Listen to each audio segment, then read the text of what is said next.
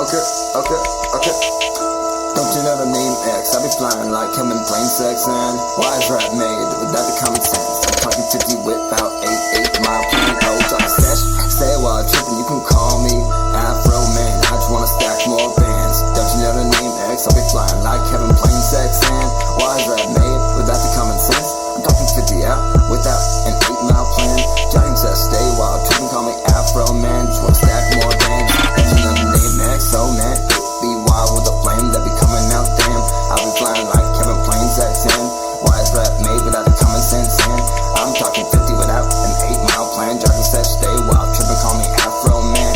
I just wanna stack more bands, stack more bands, stack more bands.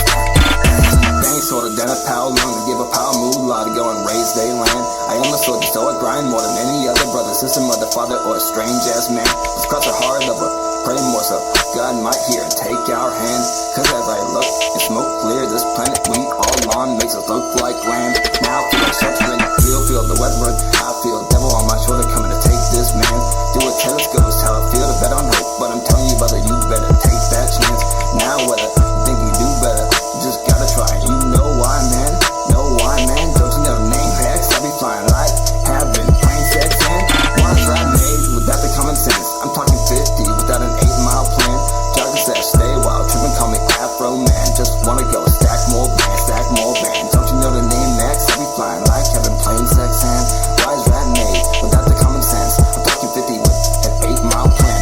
Jogging says stay wild, tripping, call me Afro Man. Call me Afro Man. Just wanna go in, I stack more bands, stack more bands. Don't you know the name X? I be flying like having plain sex and why is rap made without the common sense? Oh, I'm talking 50 with a 8 mile plan. Jogging sessions, stay wild, tripping, call me Afro Man. Just wanna stack more bands. Don't you know the name X? I be flying like having plain sex and why is rap made without the common sense? I'm talking 50 without an 8 mile plan. Jogging session, stay wild, tripping. You can call me Afro Man. I just wanna stack more bands, stack more bands, stack more bands, spread out all over the land. Call me Afro Man, call me Afro Man. Just wanna go in, I stack more bands, stack more bands. Don't you know the name next? Jogging says stay wild, tripping. Call me Afro Man, call me Afro Man. Just wanna go in, I stack more bands, stack more bands. Don't you know the name next? Jogging says stay wild, tripping. Call me Afro Man, call me Afro Man. Just wanna go in, I stack more bands, stack more bands. Don't you know the name next?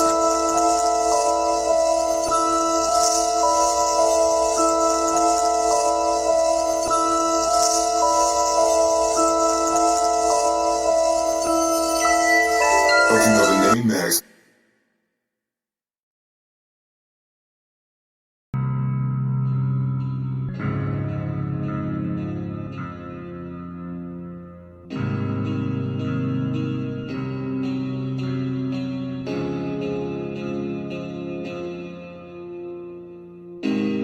Will Park made it back.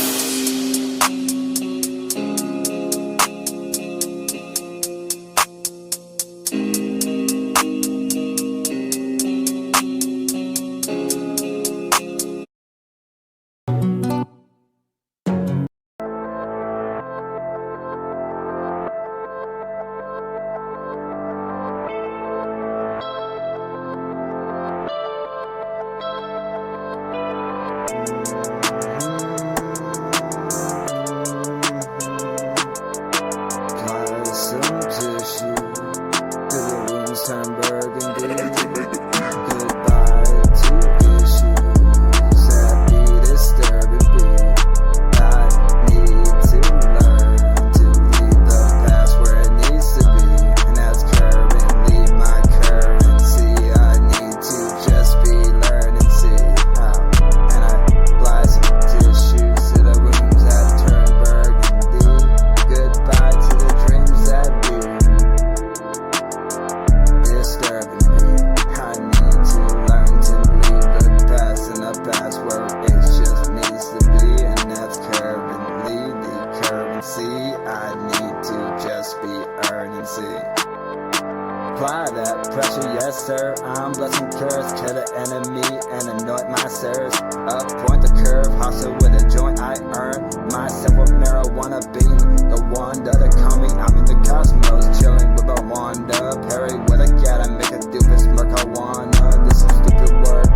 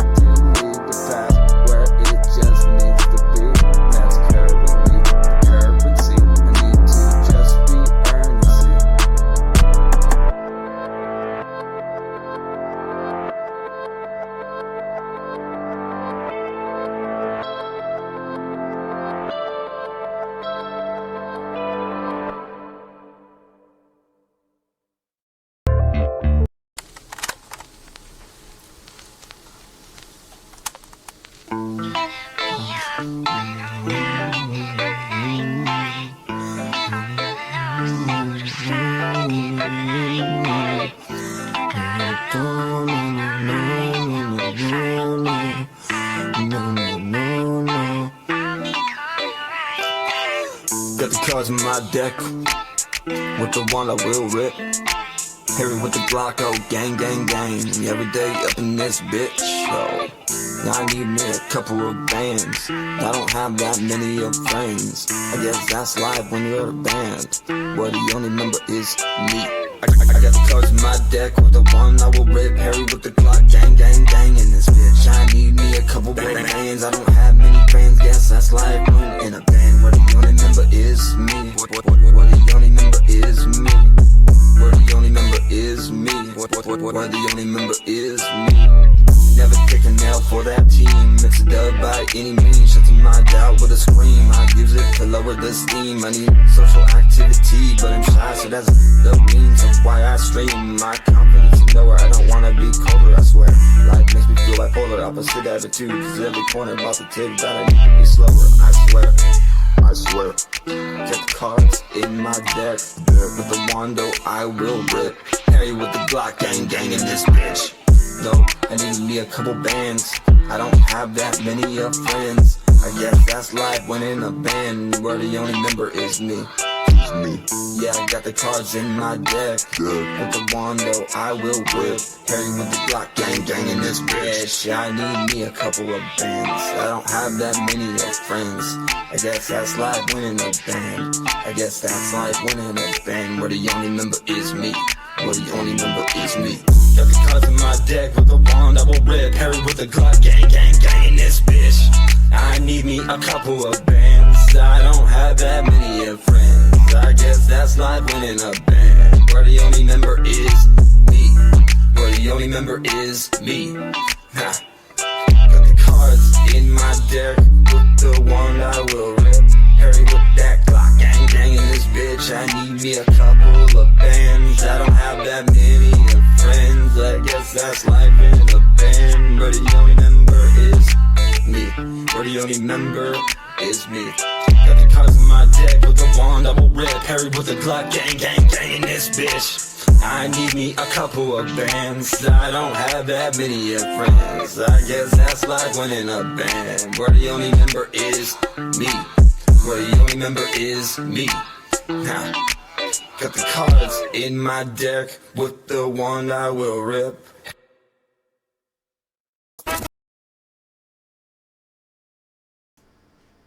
Oh no, I messed up my camera.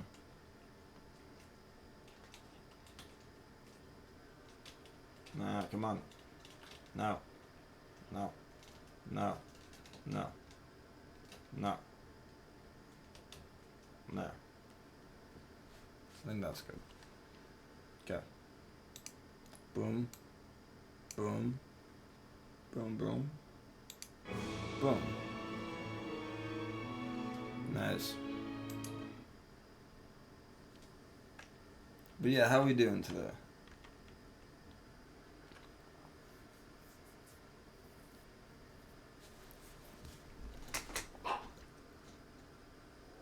Girl, chill. Nala. In here. Who are you trying to fight? Look at you. Real. Look at this. This is kind of cool. How you can look down. That looks kind of neat. What's the overall map? Whoa. She uses a cannon for her ult. Navia? Yeah. I That's showed you cool. the video. I saw a meteor shower, but I didn't know she used a cannon. So the old animation, there's a cannon right next to her, and that's where the meteor shower you saw comes from. The cannonballs flying down from the sky at enemies. I saw one where it was in game, and it was actually targeting the enemies. It wasn't just spraying down everywhere willy-nilly. It does that when there's no enemies. But when there is enemies, it targets them. That's so cool. And then her umbrella is a gun. Yeah, Dark Druid is saying here, her skill is an umbrella and the weapon she has is an axe. Nala just jumped on her uniform. She doesn't want me to leave. Hey, she'll be fine. She's like, I won't. Yeah. Shut up, Stream Elements. I'll delete your comment. Maybe you could farm Primo for me. I'm doing that tomorrow. That's tomorrow. I have it scheduled. Okay. You even start it because you go into work at 10:30, right? Now I need to check. That doesn't sound right. Nala's like, I won't. I'll be stuck in the house with him. Yeah. And it's not like I'm abusive. I forget about her because I play the game a lot. Tomorrow I go in at 1:30. That's what I'm talking about. Oh wait, I thought it was 10:30. This is literally a pic I sent you. Oh yeah, okay, yeah, I remember that. I remember scheduling. Well, still, I'll be doing that for you when you go to work. Okie dokie. I'm a dip out, y'all. I know. I Okay. love you. I love you. I'll see you later. Have a good day. I shall. Dark Druid said have a good one.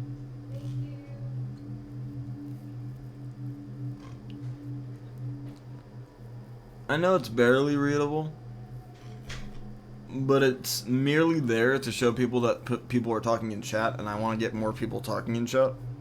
And I also kind of saw that like chat was kind of blocking a lot of it, the gameplay. So it's like now I have more room to put my face cam. Like say I want to move it over, I can move it over somewhere. And emojis come up very good. So the only time that I can see it being an issue, and plus I wish I can change the text color. I wish I can change the text color. I actually tried that. Like, let me see something real fast. I'll show you what I'm working with real fast, Dark Druid, before we get into the game too much.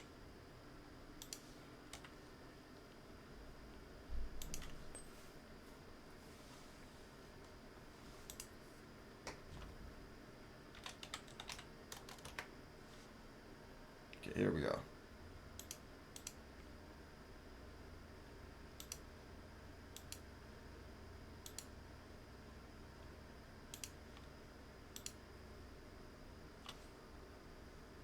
Dea's quest is really good. I would recommend it. I would really recommend it.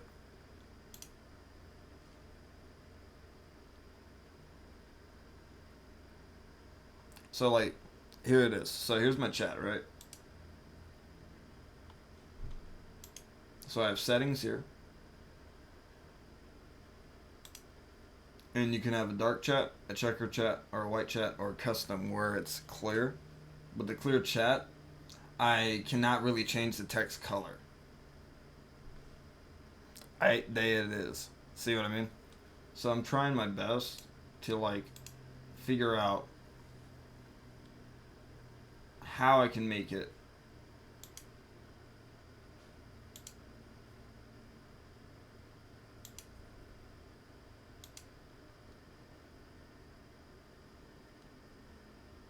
yeah. Because, like, see, it looks really good there. See how it comes up right there?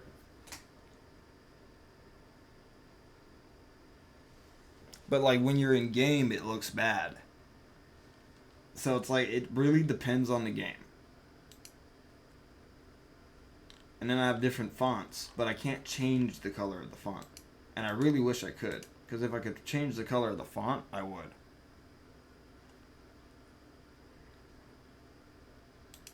Maybe make it a little bit bigger, but that's all I can really do. And I added a secondary text shadow.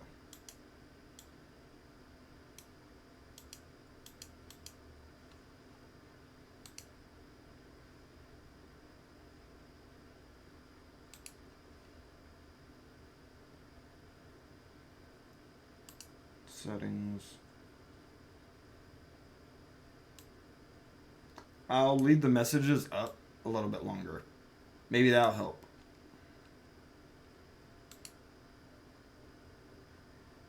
Let's try that. But yeah, Carnage came by last night. He said he's gonna look around and see if there's a way that I could change the color of my text. So he might come in later and let us know. And you didn't miss much. Sweet. Hell yeah, you know what I mean? Okay, let's see. Is that easier to read? Because I left it up there a little bit longer. It's going to be up there for like 40 seconds now before it fades away.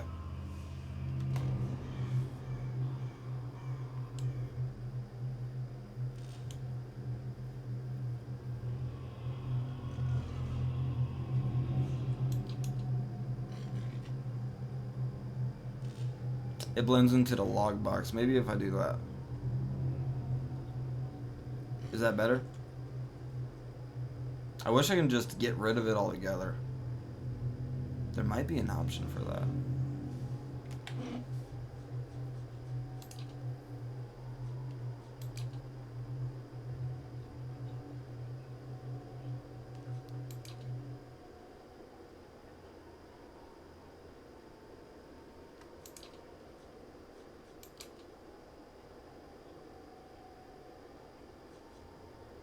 Oh, there you go.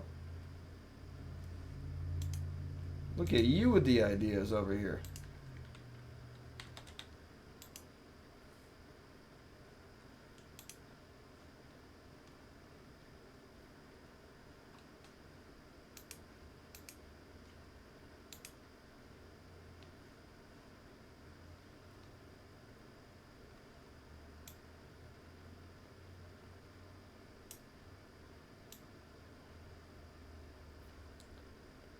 Put it right.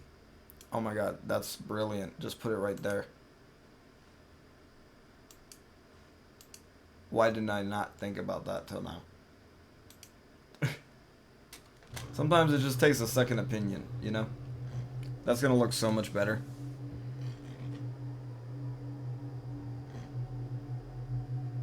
Look at that.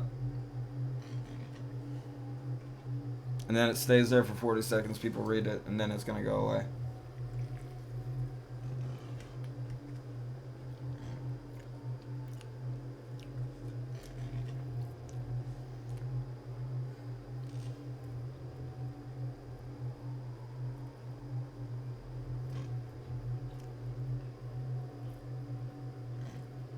But I might have to do a few things now because like I was making it bigger over there for in case like they couldn't read it in a dark environment. But now I need it to like fade away fast.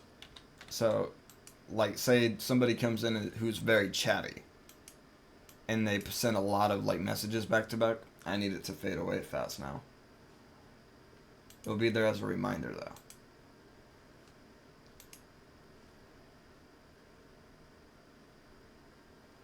Hey, what's up, Matt? How you doing? Welcome in.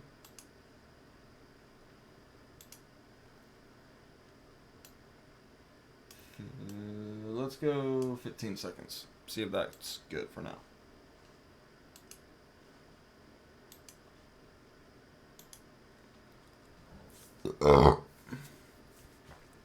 Oh, I'm making some good progress. I'm at level 7 now. Going up the tower. I'm at the top. Maybe a little smaller window would be good too. Yeah, now that I look at it, yeah, you're right. Let's fit it. Let's fit it right after. Let's fit it like right under the face cam.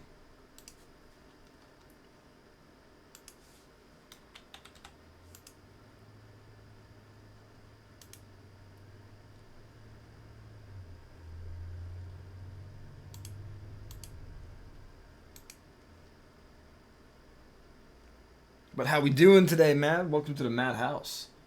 Hope you're having a great day today.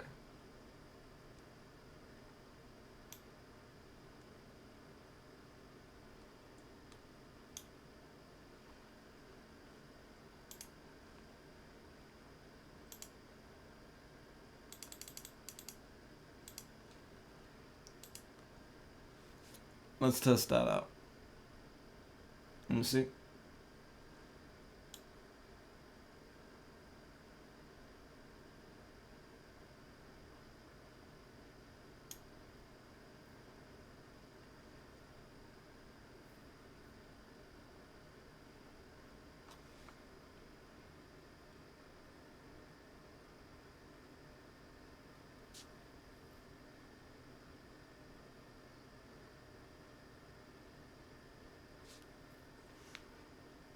Okay.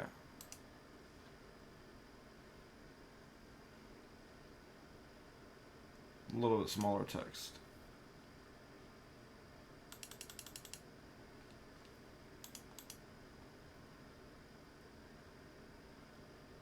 Hell yeah. I think that's perfect. I think that's perfect level right there. I like that.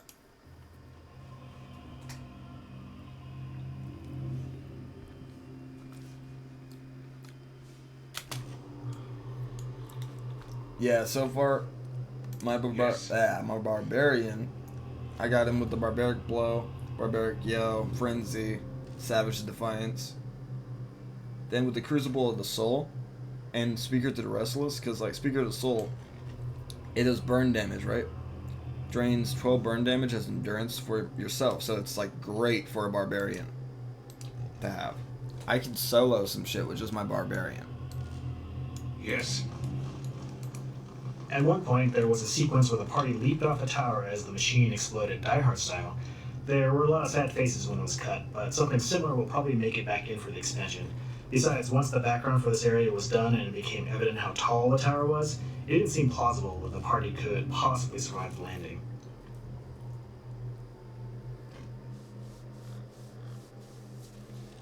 Oh, that's actually a good test. That's perfect. Look at that. I think we got the good settings. Because, like, there's a little bit of dark there on the tower, and then there's a little bit of light on the tower. So it kind of all adds together to make a good dynamic of what it looks like across all color palettes. If I remove the second shadow thing, let's see. We can also mess with the, what is it called? The font. And see what each one looks like.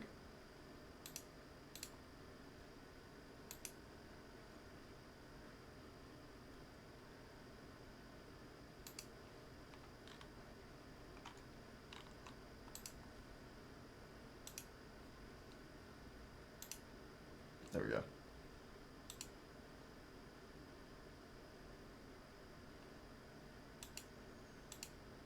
Oh, that looks better.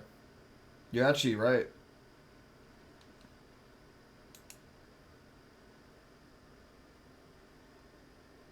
Much better.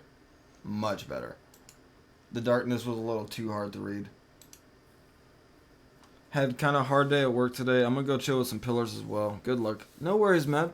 I hope you have a good time, buddy. I understand our days at work. I'm about to just start my day at work myself. I hope you have a great day, and we hope to see you again soon, Matt. Can't wait to see you again, buddy. Here, let me give you a hug on the way out.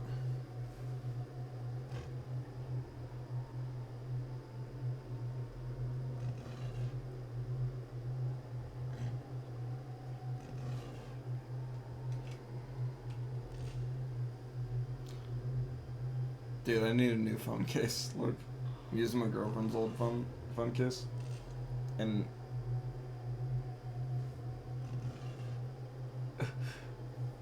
you gotta press on it every so often.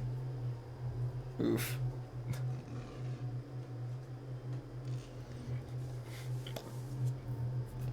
It works though. It's a trooper. It survived so many falls. That's why I'm using it until I get a good phone case.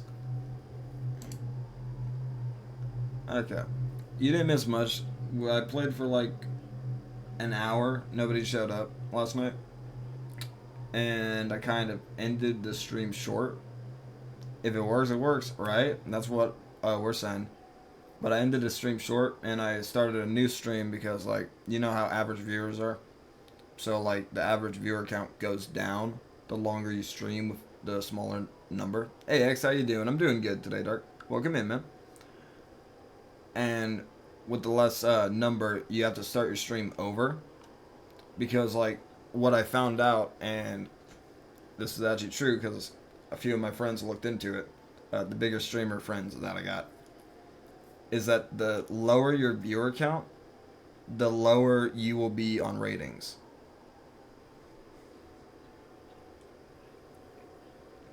If that makes sense.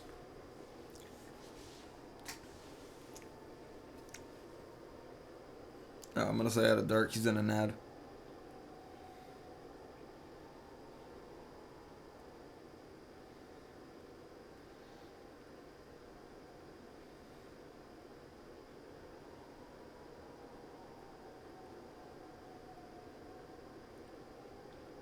You're out of it already?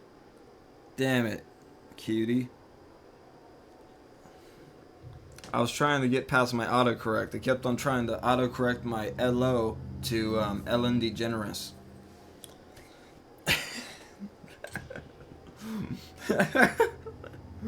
It was like... Yeah, it was just 30 seconds. That's what I love. Okay, so... I think Twitch finally got one thing right. Sorry, I'm moving the mic a little bit. That should sound better for you guys. Okay, I'm not touching the mic no more. No more loud noises from my hand. But, excuse me, sorry, I had coffee and I'm drinking a diet soda.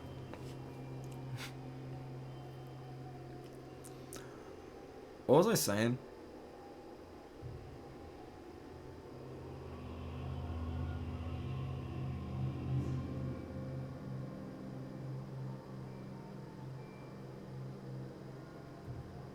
I forgot what I was saying. Oh yeah, Twitch got one thing right finally. The average viewer count changes your ad count. So say like you have 5 people.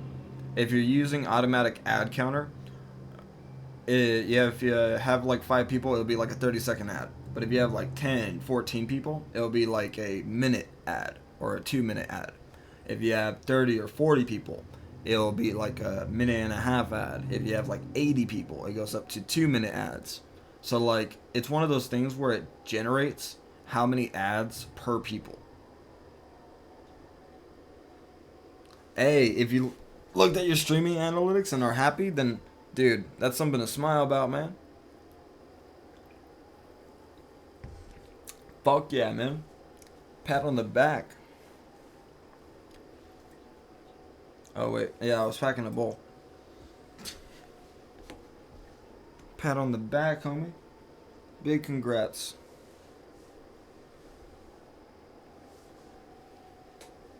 There it is. But yeah, in terms of story, I did a dungeon that was not story related. I went to Heritage Hill finally. So you guys didn't miss anything?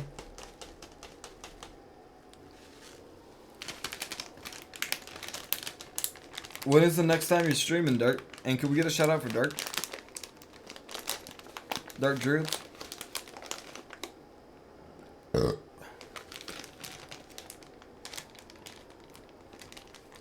I'm gonna call you Knight now. You're Knight. And anybody who's watching this in the future, go give him a follow. Go check him out on the next time he's gonna be live. And say the time zone you're in.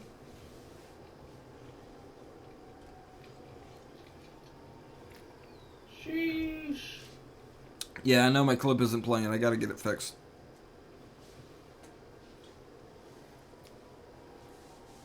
Stupid.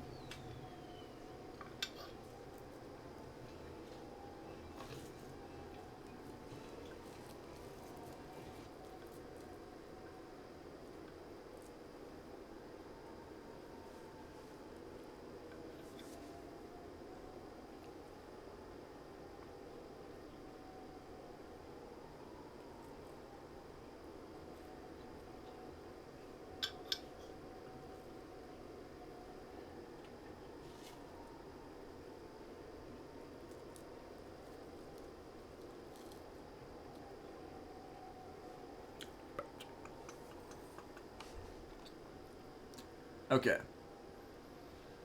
Man hunches over the strange mechanism, his spine a sharp ridge rising from an arched back. He's barely clothed in filthy rags, and the patches of skin you see are molted green. A spoiled stench emanates from him. He's so intent on his work that he doesn't notice you until your shadow falls over him. When he turns and sees you, he snarls and scuttles behind the Audra pedestal. Only his bare teeth seem to have escaped decay. His eyes are yellowed and bloodshot, but they flicker with intelligence. He averts his gaze and holds a hand in front of his face. Shouldn't be here. What do you want?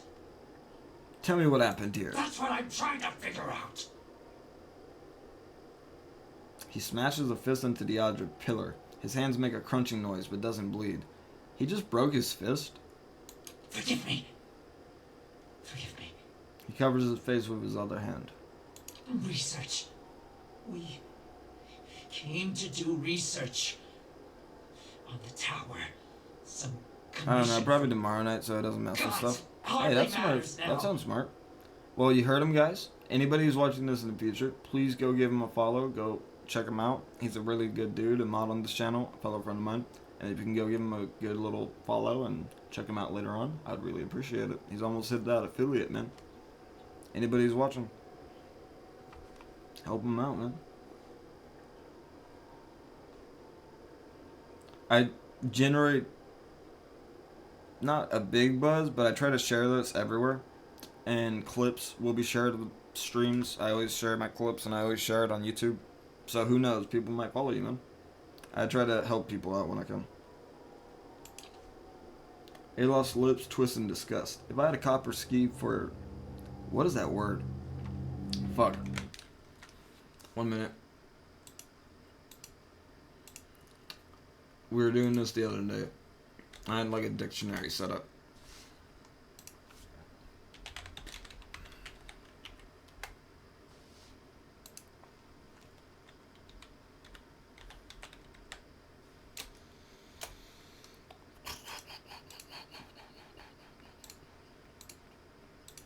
There we go.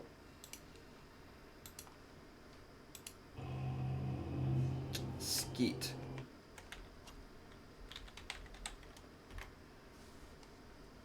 Did I spell that right? I spelled it right. It's not a word. S-K-E-Y-T. S-K-E-Y-T. What the fuck, dude? Why put a word that isn't a word?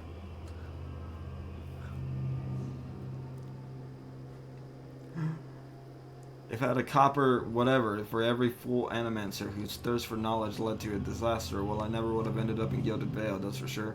Keep talking, Outhelm. Something happened on our 11th night. Lights in the sky and a static charge in the air. But we were so careful. What are you planning on playing, man? We were staying in the chambers below. And what time zone are you in and what time? So I know when to come into your stream. I always try to pop into people's stream. Wore a mask, carried knives at his sides. A trick of shadows, I told him. The next morning we felt strange, like we hadn't eaten in weeks. So dazed that we didn't at first notice the blood around our beds. The strange wounds that had appeared overnight.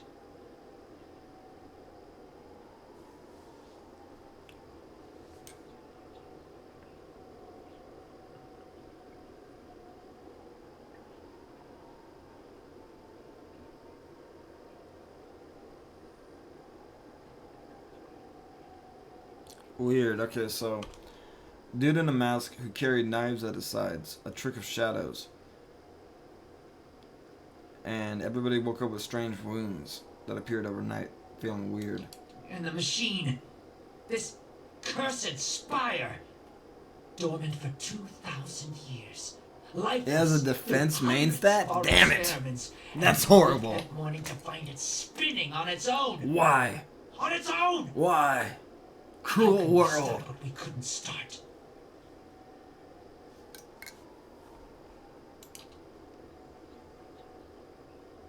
Double crits and double attacks. What? Dude, Hoyo versus trolling you.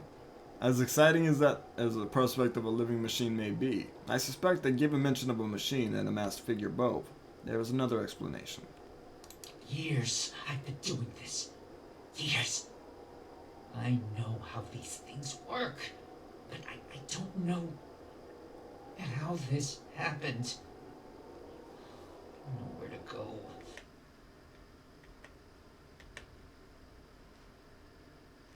Oh my god, I don't like that. That was scary.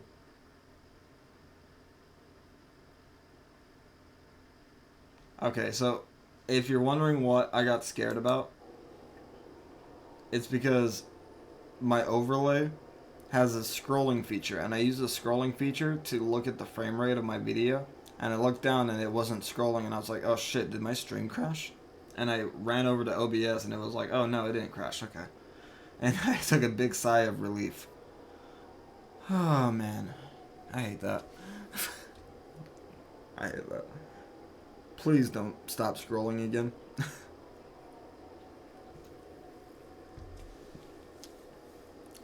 At least if I get Ito, I have a decent option for him with that for an off piece. Hey, that's alright. I like that. Sounds like a bomb ass idea, man. Ito is cool. Years that he's been doing this, know how things work, how this happened, nowhere to go, clean to rotting me. Okay, slow down. What does the machine have to do with souls now? Yeah, like, it's just a hunk of metal, bro. No time to slow down. But I can explain.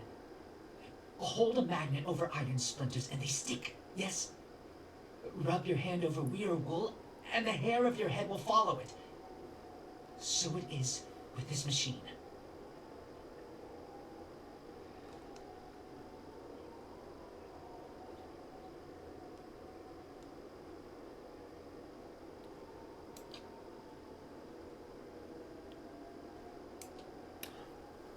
What does he mean here?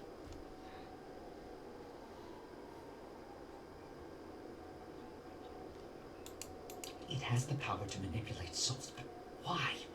For what? And how many others lie buried in the ruins of Erglonfoth? No. Focus on this one. It's imprisoned our souls in our bodies. Cut the root between essence and flesh. Left a dwindling soul stuck in a shriveling husk. Fuck, bro. Dude is down bad. Thank you, everybody who has been here so far.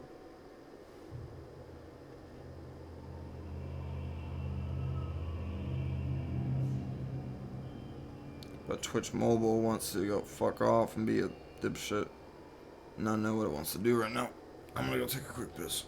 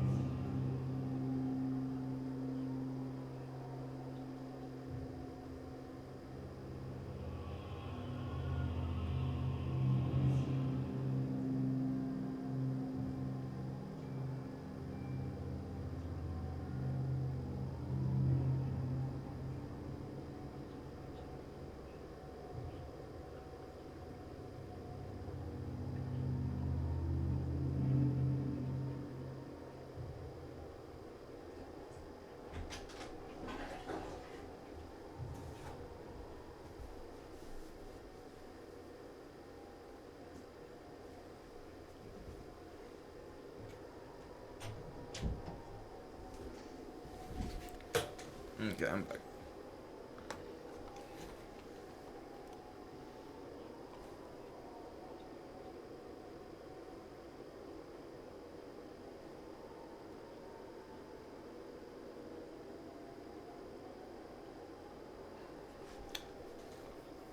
It has the power to manipulate souls, but why? For what? And how many others lie buried in the ruins of Erglonfoth? He screws his fist into his eyes. No, focus on this one. It imprisoned our souls in our bodies, cut the root between essence and flesh, left the dwindling soul stuck in a shriveling husk. How can I help? Not your help I need. It's Harridan Shrew squanders her research on frivolities, then refuses to make herself useful. Runes. The runes are the last part of the puzzle. Acantha knows them. She gives them to you, and you can turn the machine off. Release our souls. Wait, runes? The Ingwiffian runes? She can read them? He speaks of this feat so blandly. Let's talk instead of this Harridan. Conan, the barbarian. I'd pick her thoughts a time. She wasn't here the night the machine came on, staying with her patrons somewhere near. Too good to be burdened with our ignorant company. So there was a stranger in the tower that night this happened. I didn't see him. My assistant, he saw him. We laughed. Said he was spooked by the cemetery. Perhaps it was already too late. I don't know what he did. But by morning the machine was on and we were slain. People were already on the streets, complaining of neighbors and family members acting strangely. Fuck, dude.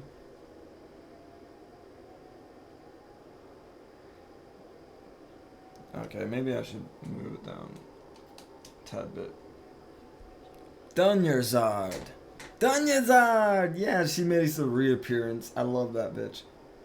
You're not like the ghouls in the street. Not yet. But I will be. My body is dead. My soul, imprisoned in this corpse, only makes it seem otherwise. And as the body decays, so does the mind. Until nothing is left but the hunger. The only way to forestall the process is through a regular infusion of essence. Living flesh is the only ready supply. I'm not proud of any of it. Hunting men and women in the early days of the affliction. Picking off soldiers that came to investigate. But I'd do it again. I'll do it as long as I must to end this disaster. Dude is nuts. You could help. Help me end this. Help me find sustenance. If Acantha knows the control words, then I don't see why I need your help. Help. I help you. Yes. You bring me the words and something to keep me strong. Then I show you a secret about the machine. Something to make you strong. Acantha was here. In Heritage Hill. Must be here still. Clever lady, that one.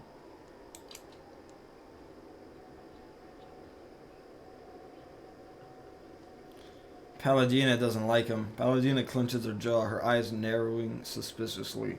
Desgato. His condition has turned him into a little more than an animal. Don't do it. Yes.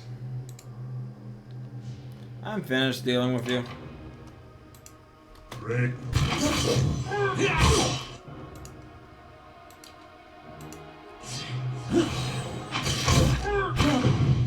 How does the game sound, Druid? Compared to my voice.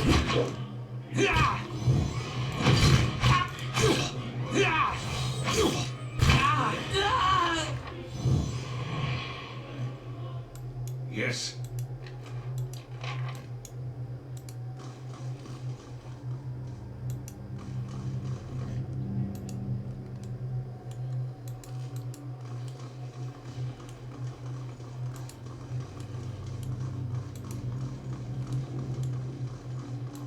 Maybe I can just turn this off. Maybe I can do something. I'm gonna blow it up. Standing near the device feels like you're getting hit by a strong gale of wind.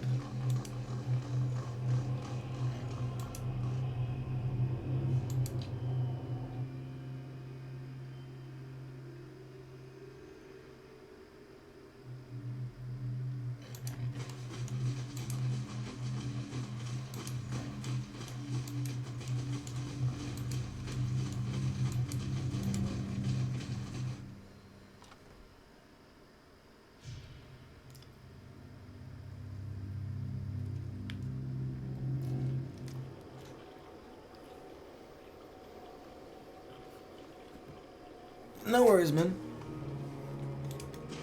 Go get that food.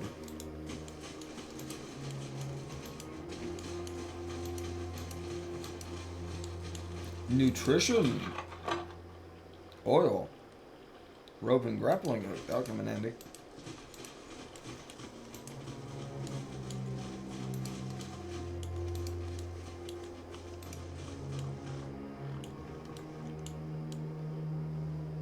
What door was it? I think she's over here. Over here.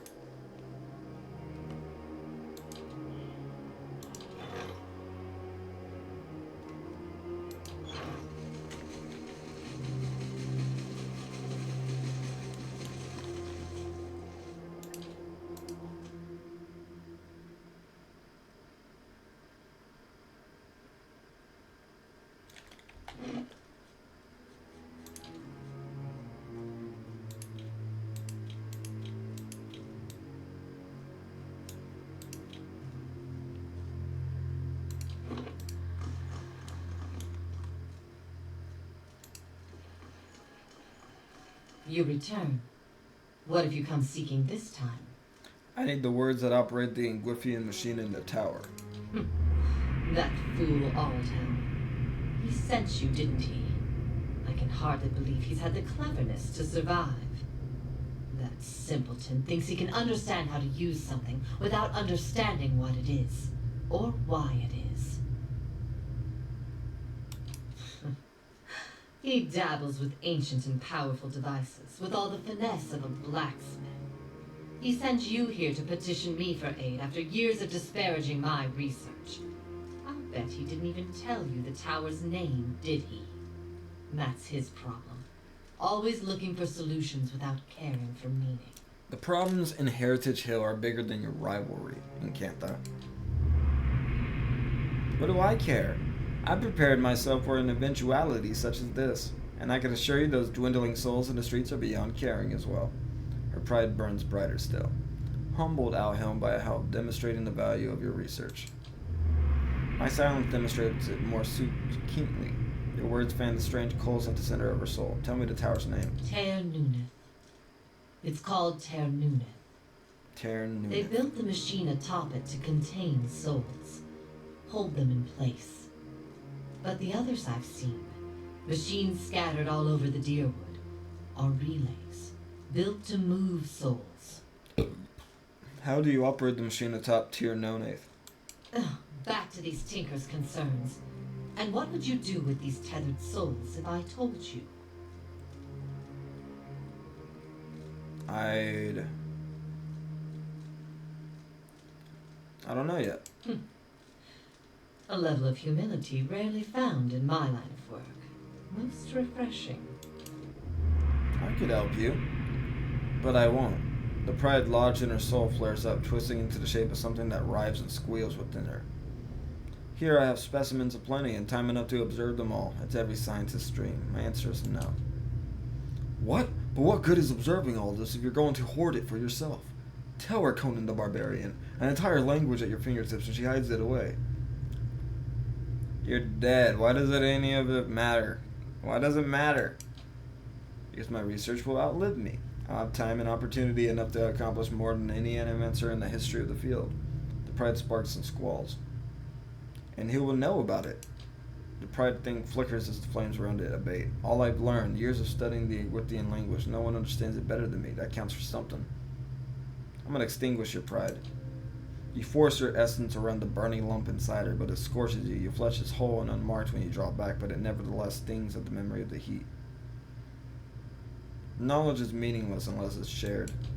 Foolish and false sentiment. Knowledge is meaning. It needs no external purpose. Her pride smolders still. Your opportunity here is finite, though.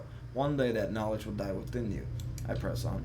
The pride hisses and sputters. It's little more than an ember now. You're wrong, but there's no conviction in your voice.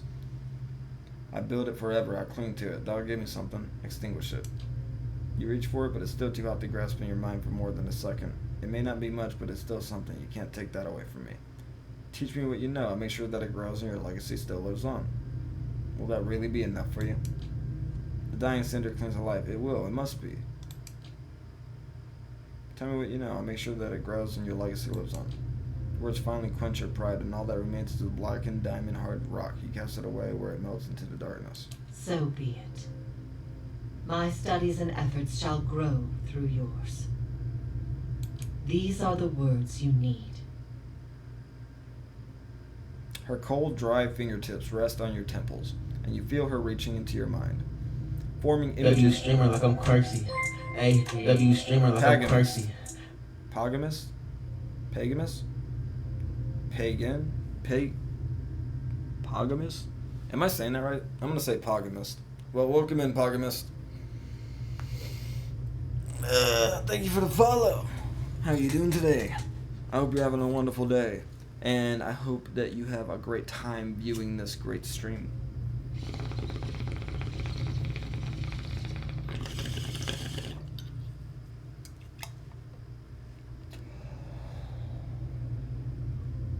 Runes flash through your head, but they're no longer just pictures.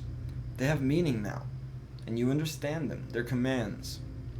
Something triggers in your mind, a distant memory unearthed from a past life, long since buried. You see a vast array of runes, far more than Acanthic has shown you, and you know their sound and their meaning and how they fit together. The language of Egwithan once more at your command. Something has awakened in your mind. You understand far more than I ever did. Take this knowledge then, and do what you will with Ter Nuneth. Now that you understand its purpose, it will serve you in whatever way you wish. If I remember correctly, now we know our language from before. So, the Illithid, they're like an ancient race in Baldur's Gate, right? That's what the Egwithians could be conveyed to. They're the same type of race. We are an Egwithian, Kith. While there's Egwithians who are immortal. Deos is that, while we are a Kith, which is immortal. Just a normal mortal. So that's the difference between us and like the antagonist. A speaker of dead tongues now, and so he surpasses 100 frustrated scholars in a matter of a few moments. I said Mew. What is this, Pokemon? I don't suppose you could look at a few books for me. What do I do with the tower now that I know these words? Turn it off, I expect. That will be easy now that you can read the runes. The vessels would still roam, but striking them down would return their essence to the cycle. But be careful. That machine controls hundreds of souls, and that volume of essence could easily overload it. Improperly channeling the essence would destroy the machine along with the souls. It would be a terrible loss for posterity. Durance has something to say. If only we could get all the Animancers together in one place, perhaps we could destroy their souls as well. He said the other towers around Adirwood were constructed to move souls. Why would the Egwithians have wanted to do that? Another mystery. Hypothetically, anywhere they wished. The real question, as always, is why? To intermix them, the way a player shuffles his deck, the way a farmer rotates his fields? To collect them like butterflies under glass? To melt them down for raw essence? Unfortunately, I do not know. Reminds me, how do you know so much about the tower? I read the runes like a journal. I understand their meaning. People like Outhelm tried to read them like an instruction manual, and in doing so, they missed their true meaning completely. I still don't understand why the Egwithians would want to build a machine that tethers souls. Perhaps they didn't. Perhaps that's why they built no other machine like this one. We now see the Egwithians as masters of soul manipulation, but they couldn't have obtained their expertise without copious trial and error. Perhaps this one was such an experiment. Certainly. Explain how the control words work. Harnessing the power of Ter Nuneth is about understanding what it was destined to do. You know the words and their meanings, you can speak them, and the tower shall obey. Okay, that's all, thanks. Well?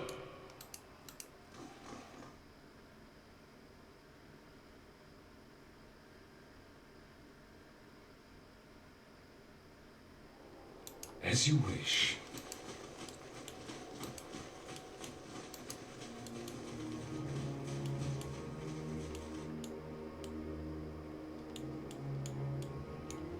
There it is.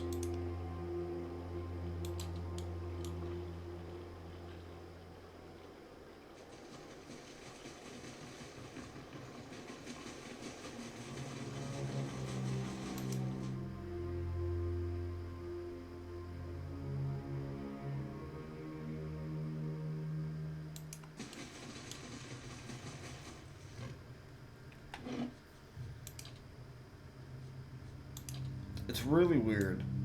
It's like, I don't know what the perfect volume level is for a game like this. So I'm kind of always working with it.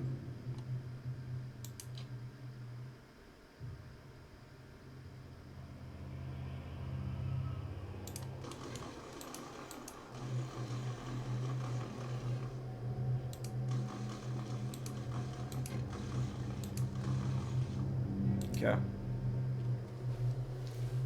Jagged Audra pillar rises in front of you, encased in stonework and run through a copper vein. The panel is covered with runes which you now understand. You recognize words for end and for hold. The dial is currently fixed on hold. You also recognize by an inscription that the manner in which you turn the dial is a means of throttling the device. Choose end. As the command word leaves your lips, the dial sinks into the Audra under your hand. Something like a thunderclap sounds overhead. The glow fades from the machine as if it falls dormant.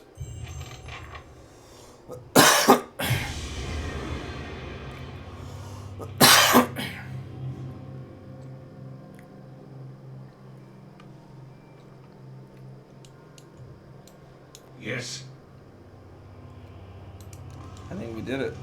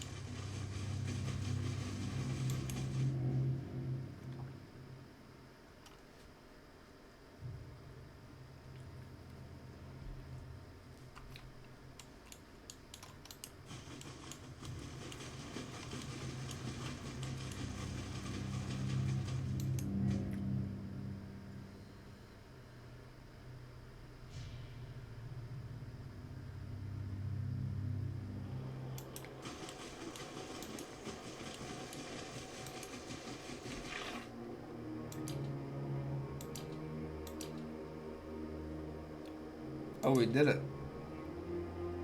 We did it. I think the Crucible Knights will like to hear about this. Maybe they'll help us with Gaffin.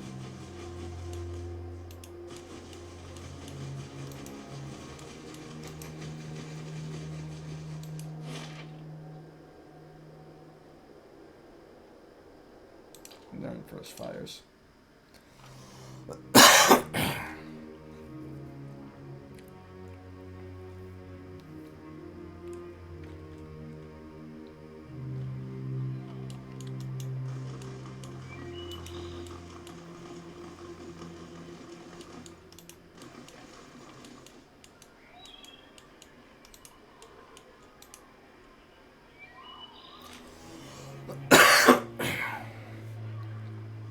Okay, no. Dart spray.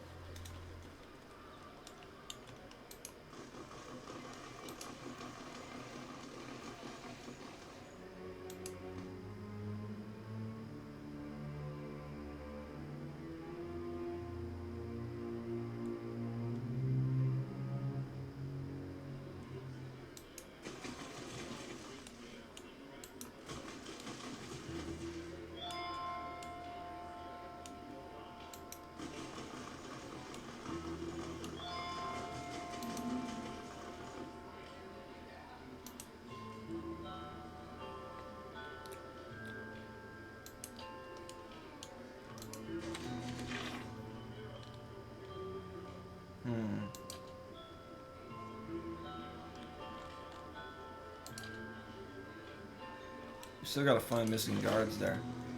Thought we did that. Because, like, we killed everything in Heritage Hill. There's nothing else there. At least I thought. I guess we can look around more.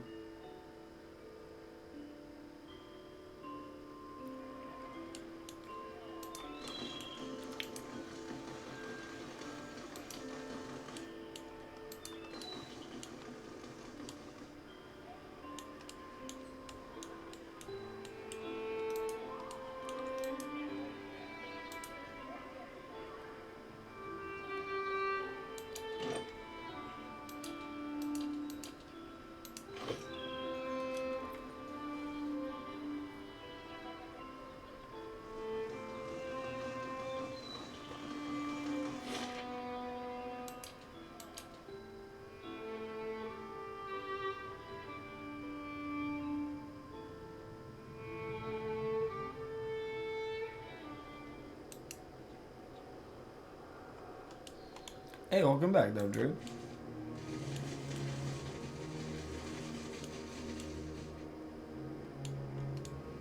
Right now, I'm trying to find guards.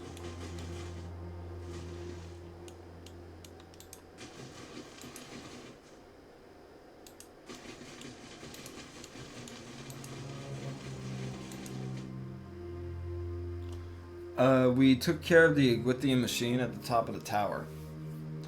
Basically, I let all the souls go. What did I just find here? That's all you really miss, nothing else. A woman turns when you enter. Her wide, pale eyes shine like a lamps in the darkness of the tomb. 4 crucible knights hover nearby, their glazed expressions fixed on her.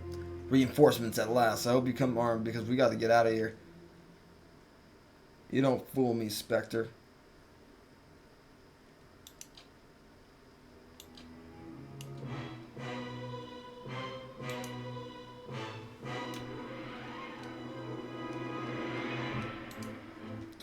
Damn. Okay, I see what happened. We're gonna have to tell them they... So these are the missing troops from the Crucible Knights. Okay, we're gonna have my Barbarian go this way. I'm gonna have him take care of him. I'm gonna have Pelagina go this way, Paladin. Kinda help Ranger. Priest over here for healing. And then I'll have Alof over here for damage. I was thinking about that, but it would be easier to kill him.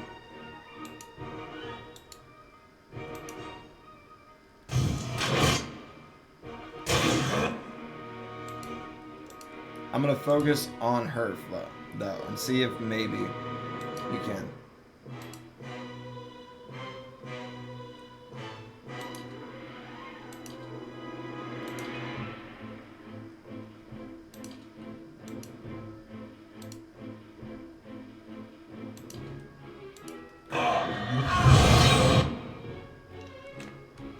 Okay, I gotta turn it down during fights, but turn it up during dialogue.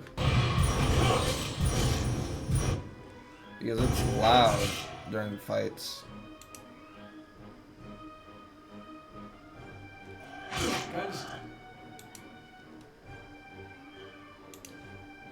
You can still hear it fine when I have it like that, right?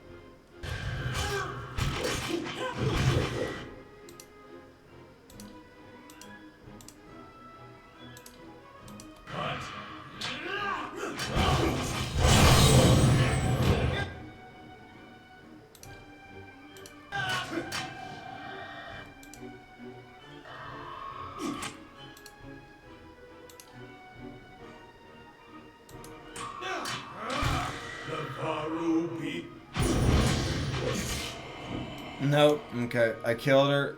They're still possessed.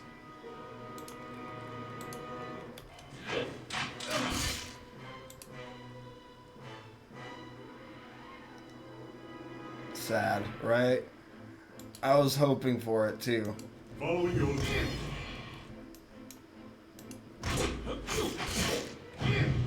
Ready?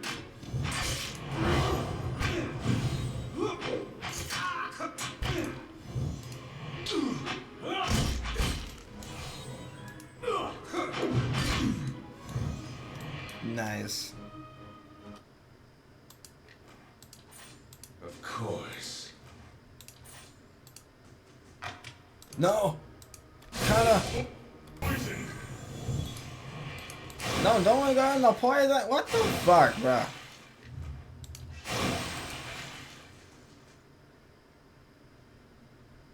There you go. Yes. Sending, well, time to end up sending the hellhounds. Kill them all. Butcher them. Affirmative.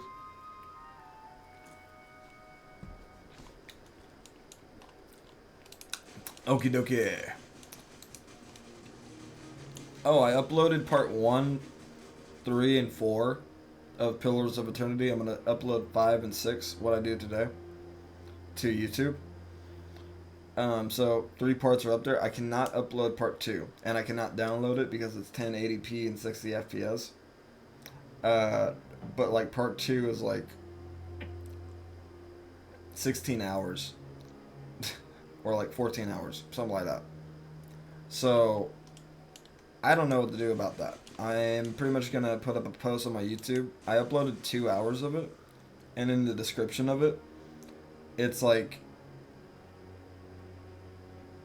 yeah, space go brrr, and I am not doing that. So, instead of doing that, I have a 2-hour part 2 up there that says for the full part 2, go to Twitch. And I'm going to look into seeing if you can make a permanent VOD. Basically. Because I think that's the best we can do.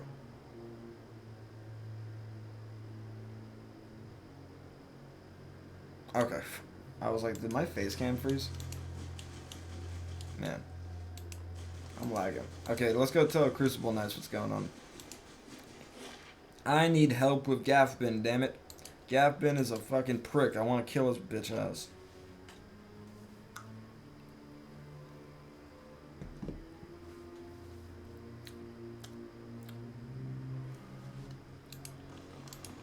But yeah, we're not fighting Gaffbin anytime soon. That's a level 10, level 12 fight. Easy. That's endgame content.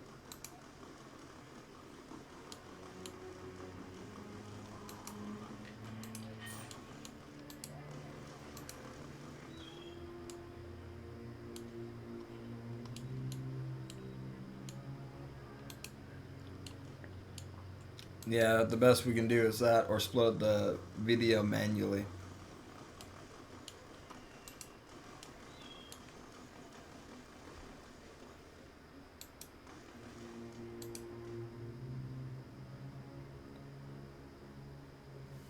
But it's really good that I'm getting most of the parts up there. I'm going to use part 2 as a learning experience to figure out how to upload longer videos from Twitch to YouTube. So I'm going to research it and find this process that I can do. And once I figure it out, part 2 will be uploaded. Because I want everybody to experience this game. From a guy who can actually read it for them. Even if his reading is a bit hard to understand at times. Oh, you want to go out there?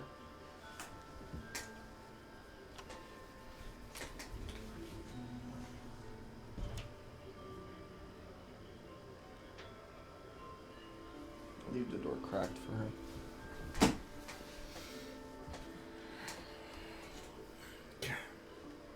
The guards were charmed by the spirit of a woman named Lyra. I had gotten rid of her. Her tired eyes grow round. By the flame, you found her? My missing commander? She weaves a sigh and loses her gaze among the floor tiles. And she was calling to the watch from beyond the grave? It doesn't make sense, but nothing in that accursed district does. What happened to the soldiers under her spell? All your knights are dead. Train them better next time. They didn't make it. That's so rude. Train them better next time. I see. Nevertheless, thank you for your help. You've left me with many questions as answered, but at least I know what happened to my troops and Commander Lyra. Please accept this as my token of my gratitude. 1,000! Hey, okay. 1K? Okay. Big ballin'.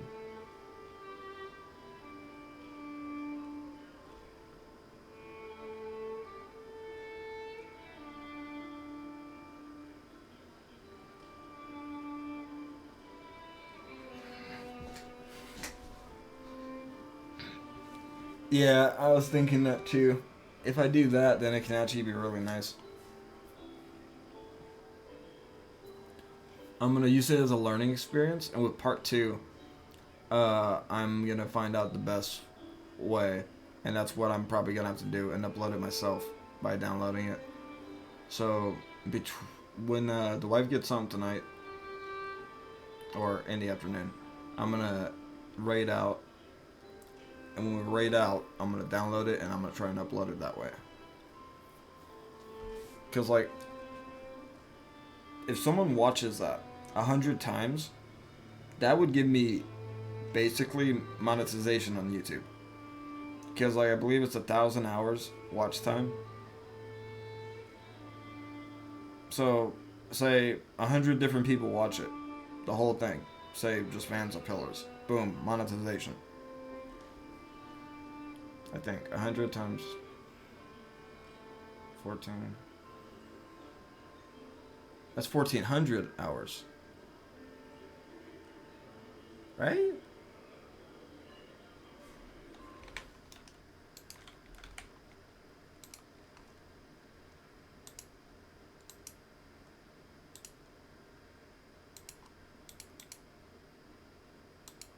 Yeah, 1,400 hours. So that would be a really easy way to just... And then I could start making money from both YouTube and Twitch, which would help out a lot around here. Not that this doesn't help as it is, but like that would help out even more. Okay. We got our money. We're getting money, money, money, money, money. Let's see if the commander has anything for us to do.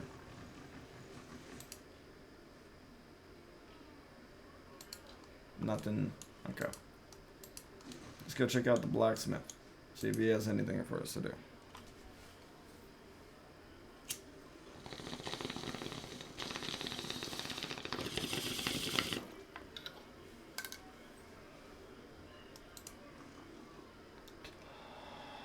What do you do here? I'm a forge master. I'm a master smith for the Crucible Knights. But the way I see it, I'm also keeping up with our old traditions. The first members of our order were smiths. Nowadays, most everyone's a professional soldier. I suppose it's to be expected, but I think it's important we keep up with our roots, too. Okay, fair enough. Something else on your mind? Tell me about the knights. We were all smiths back in Hodred's day, though I'm about the only one here who still gets his hands dirty. We're a fearsome fighting force, though these days I think Cleaver takes more pride in our parade formations. T? He thinks himself a progressive man, but he's obsessed with soul lineages. Connections to the Deerwood, heroes of old. Other than Dunrid Rowe, who really knows about any of that, though? What is it? Damn. Sheesh.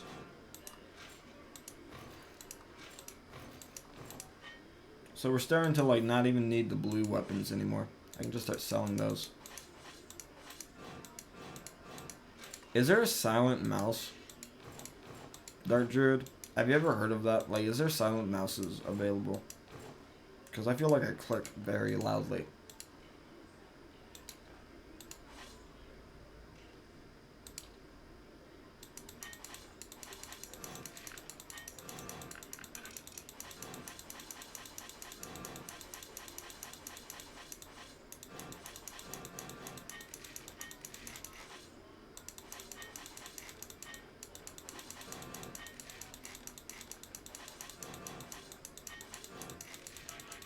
I have a mechanical one, yeah.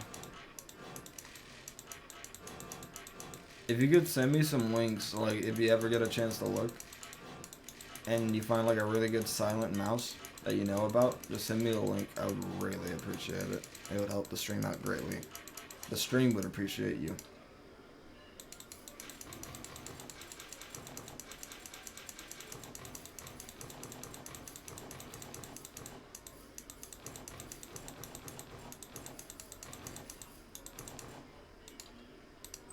No, I didn't mean to sell that one.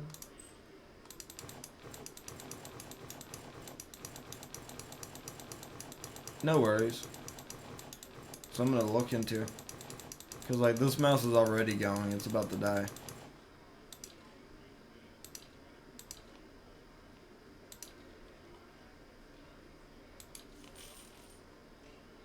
Okay. I got you a legendary weapon, Kana. For your secondary weapon.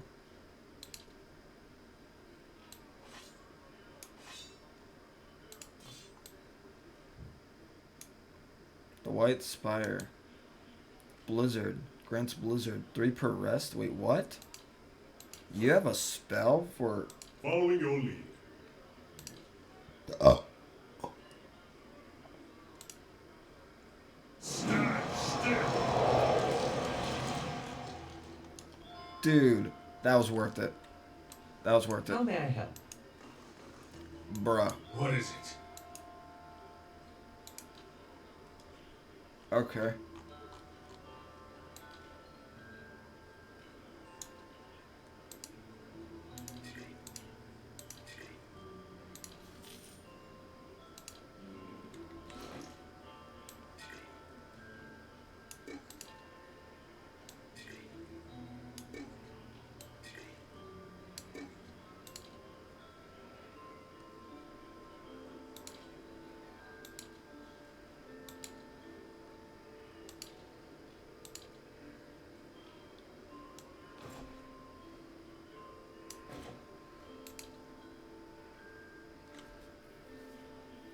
Who would that be good on?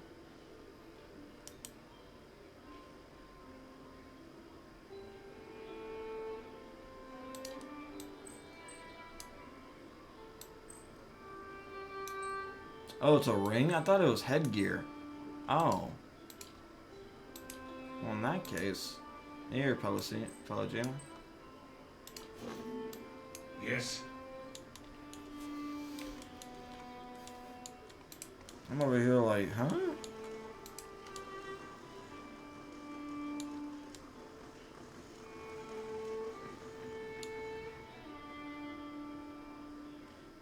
I can do that. As requested.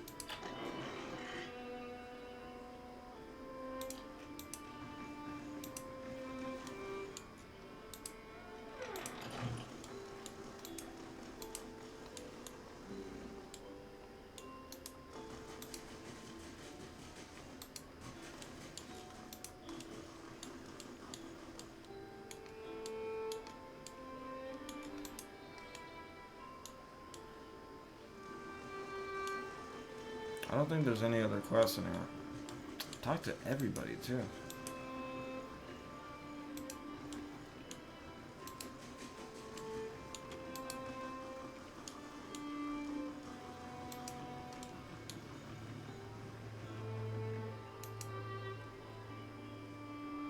Where are the Mad Kept in Defiance Bay?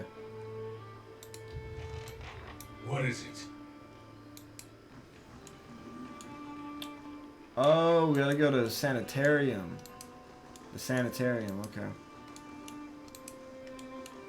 That's where the Mad are kept, okay.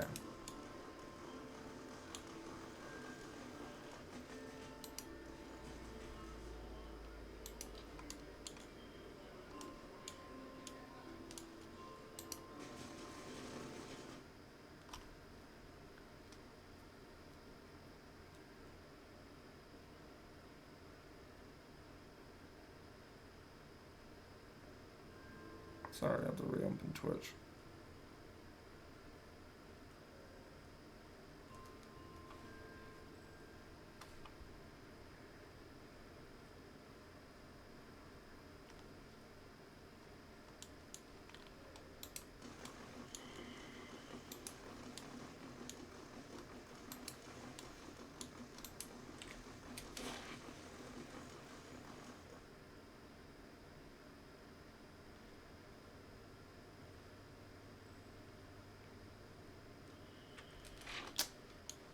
She got the Valiant Embassy.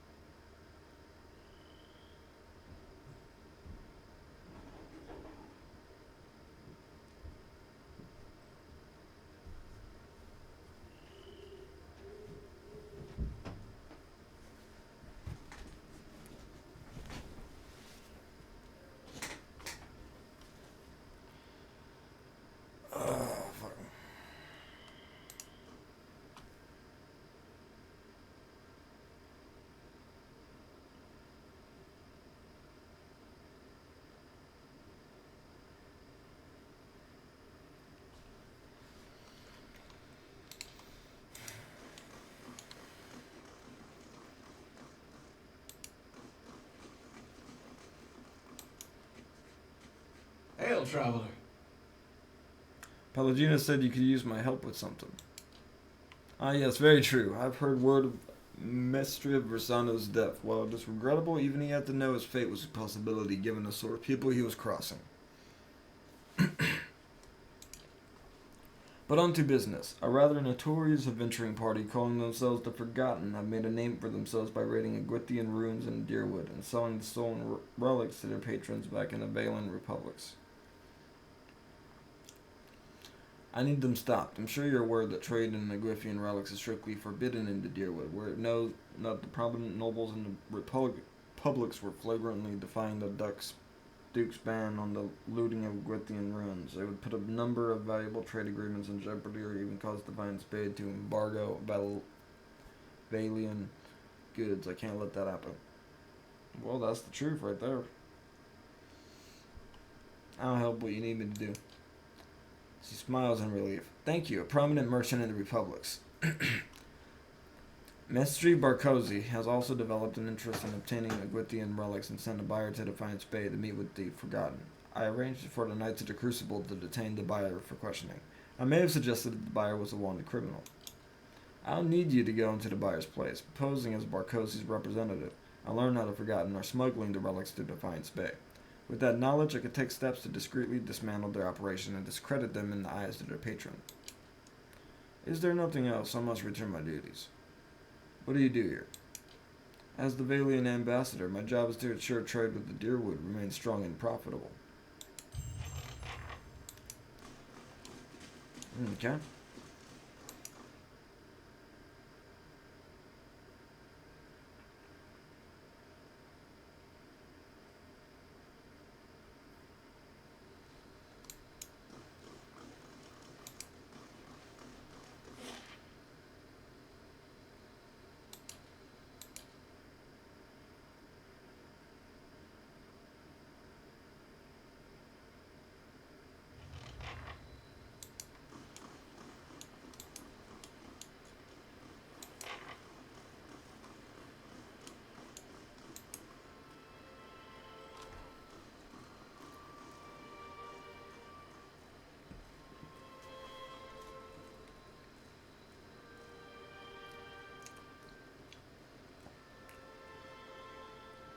Taking you down.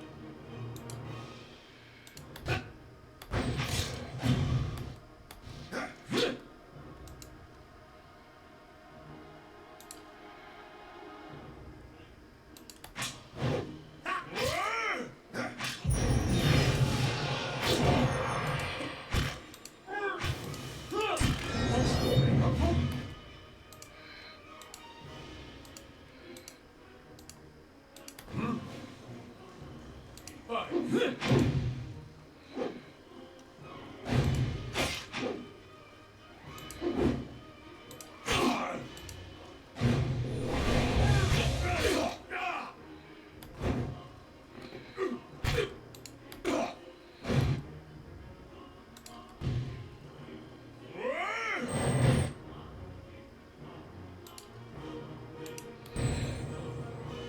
The Varro beyond seeking.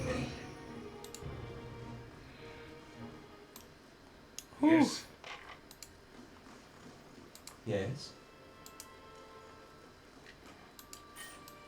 Well?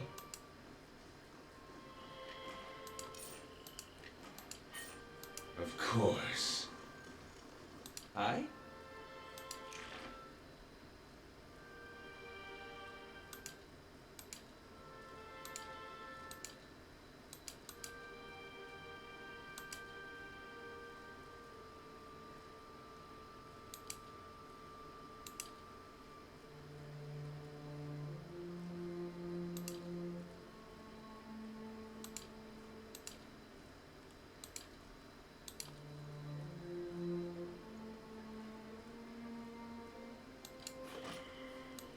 Yes.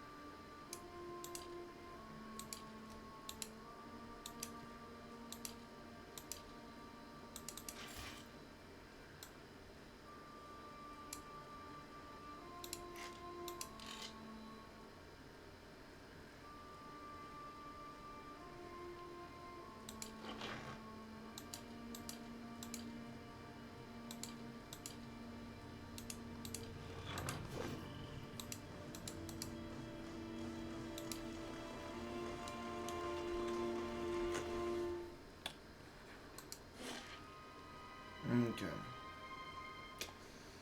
Let's see. I think we got this job at the Valiant Republics. That's in First Fires.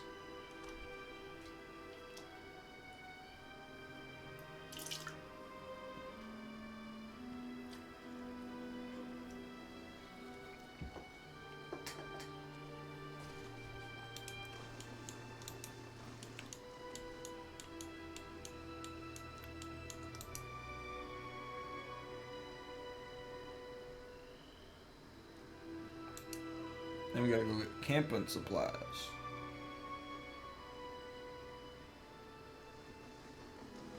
I guess we can go about to Cad Newman first, after that.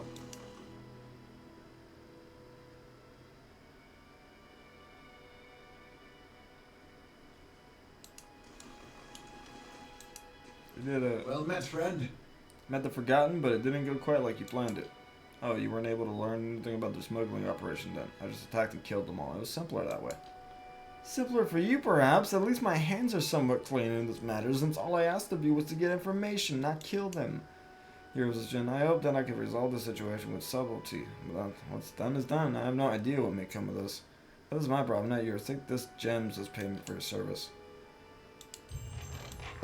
Yes. We did it! Hooray! Bad ending for the win.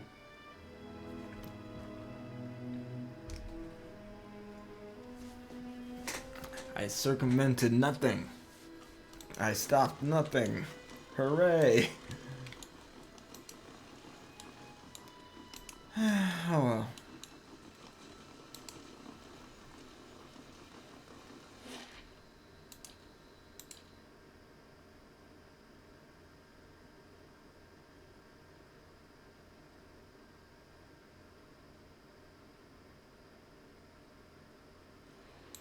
I don't know this castle's history, but I feel confident saying it must have seen better times. Damn. They don't care. We gotta hire new people.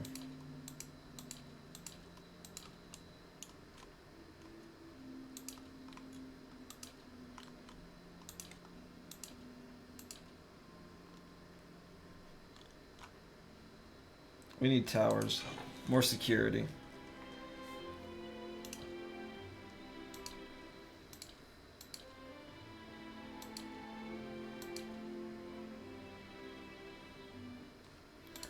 Fine. Sorry, Connor. We need to play as her more. We haven't played as her at all. Let's get her all leveled up so we know what she does.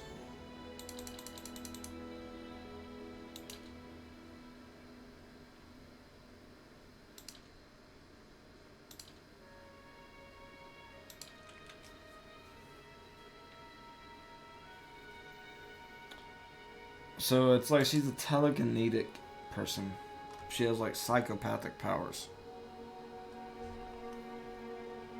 She's like a psychic.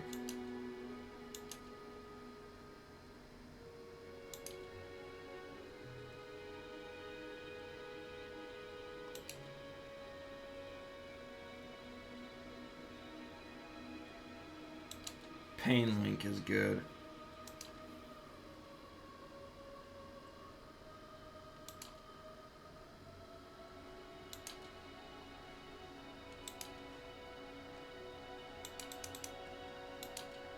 Should be our lockpicker. Mind Lance. Impales the target with a lance of pure force, inflicting major pierce damage. And then Wild Leech. Latches onto some characteristic of the target's psyche and drains it, granting the same amount as a bonus to the side for effects of random attribute.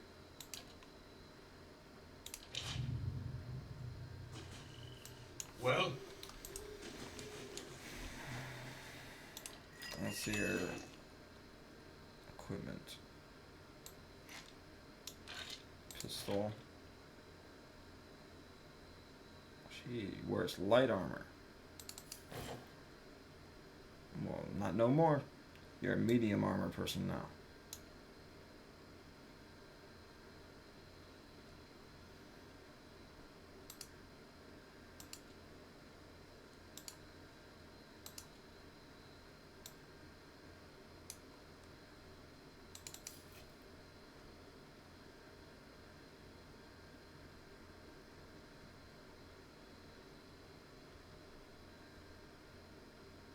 What's up, King Dragon 420? Welcome in, bro. How you doing today?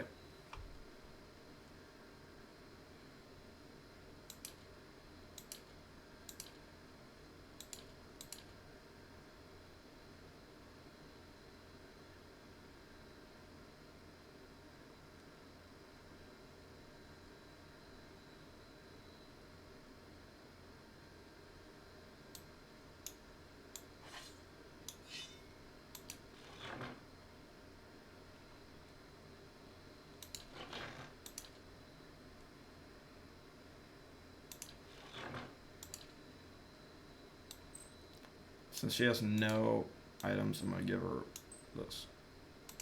That'll start her out. Well?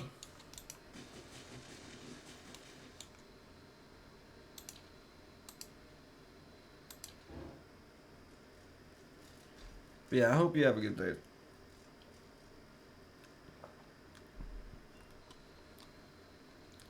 Oh.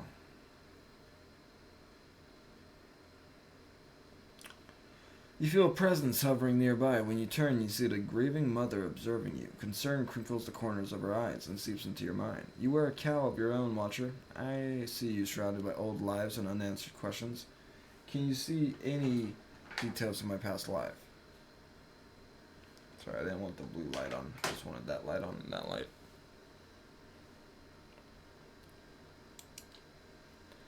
She closes her eyes and you feel her energy directed inwards at you. She searches your mind, your memories, and parts of you that feel numb and still. She is as gentle as a mother with a newborn. Finally, she retreats. I'm sorry, whatever secrets your soul hides are not present in your mind. Yeah, I felt them more and more of late. Yeah, welcome in, Dragon. How you doing? I hope you're having a good day.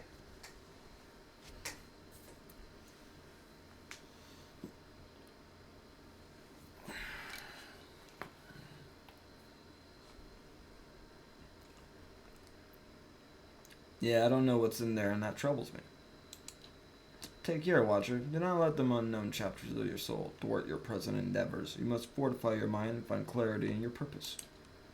She retreats from you, fading into the background. If you did not already know she was there, you'd suspect you wouldn't notice her at all.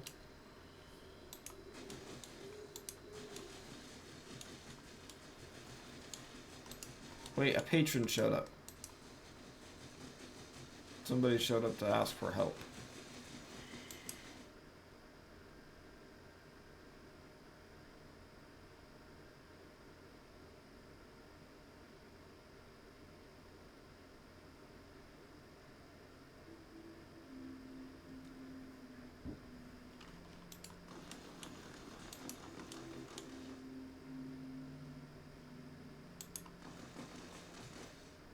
Are you him? Yeah, I saw. Let's see.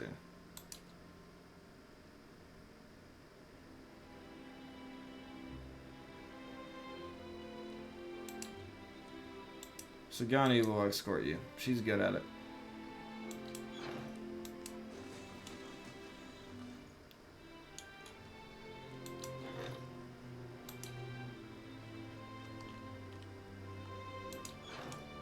Okay, let's see what we want to do now.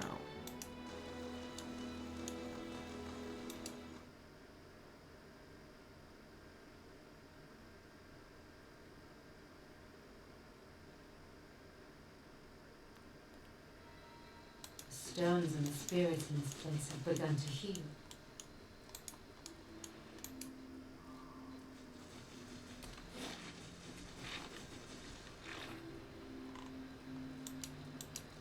Let's do this. Find the missing pieces of the Egwythian scepter and Andra's gift.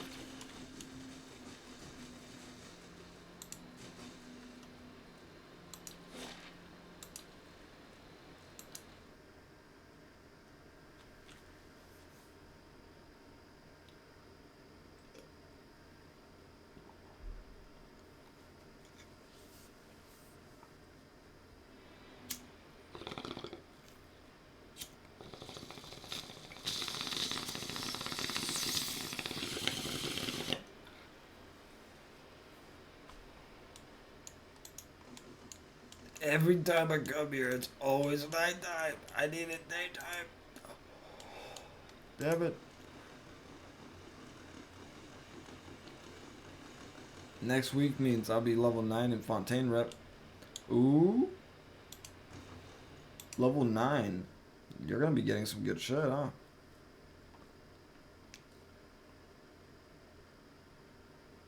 What items do you get for that level? Hello.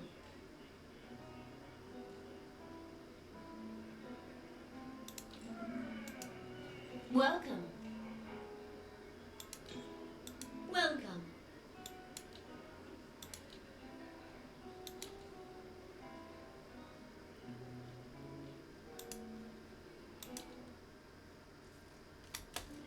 Treasure compass for Fontaine. Good day, Ooh, stranger. after that at level 10 I'll get the Fontaine wings. Hey! Fuck yeah, bro. I'm very happy. That's some good shit right there.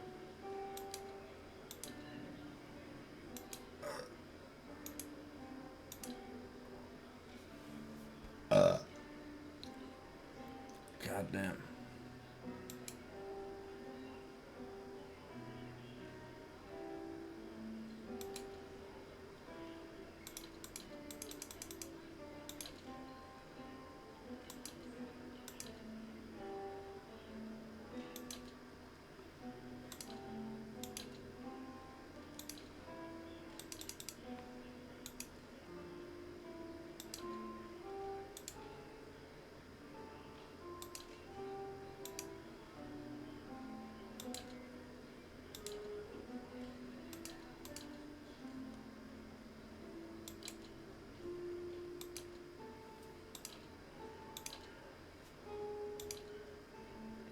Trying to set her up.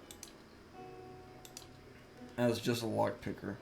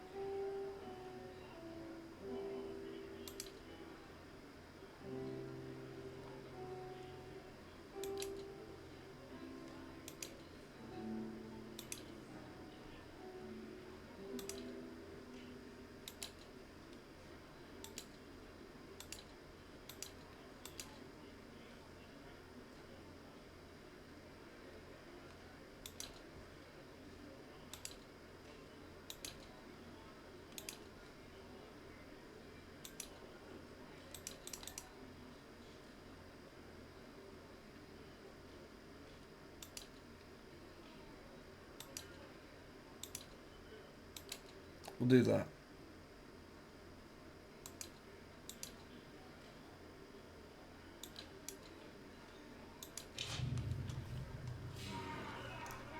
Lenny's normal attack has been raised to level 9 now? Fuck What is yeah. So what does Lenny's normal attack do? Like, is it burn damage or just mostly like piercing damage?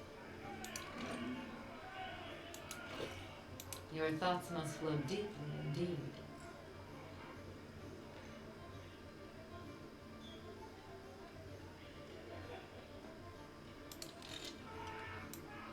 What is it?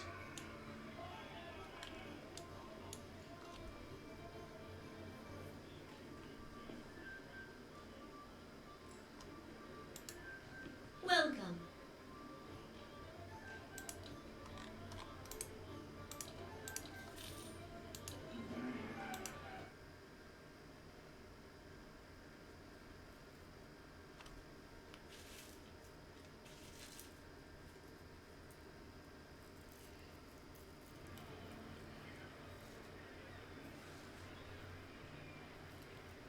As you wish.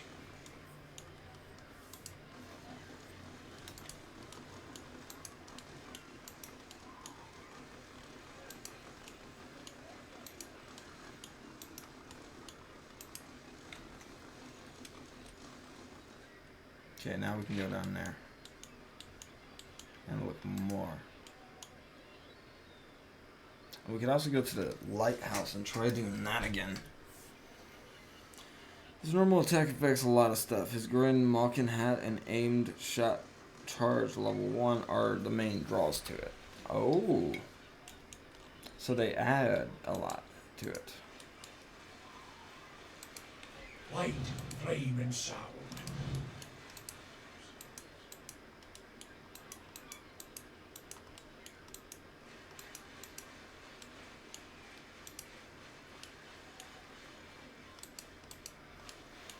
If I was a piece of equipment, where would I be? Probably not over here. Let's be real.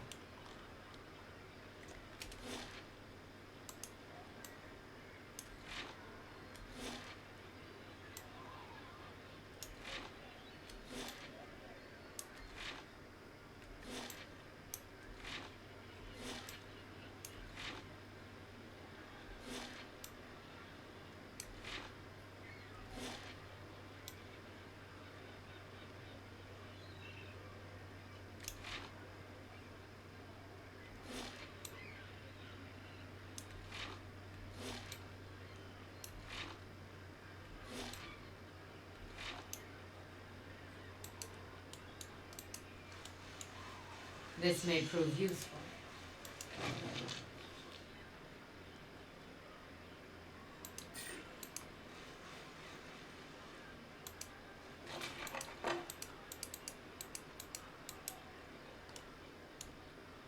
Barnacles and I sent you pics of the talent to you over Discord 1 sec. Awesome.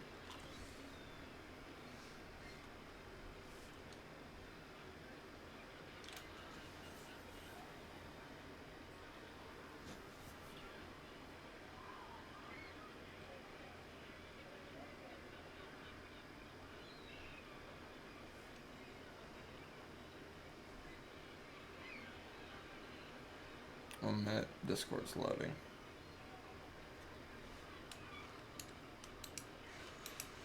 There it is.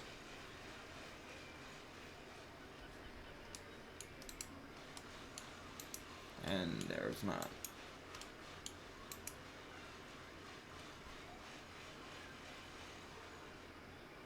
Wow, dude. Mobile Discord sucks. There we go. Oh, that's a lot of text.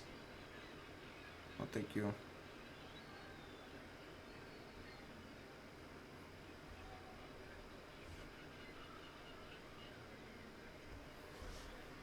It looks interesting, though.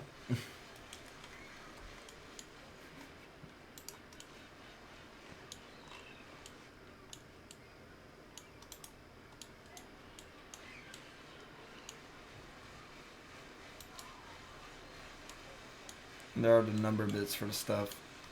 Yeah, it looks nice. Something here calls to me. Yes.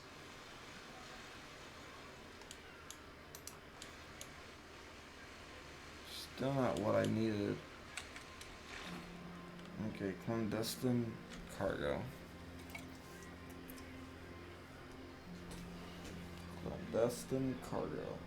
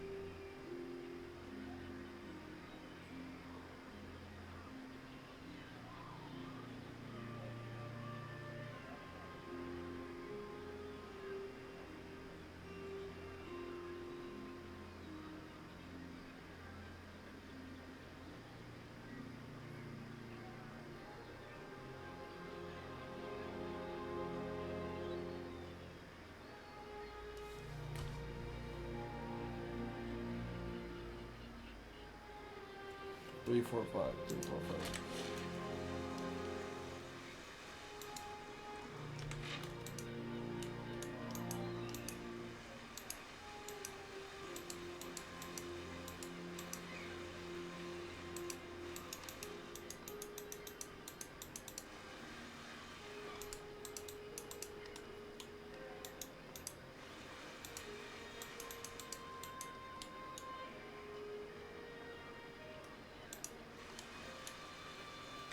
Lay low.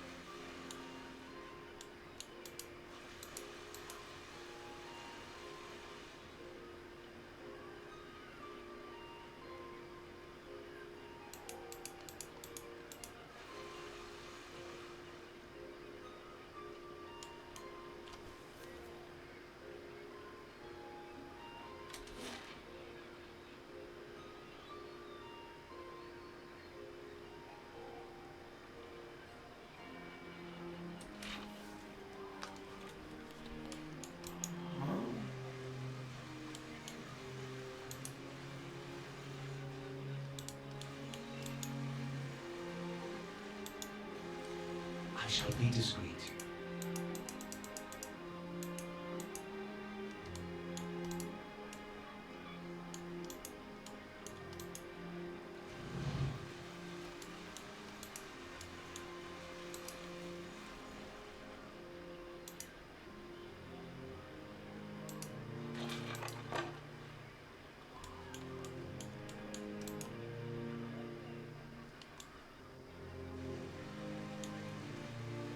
I already got it.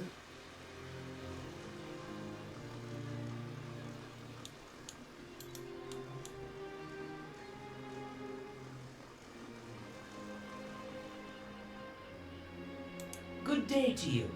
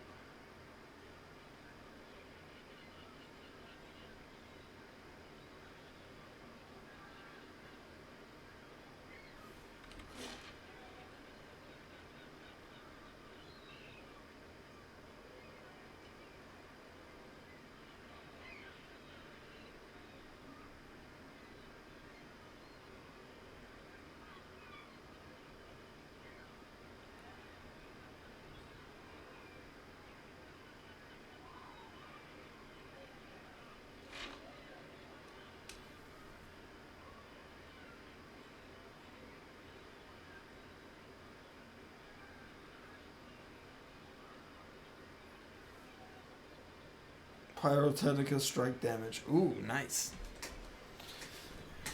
But I'm so confused with this, dude. It's telling me. Oh, it's right there. That was so hard to find. Okay.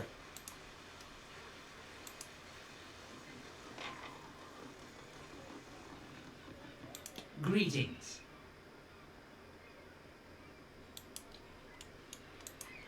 So it's like you gotta hover over everything with your mouse.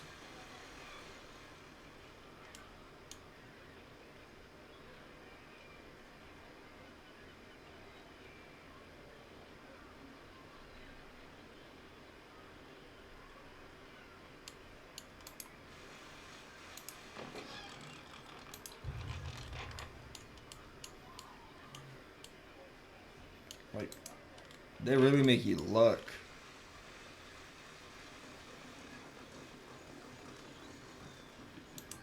Hail and well met. I have 3 pieces. You mean you got past those armored monsters? I don't know how. Listen, if you're willing, I'll give you this last piece. He holds a bill pull, and the name of the someone who will buy it all. All I want is 200 pounds for getting the cargo here. Sound fair? Here. Well, Everything's pointing to the Brachytarium Sanitarium. Brachytarium Sanitarium. Poor dude. Ugh. Oh, fuck.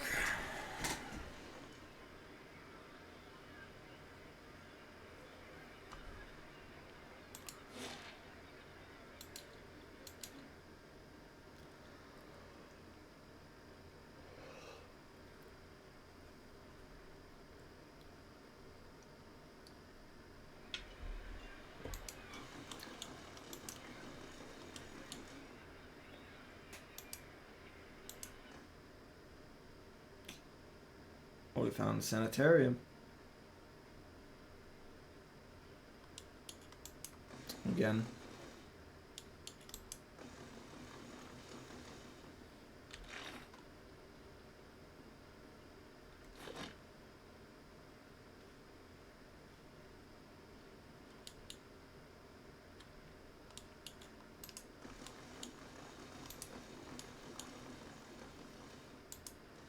Good day to you. Hey, Maldi sent me. He said you'd be interested in these scepter pieces we found. That chatty old fishwive's been blabbing about me, I see. Never trust your secrets to a man with so much salt in their beard. Anyway, let's see what you got. Agreed.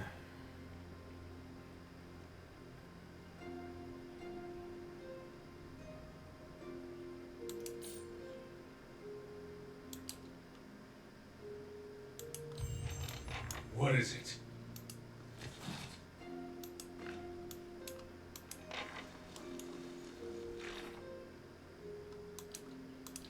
We're all done with our task.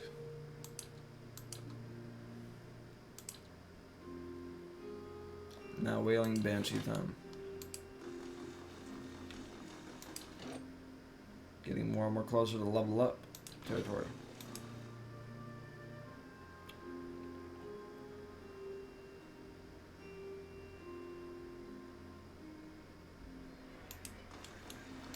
Your own father sold you to the Brotherhood? He hated me anyway. I was glad to be gone. The Dukes are my parents now. The Republics, my children. It's an interesting way of looking at it. Second that.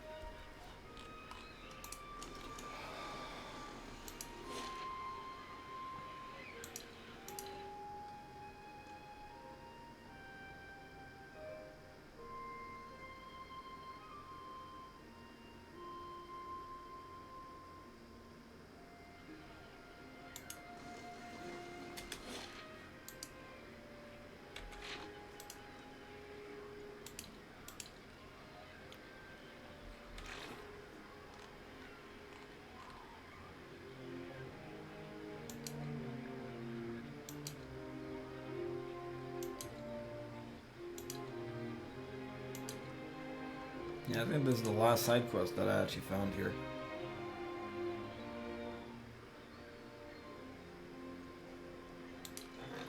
Can I get something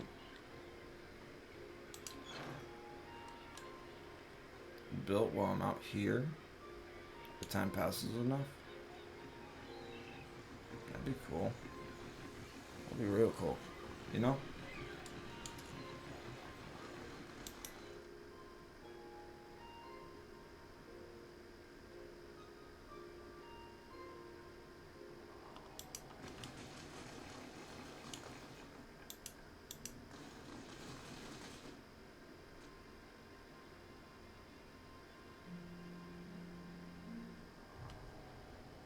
I shall do as you ask.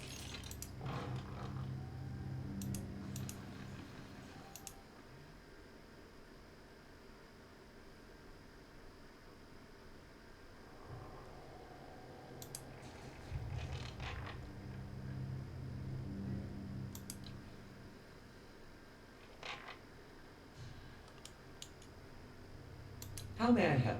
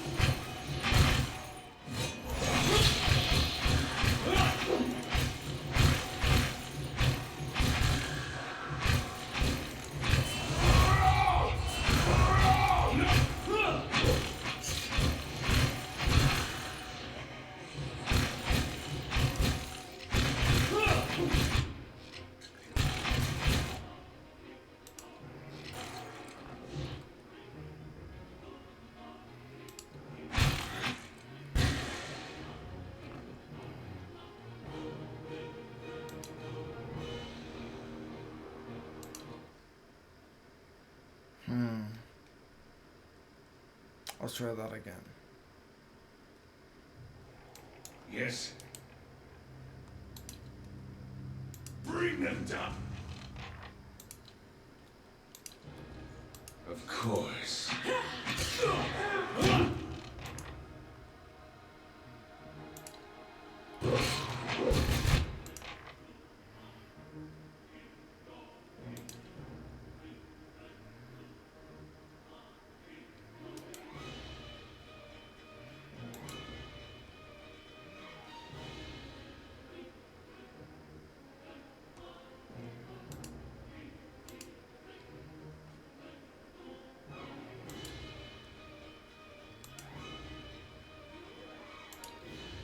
Most inconvenient.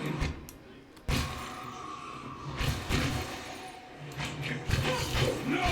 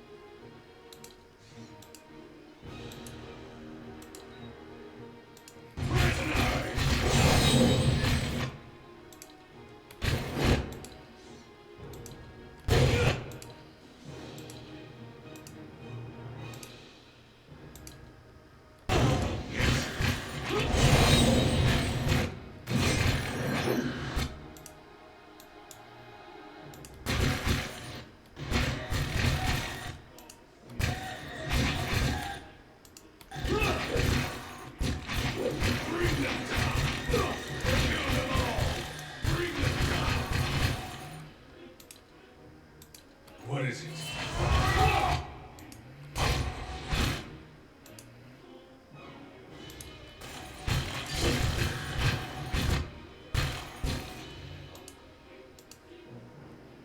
Yes. Kill them all.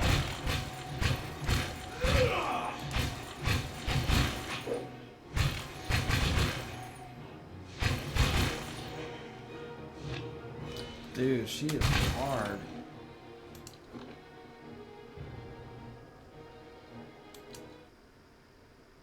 Yeah, there's so many. I don't know how I'm gonna do this. Of course.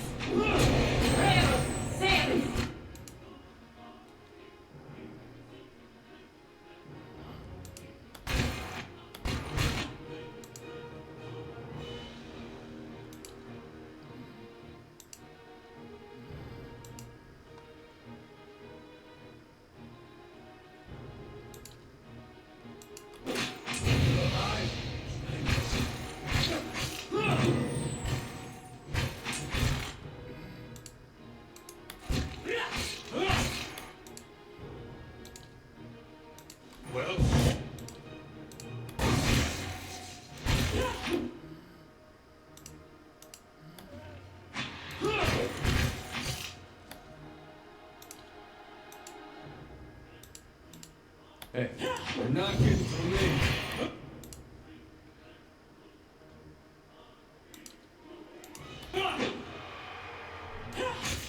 Kill them all!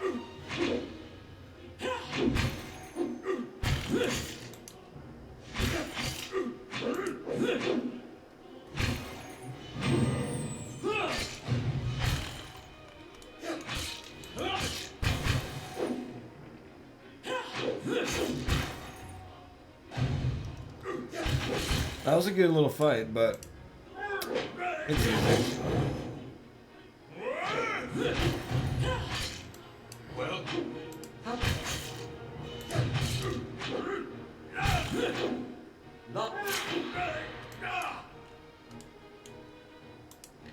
Had me a little bit at the beginning. what is it? Not gonna lie.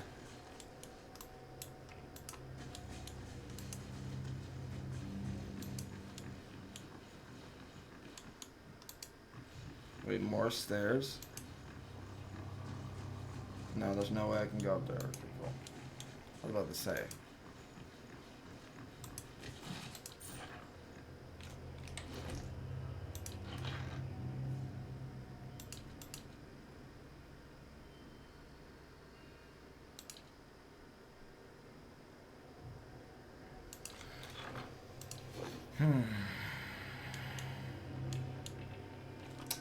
Okay, okay. That light is a lot. Nice. Whew. Nothing is closed to the perceptive mind. What you ask is done.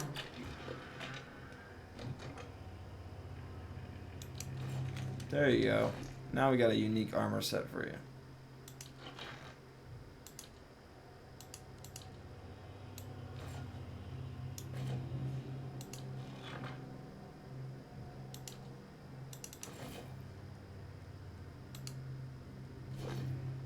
Yes?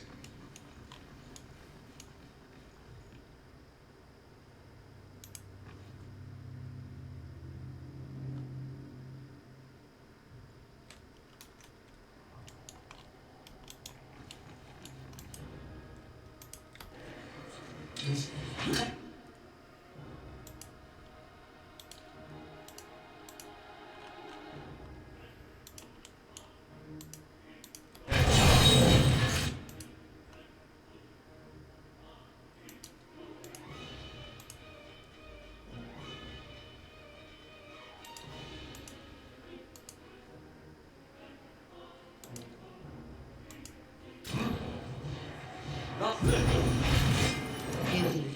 I wish you know.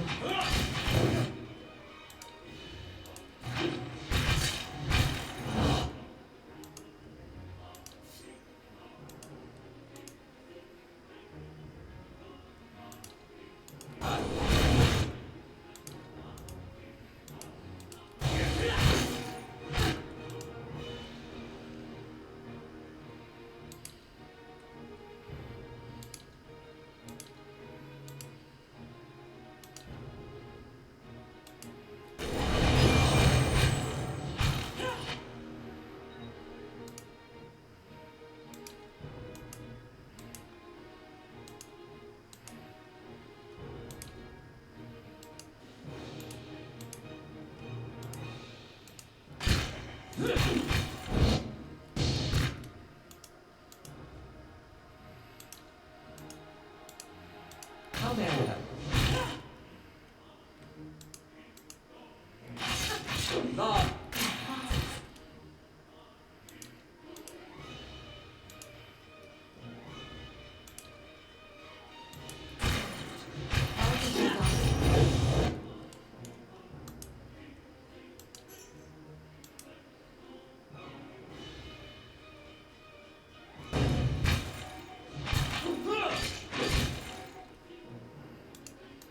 What happened?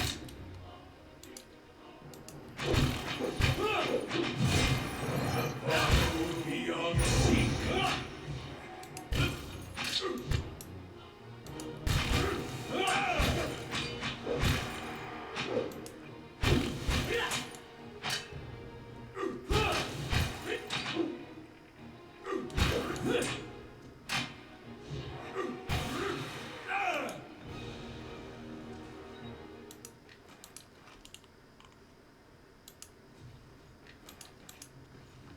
Well?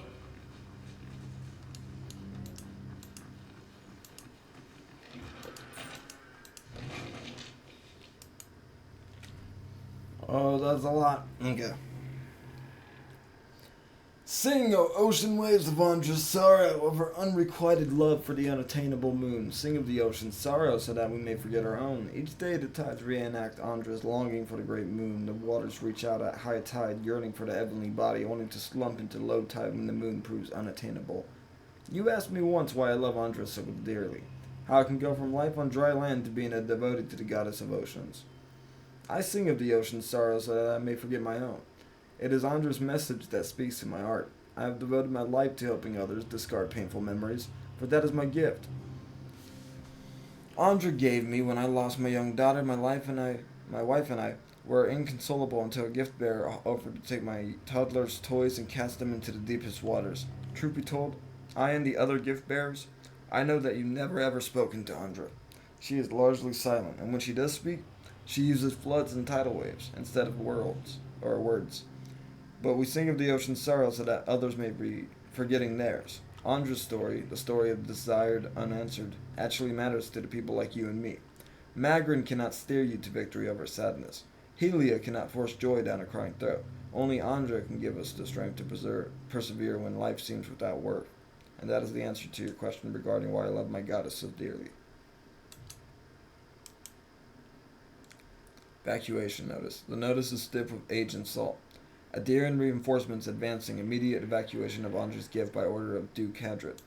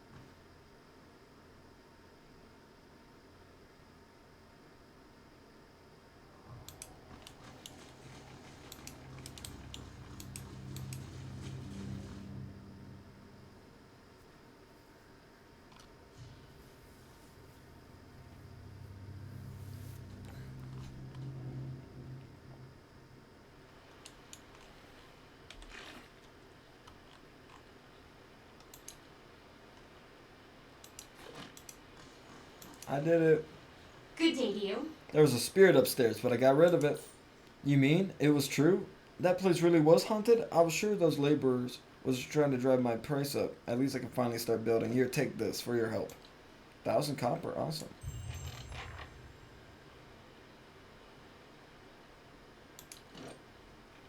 Almost time to level up. Well?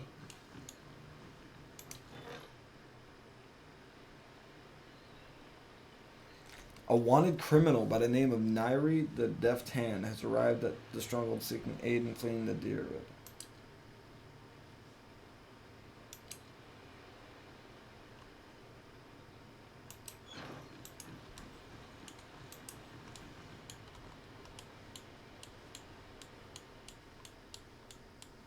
Shit, dog.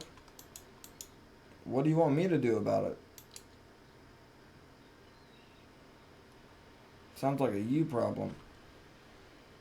Nice check. Sounds like a you problem. I like it. I like it. That sounds great.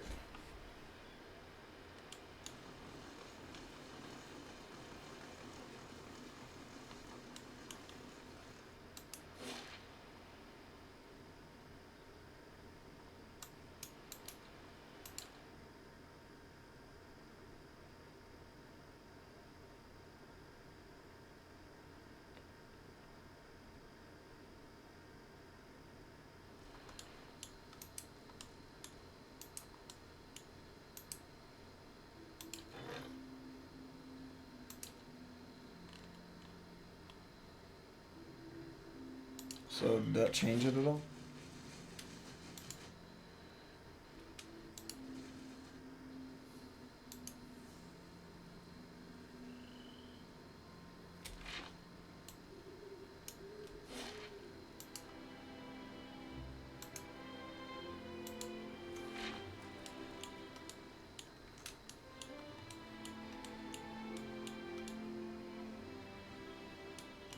I don't think it does.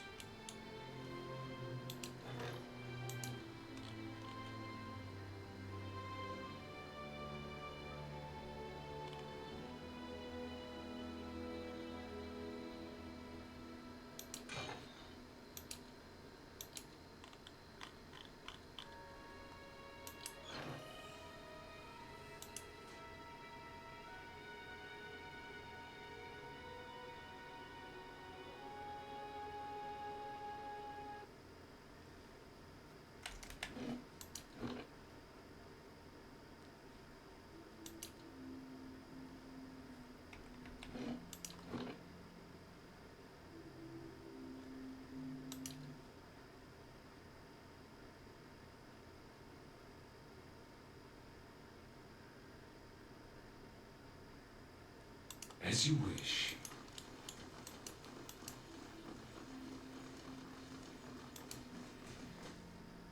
Name's Nairi. Begging your pardon and all, my lord, but I was hoping we could talk. Very well, let's hear it. You call your allies together and motion for the petitioner to step forward.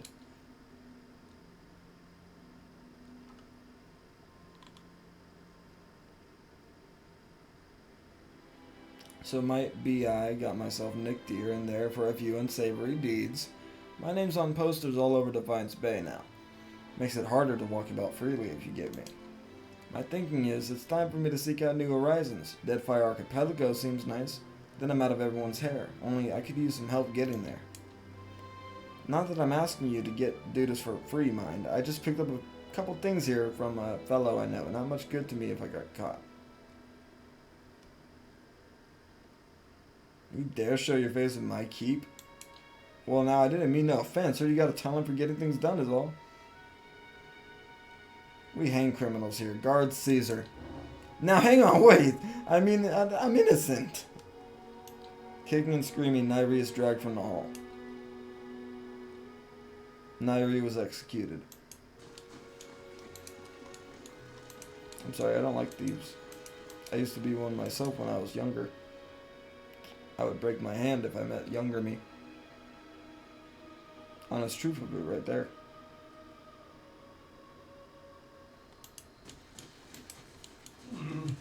Looks a little healthier than before.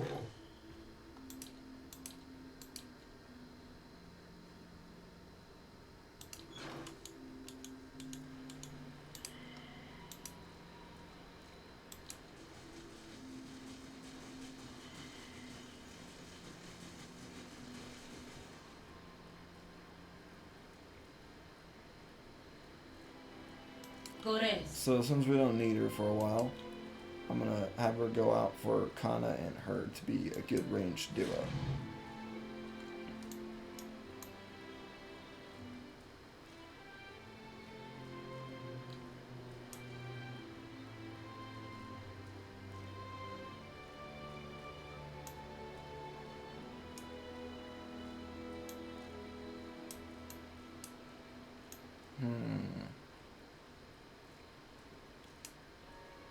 I think we can finally just go and continue the main quest.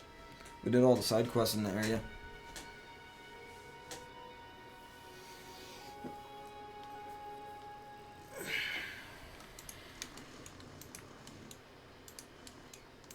And then we can start the DLC after we're done with the sanitarium.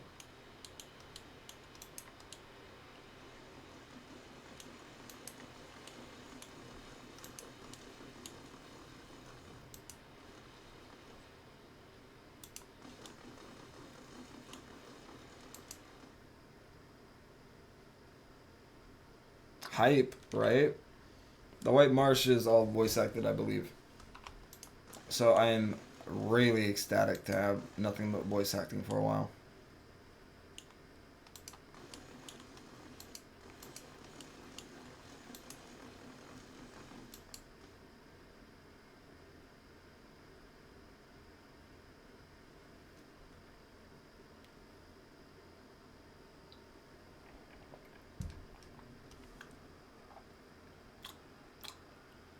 Okay. I got some orange tang vitamin C juice that I pre-made. Sitting in the fridge. I'm gonna go get it. I'll also use the restroom.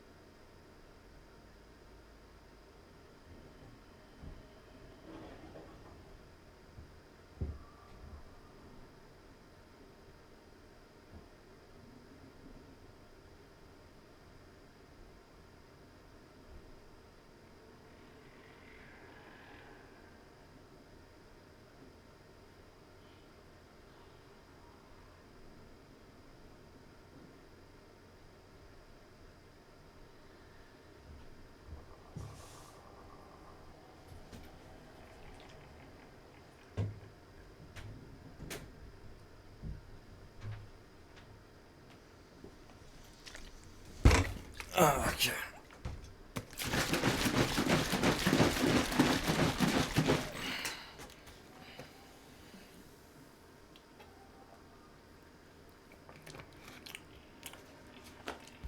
Hydration, vitamin C, and then energy.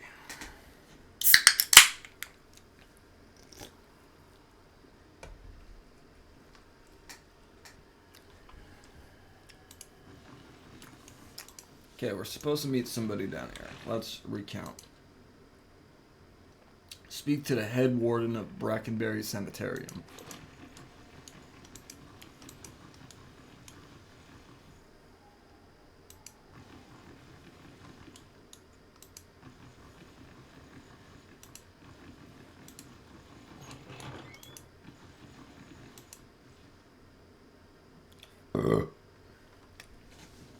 An animancer scribbles feverishly on a parchment scroll while his free hand dances through the air, counting off unseen objects. His lips move in silent discourse. As your shadow falls over his scroll, he looks up at you with mingled perplexity and irritation almost. Hello. Can I help you? He forces a polite smile. What are you working on? My area of focus is wits, more specifically how to cure them. What's a wit? A hollowborn who received a transplanted animal soul during infancy. One animancy's early efforts secured a legacy, if not a successful one. He removes his spectacles and wipes his brow. They show signs of development abnormalities throughout their childhood, but when they reach adolescence, they become aggressive, feral, but still victims in need of care. Transplanting animal souls into children seems like an odd solution to that, mate. Well, animancers were trying to do something about the crisis, better than letting it swallow a generation of children. And despite the controversy, it only went so far because at first it seemed to work. People called it the salvation. Children that had never been responsive to any kind of stimuli suddenly become aware of their surroundings, of their families. It takes a slow growth. The complications don't begin until puberty, but that's when the incompatibilities, I'm just not used to saying that word. I can say that word. I'm smart. Between body and soul take shape. Children become violent, ravenous. But we paid dearly for our mistake, I promise you. Angry mobs hunted down animancers and burned down their homes, with them still inside, often as not. The grieving mother recoils, a grotesque manipulation, a desperate solution for a desperate problem, and the parents were heartbroken, betrayed. She closes her eyes and seems to recede from you for a moment, but it was important to try something, was it not? To bring hope, even for a little while. She falls silent. People took to calling it the cruel salvation, and many still loathe us for it. But we wanted to stop the legacy as much as anyone. The public begged for our help, and we did the best we could. I still don't know if that absolves us. I see. I'm looking for... Are you an animaster who's been buying relics from Imalti? Who? I don't have time to barter with adventurers if that's what this is about. Just looking around. Be quick about it. Don't touch anything.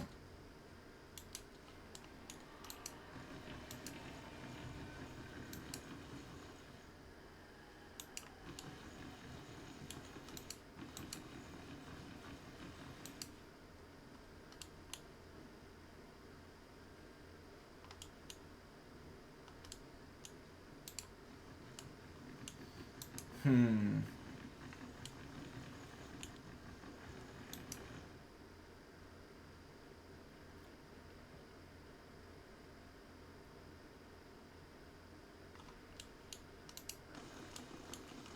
would the head warden be? Are you the head warden? What do you do here?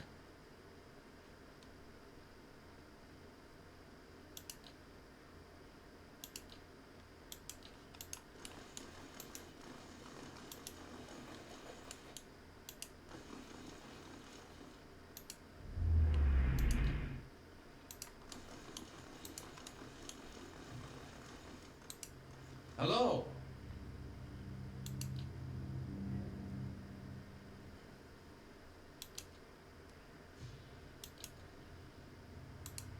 Good day, stranger.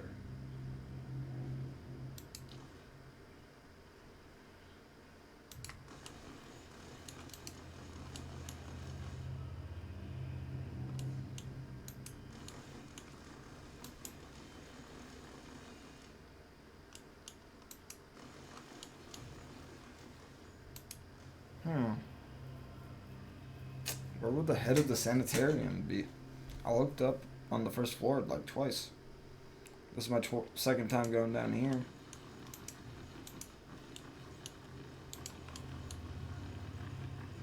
Good day, You're stranger. not him.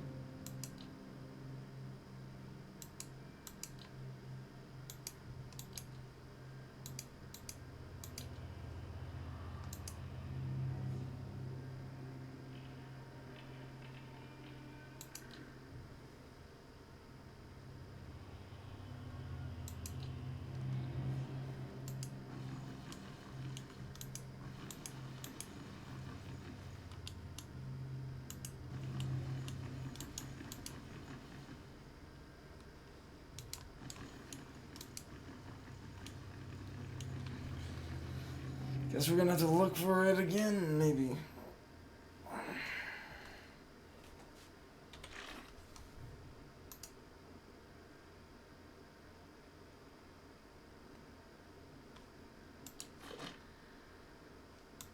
Fjolnir.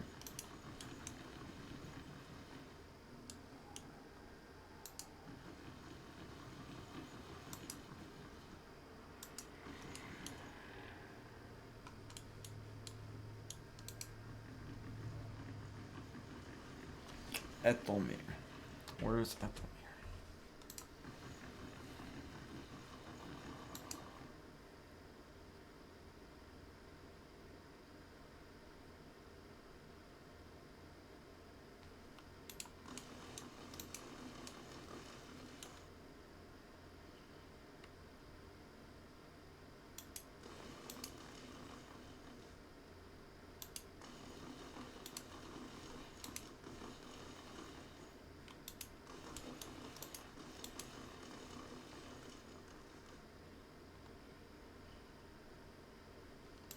Wait, a statue?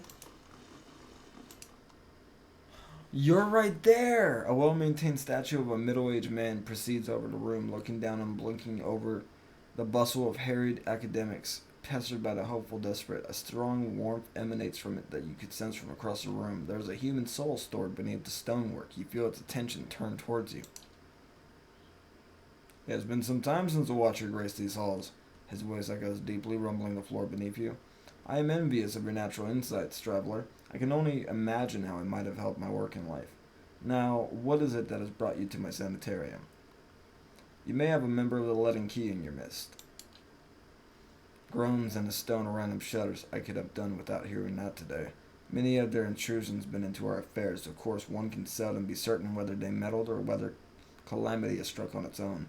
But a few of their less skilled infiltrators have been exposed from time to time. They're a perpetual nuisance. Once again, I am reminded of how envious I am of your gifts. I suspect they would be of some use in verifying one's identity. You are at odds with the Leaden Key as well, I take it. They have something I need. I hope it isn't knowledge you seek. They are seldom keen to part it with it. Do you have some sort of idea who this person might be? Some sort of idea? I suspect it is a patient. Very well. In that case, I would recommend you speak first with our resident animancers. They have frequent interactions with both patients and colleagues. You'll find them up here or in their offices downstairs. You'll report anything suspicious to me immediately. This is my only request. I'm curious to how you become in your present state, yeah. In the statue, you mean? Well, he laughs. I was old, and it seemed wrong to me. A lifetime spent in pursuit of discovery, only to lose it on all the depths. Someday, I would wake up in a new body none the wiser, and pursue a different course entirely. All that experience wasted. If we are to ever unearth the principles behind our existence, it will be in spite of our condition, of that I am quite sure. To live on as part of something I helped build seemed to be a better legacy than what nature had in store. Okay. Cool.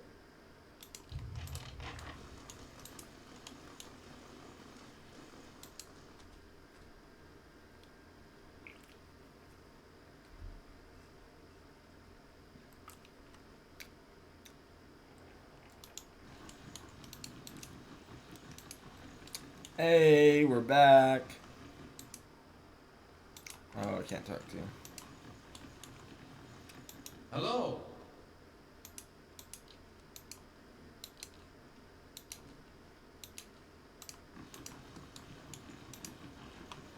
Oh, we can go in here now.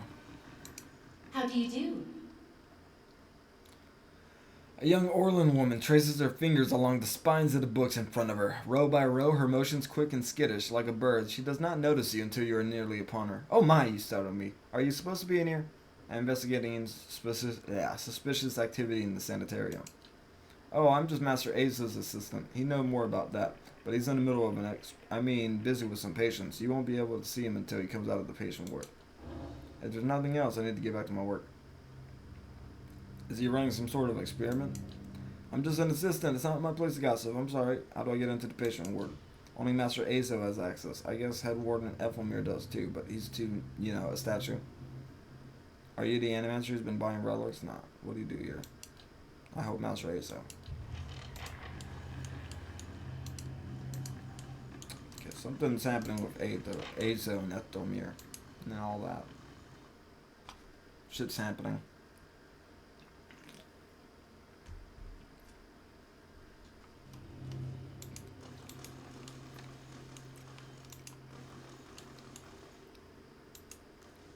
Hail and well met. Maybe. Is Azo running experiments on the patients here? Experiments? Azo is in charge of patients' welfare now. He's not authorized to run any more experiments. I am disappointed in Cademan. I had hoped he would be the one to guide your inquiry. He'll be in his office or in the patient ward. I'm granting you immediate access so you can find him. No doubt you'll wish to speak to him further on this matter. I am curious as to what he might have to say. Tread carefully in the wards. There are a few dangerous cases. I would also want you to do your best not to agitate the patients. They have enough troubles as it is. Nice. The man who waits.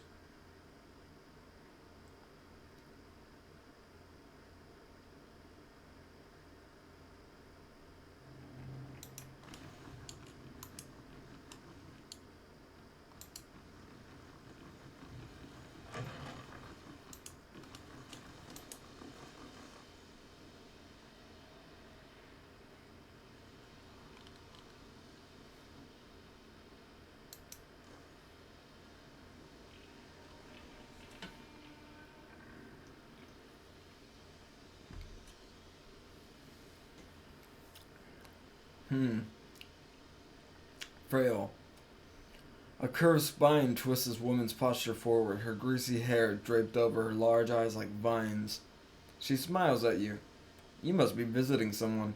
Then nothing, your appearance, she adds. A friendly visit, I hope. What do you know about this Animancer Azo? Oh, I like him very much. Many Animancers would care less about their patients, look at us like vermin for their experiments, but Master Azo treats us like humans, even the very sick. You can tell he does this to help people. He's helped me understand a great deal about myself, and I know he's done the same for others. It's too bad what they did to him. He hides it well, but I know he's still affected by it. What happened? They don't like to talk about it, but there was an accident. He was said to be one of the brightest in Deerwood, that it was his reputation here, and that was brought to me to seek treatment. They don't like to talk about it. People say it was an ego that drove him to try and solve the legacy, but that's hogwash. Even if he was a bit of a showman, he loves his homeland. He thought he could help. He wasn't one to speak of his work. Suspected his colleagues might have tried to steal it, but he told me once that he had figured out a way to create a soul. Not a soul exactly, mind you, but how did he put it? A proxy, I think he called it. Had some machine that drew energy out of the very ether. Can you imagine? The point is, it was going to help with the legacy. It was going to make Hollowborn into something easier to love and care for. Gods know that's something we need. Do you know what they call those empty little babies in Undra's gift? No, tell me. They call them boys, because so many of them are found floating face down in the waters. Bruh. Evils that magnify tragedies. This is what we must stop. Anyway, Master Azo has scheduled a public demonstration of his work in Copperland. He was so excited. And then the next day he was locked in his office, turning away visitors. I heard that he stopped seeing patients. I don't know exactly what happened, and I don't have the heart to ask him, but I'm glad they're letting him treat people again. Do you know where I might find him? I think I've seen him around today. Have you checked the laboratory? It shares a wall with his offices. He's been spending most of his time there lately. Well?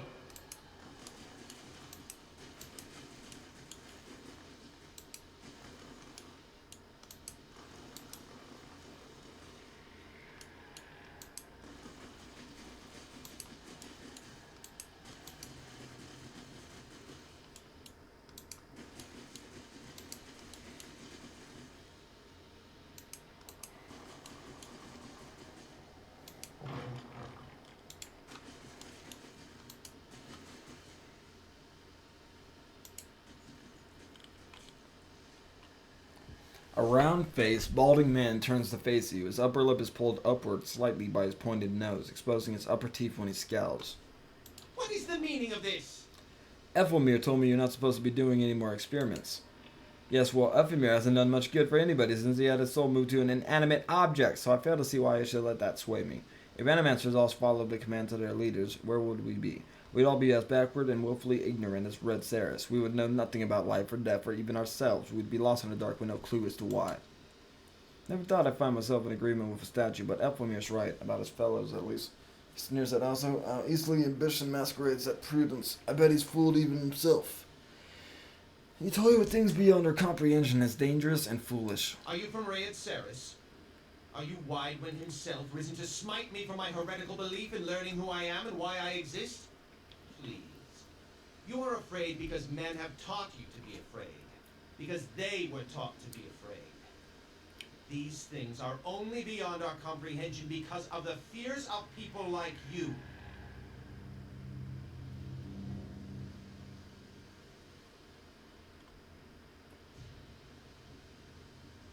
What was that from?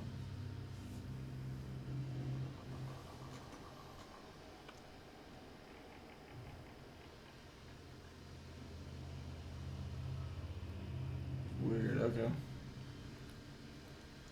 Who will solve Widewind's legacy? Some church? Some warrior?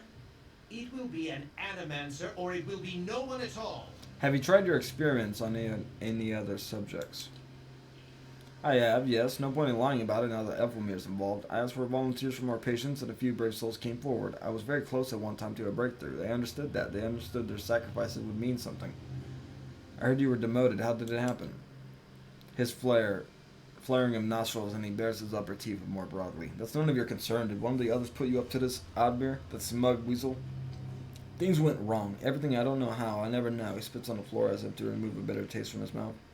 I need to know if you've seen any unusual behavior out of your patients. You're going to get a lot of looks asking questions like that in the sanitarium for the unbalanced. In truth, I spent little time treating them since I have been reducing my capacities. You might have luck with some of the more functional patients. They tend to congregate in the main area, just past the entrance to the patient wards. Level up?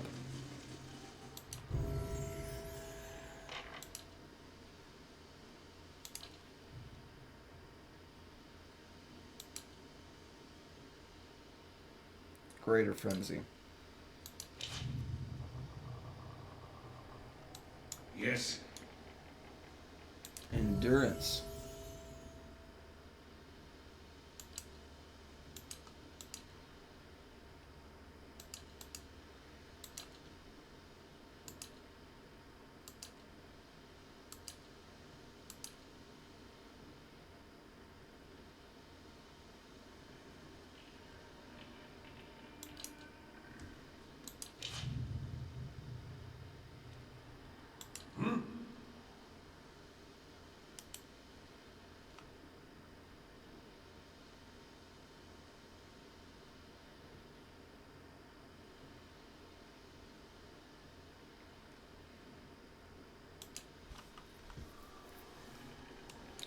Nice. What is it?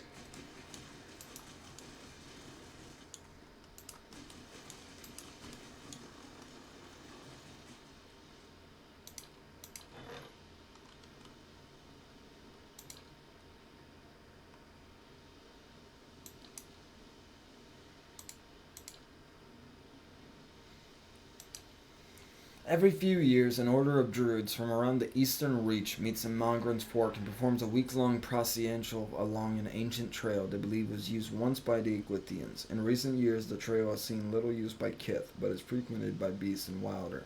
Due to the nature of the processional, the druids carry the weaponry and take a vow to abstain from violence. They are seeking trustworthy mercenaries and adventurers to help protect them during their observances. Paladin would be nice. There you go.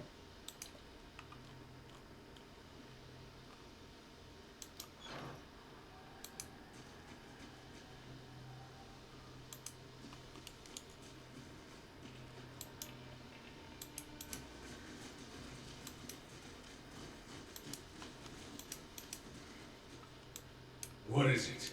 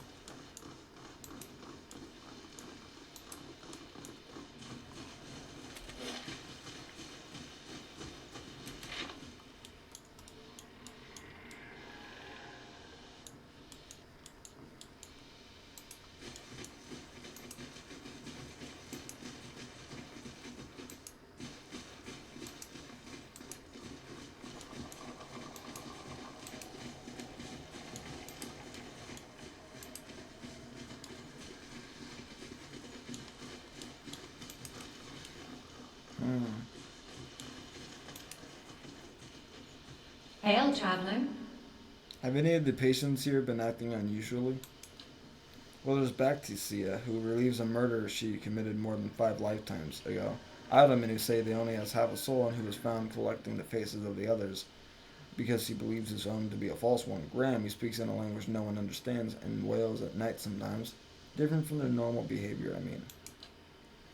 Well, yes, I suppose, but nothing they didn't volunteer for. Master Aza let us know that a number of patients in the North Ward had volunteered for a new therapy and would be escorted to this laboratory to receive treatment. The North Ward has our most troubled cases. I'm glad some of them have chosen to get help. It seems to me it's gotten quieter over there since it started. It's Graham I see them taking in the most. He struggles, but he's always was a bit of a wild one. Would I be able to visit the North Ward? They like to keep them separate. I don't know what I've been seeing. The guards allow a visitor, just Master Aso. You might ask him. He's very sympathetic.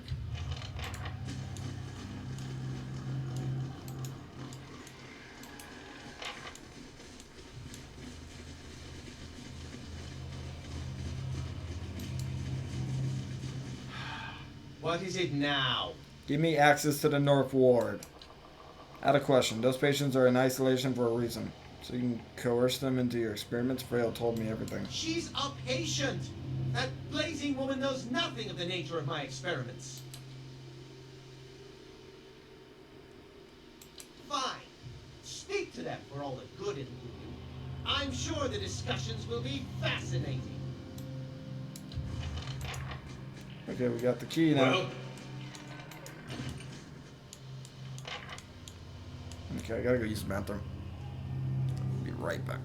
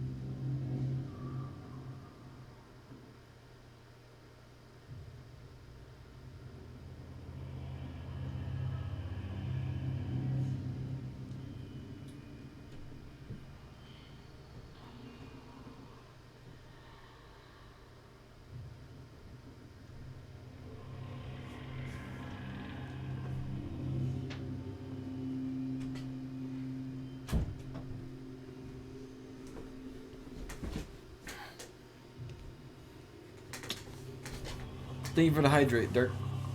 Night, Dirk, night, Dirk, night.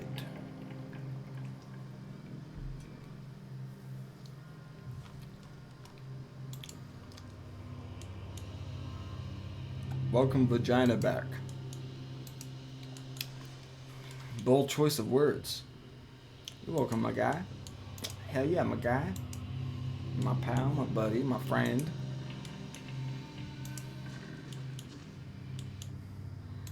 Oh, the door wasn't open.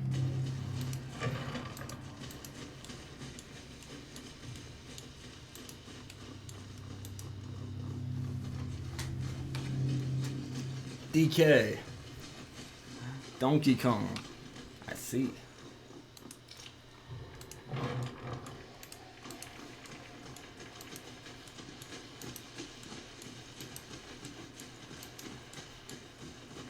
These poor people. This isn't the treatment that they were promised upstairs by the cushioned seats and lush carpets. Yeah, it's all a lie, kinda. You were right about that. That's our mental health system as a whole.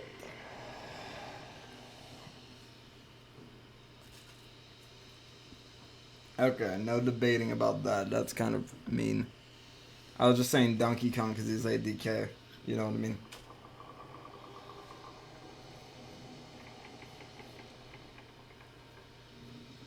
Alrighty. Hell yeah.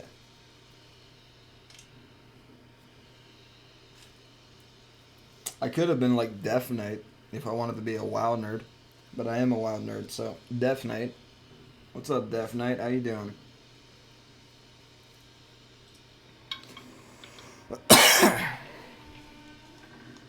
Is that the cure for soul sickness? To be thrown into a cell and subjected He's 100% a donkey.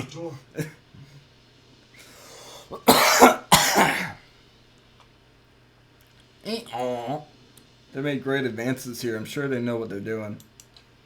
But do their patience? I don't know. This all seems aimless. In the light, experiments for their own sake. But if all were treated like this, the sanitarium would never survive. What did these patients do to warrant such conditions?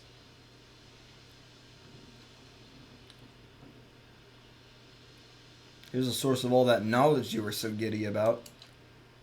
It is one thing to be told as much, another to see it yourself. Let's be on our way. This place gnaws at my soul. Yes.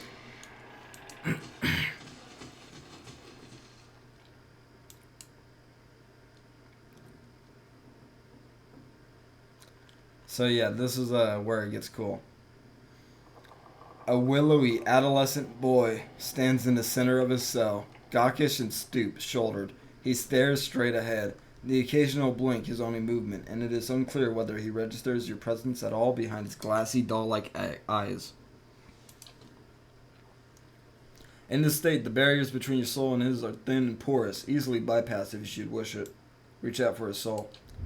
You close your eyes and edge forward towards the boy's soul, and as you near, a sudden malaise comes over you. You are cold and warm all at once, sweating and shivering and straining for breath as you did on the caravan journey. The soul you approach is the wrong one, a parasitic plant that strangles its host. It is predatory and pitiless, and you have crossed paths with it before.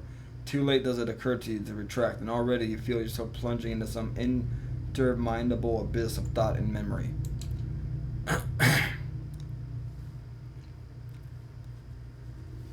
You are standing in a cell now, the same cell in the sanitarium. The halls are moonlit and empty, and you are waiting. At the far end of the ward, the door opens, revealing a flesh golem in silhouette beneath the stone archway. It makes its unusual rounds, the same stops every time, the misbegotten child of despondent creators. When the construct is close, you coil yourself up and spring forward, passing out of the boy's body as though it were a membrane. You can sense his body behind you collapsing to the floor, a puppet whose strings are cut. You are rushing towards the golem now, bodiless as a gust of wind. Quickly, you think to yourself, quickly, and you feel the strength hemorrhaging from your soul as you dart towards the makeshift abomination.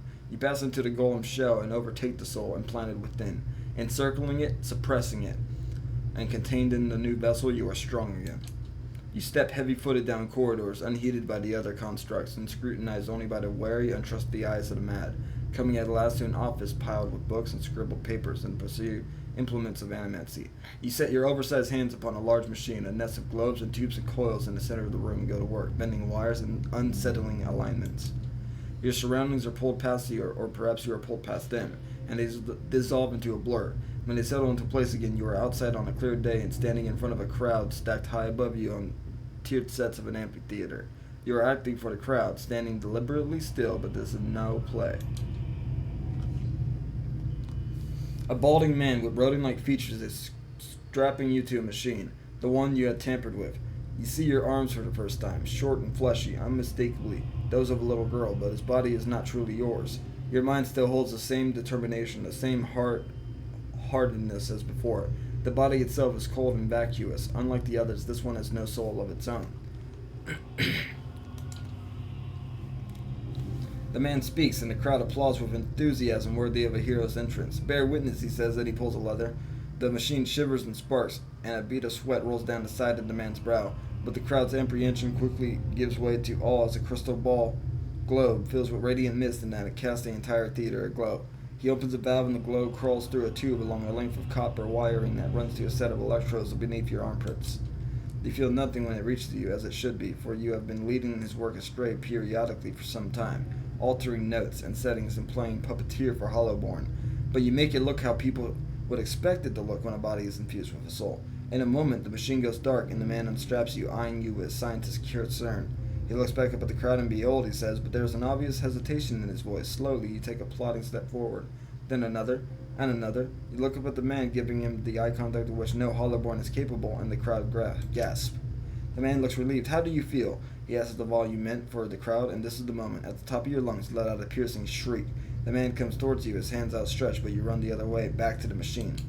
With all your strength, you drive your head into the crystal globe, and it shatters, streaking your head with warm blood. You drive your head down onto the surface of the machine again and again, drawing panicked screams from the crowd, and by the time the man reaches you, your body has already ceased proper function, and merely twitches on the cold ground. Satisfied, you depart the corpse in search of another unsuspecting host. Who would put their faith in animancy now? Fuck, bro, so that's what happened. So, I'm thinking this is Theos that we found, and he's just chilling in the sky. And he pretty much set into work why animancy should be forbidden. So the girl would have been fine. It would have been a normal soul of a dead person come back to life, but that would be playing God. So Theos came over here, and Theos snapped and was like, I'm going to pretend to be a person, keep on going into the constructs for my soul transferring ability, meddle with the machine that allows souls to go into new bodies, and I will be the soul that is transferred into that body. And it did, and then he killed himself as that girl by slamming his head into the machine that the guy made in front of all those people at the amphitheater. Fuck. You are pulled again from your surroundings, transcending the boundaries of memories and lifetimes, deeper and deeper past betrayal and murders and lies upon lies, and form the thick webbing of plots beyond mortal comprehension. You settle at last on a room you have seen before, expansive with a tall device encasing all Audra monolith at its center. The room is filled with people, and the people all look at the device. What that was connecting to was when you first meet Theos, you have a flashback to an ancient civilization standing before a soul device and Theos leading them. You had that same memory for a second, connecting the dots that this is Theos. You are yanked suddenly back to reality, and the once catonic boy in the cell is looking directly at you, appraising, calculating. There's no mistaking now that it is the soul of Theos ex Arcanon, the man you have been searching for, that gazes out from that borrowed husk. A watcher. You made me into a watcher. I need you to undo it. Is that so? He makes no effort to hide his disinterest, but he continues to search your eyes. He makes a slight grunting noise, and his eyes soften for an instant. It seems for that moment that he recognizes you. He opens his mouth to speak, then seems to think better of what he has about to say. His jaw tightens. I know your look, your hunger. Hunger for answers that elude you. It gnaws at your soul. It usurps your reason for being. You're like everyone. I'll help you let go.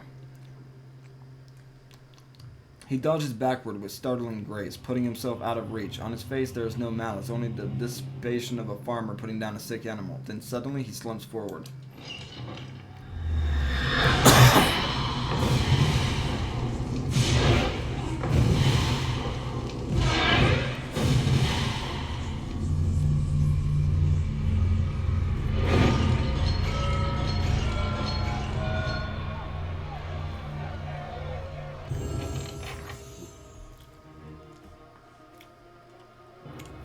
Did he just cause a prison break? If you'd even call it that.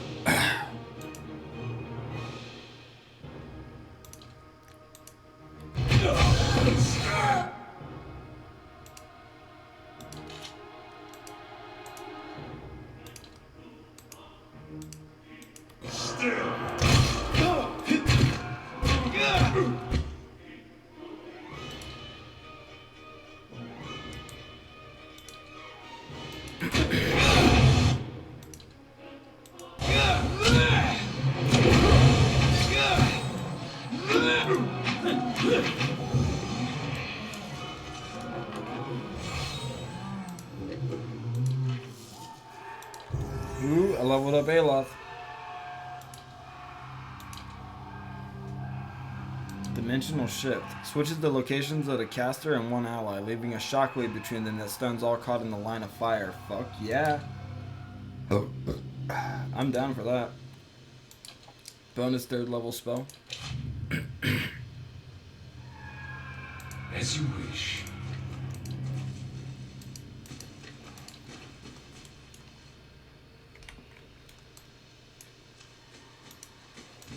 What is it?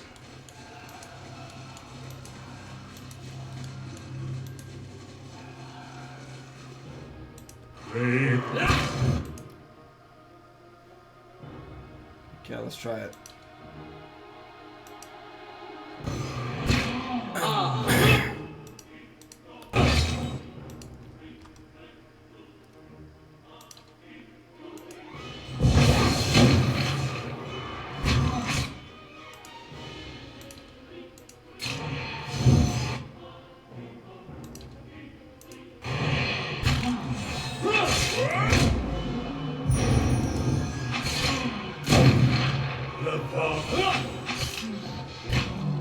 Here's a lesson to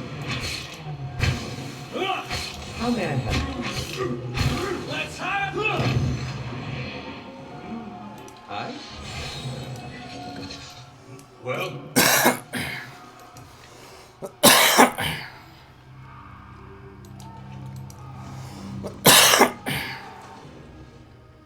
Man, that last hit.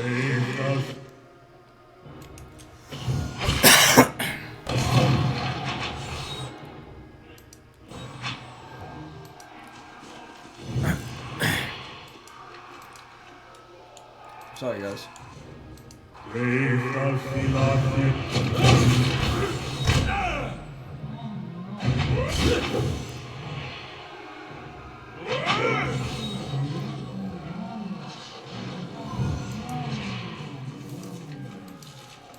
what is it?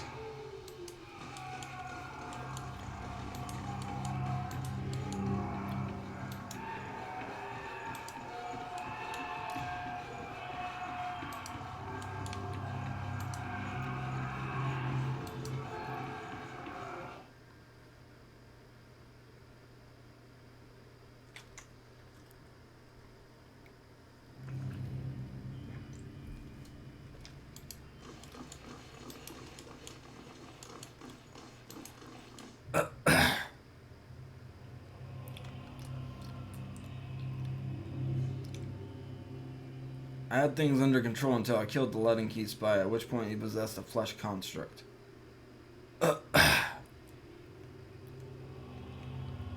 Asa was being influenced by a patient, but that patient really wasn't himself at the time.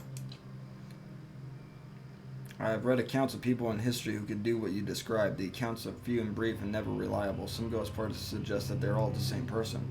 If truly such a person was here amongst us plotting our ruin, would that I had a body again would be of some real use in our time of need. I fear what the future may hold for this place. I am grateful you were able to dispatch the threat before there was loss of innocent life. We were very nearly had another scandal on our hand.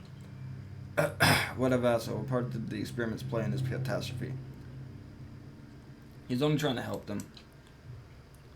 I should have known better than to isolate him. Of course he would retort to deception. The wiser thing would be to allow his experiments, with close oversight, of course. A mind like his must be allowed a chance to create. Yes.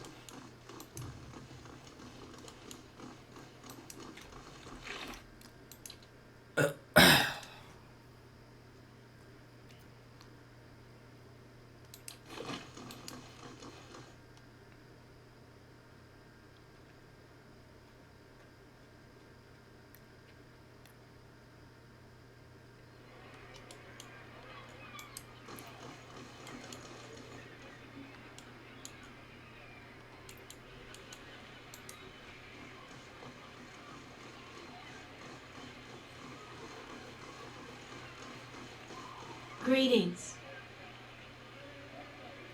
Excuse me, but I've been looking for you. You're the one who lifted the curse on Heritage Hill.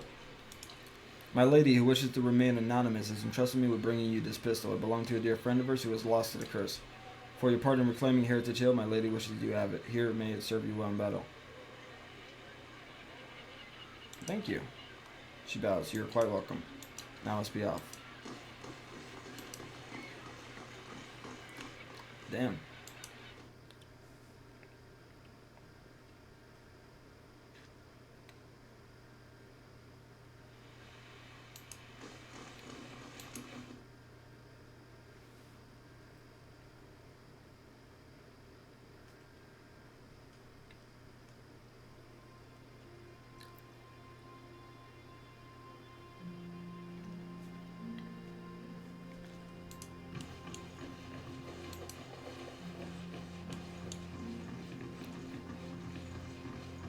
How fares your search? Well, let's hear it. Got two things to tell you. The Ingwithian Tower in Heritage Hill contains an ancient machine that can control the flow of souls. The Leaden Key activated it. This is troubling. That civilization seems to have known more about the mechanics of souls than anyone since. The Leaden Key was born in that period. It may be that Theos has full knowledge of their technology. The applications of this machine you speak of, I don't want to think about it. True that. That isn't enough to take to the Duke, but we're close. Avar Wolfgreen is a cautious man. He will want to know everything possible before being moved to action. I found Theos in Breckenberry Sanitarium impersonating a patient. He was trying to damage the public's opinion of animancy. Forgive me, it is unlike Theos to leave witnesses. He must be furious. Yeah. He did not aid you as you'd hoped, I take it? Well, take heart. With any luck, when he has finished his business, he will surely come and find you again, if only to kill you while you sleep. This news of yours makes sense, of course. To dabble in animancy is to puzzle over the secrets of the gods. This would not be the monkey's first action against it. This is connected to their other activities. We may be in for something on a much larger scale. The Leaden Key's conspiracy is clear now. They have used Engwithan technology to engineer Weidwin's legacy, and they want people to blame animancy for it. As we speak, the Duke is holding hearings in the palace. He is listening to arguments for and against animancy. When they finish, he is expected to decide whether to outlaw it. It seems the Leaden Key has been pushing Deerwood down this path for some time. I, for one, would enjoy seeing their little scheme fouled up at the last moment. Our Duke must hear what you have to say. Unfortunately, the hearings are closed to the public, which makes the Duke inaccessible until they are completed. However, certain groups have been invited to attend. You might get in with one of them if you aren't above a little pandering. There are delegations from the Knights of the Crucible, the Dozens, and from House Domini. If you can gain the support of one of those groups, that may be your best way in. See what you can arrange. Okay. What of them? What about Dunrid Row? We would only do that as a last resort. Walking in with one of the 3 invited groups puts you in a position of influence. Walking in alone as a representative of Dunreed Row would earn you distrust among all the rest. It seems our organization has a reputation for nosiness and manipulation for whatever reason. It would be best if people did not see Dunreed Row's hand in this. Easier for them to embrace the truth.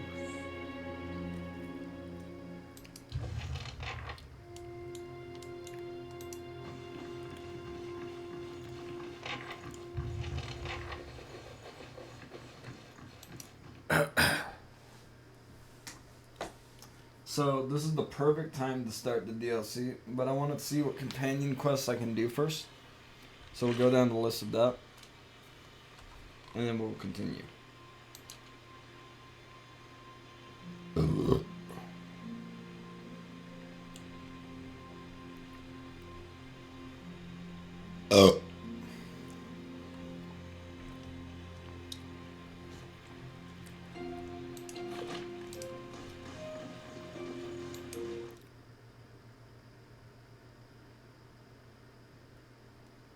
Do do do do do do do do.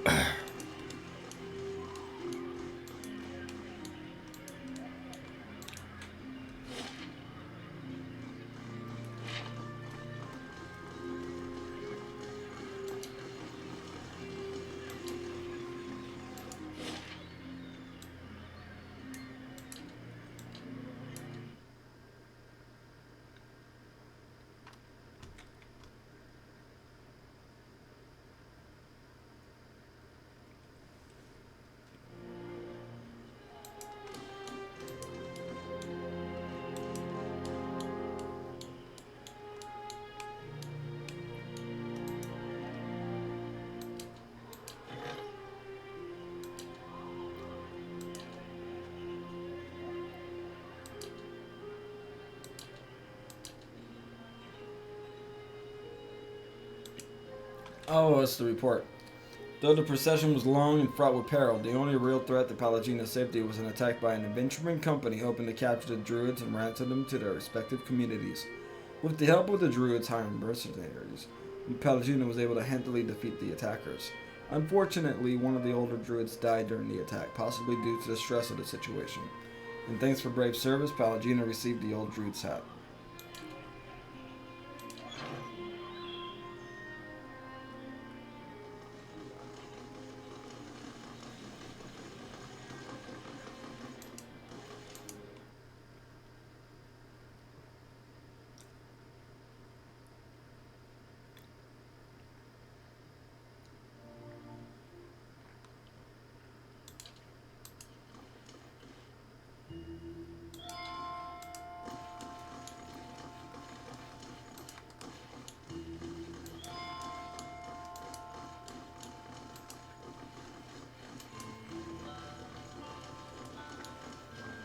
Well met, friend. I'm looking for militia records from the time of the Saints' War. Trying to find out what happened to someone. The man clears his throat. We had a number of inquiries about such information. I'm afraid we had to bar access to the public. Seems there are still quite a number of folk in Deerwood who bear ill will towards Red Ceres. It would be irresponsible to surrender their names to just anyone. Many come to settle here as refugees. For the first time, he turns his full attention towards you, and his eyes flicker in recognition. Of course, that policy is only for the general public. Exceptions can be made for those who have already proven their worth. He looks up at a shelf and withdraws a thick volume, shifting a layer of dust aside with his hand. The rosters are in the front. The inventories of the dead in the back. He passes it to Eddar's outstretched hands. Eddar leafs through the book for some time anxiously, running his thick farmhand's fingers over pages after page of names. At last his hand stops, his finger just below one name. Odin Talej died 18 Majaverno 2808. Third battle of Cleaban Relog. Blazing Glonfather names, I swear. Raid Ceres? I'll be the effigy. He fought for Raid Ceres. Why did he fight for Raid Ceres? I'm sure you had a good reason. I am too. He stares at the page. We gotta go there. That battlefield. Clea, the one I said. I don't know how else I'm gonna make sense of all this. I gotta see what he saw. And who knows, maybe his spirit will even be there and you can have one of your weird talks with him. Even worth trying, right? Don't waste my time. I say so, yeah. I appreciate that. I wish I could say you won't regret it, but you certainly might.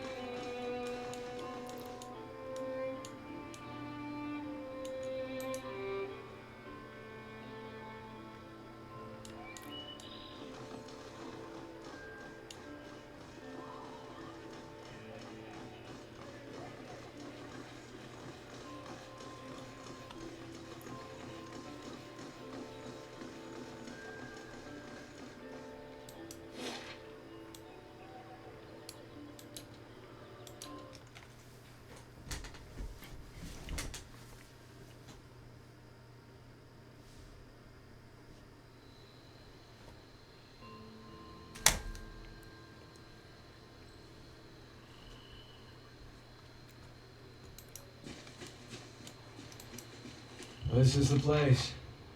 My big brother's last battle. I wish I could tell you what we're looking for. Anything from that battle, I guess. Whatever 15 years of rain hasn't buried. You see my brother's ghost, you give me a holler, all right?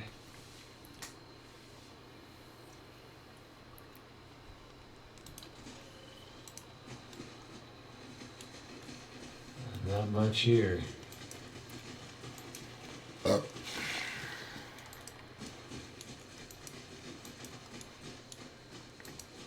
Hey, something metal in the ground. Over by that boat. Those space painters can't guard that. These ruins are claimed, friend. On your way. No need to get riled, boys. We're just passing by. Look at his talisman, Pag. Eothasian. How about that? A godless sack of shit. We got a blazing corpse worshiper on our hands. Actually, they never found the body. Only reason for the legacy is because the Duke doesn't got the guts to see you all slaughtered. The gods want you dead. Me and Pag, though, we've done our part during the purges, didn't we, Pag? Seamstresses? Make your cracks now. Got no god or homeland to avenge you. By Mogren, this'll be short work. This has nothing to do with gods. This is just ignorance. Doesn't matter who it was for anyway. Country's better for the purges. Maybe we start a new purge right here. He is cringy.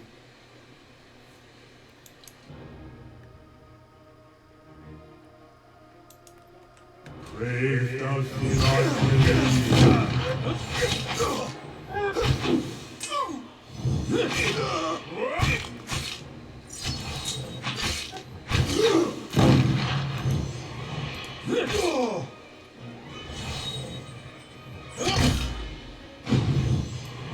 is it?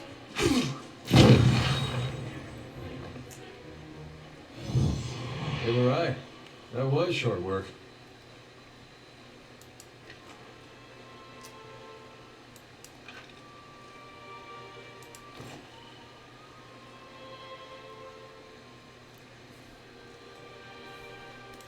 What is it?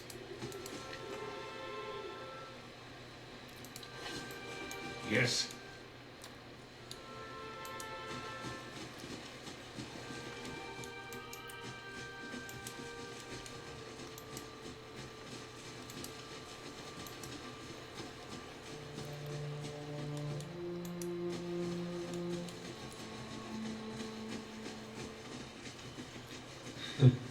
Too recent.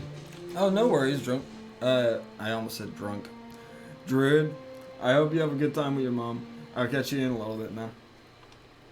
Thank you for leaving a lurk up, though. What is it?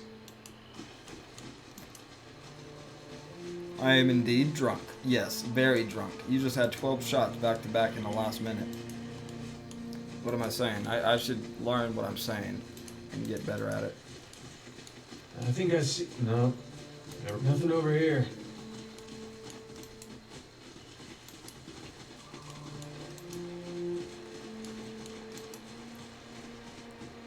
Yep.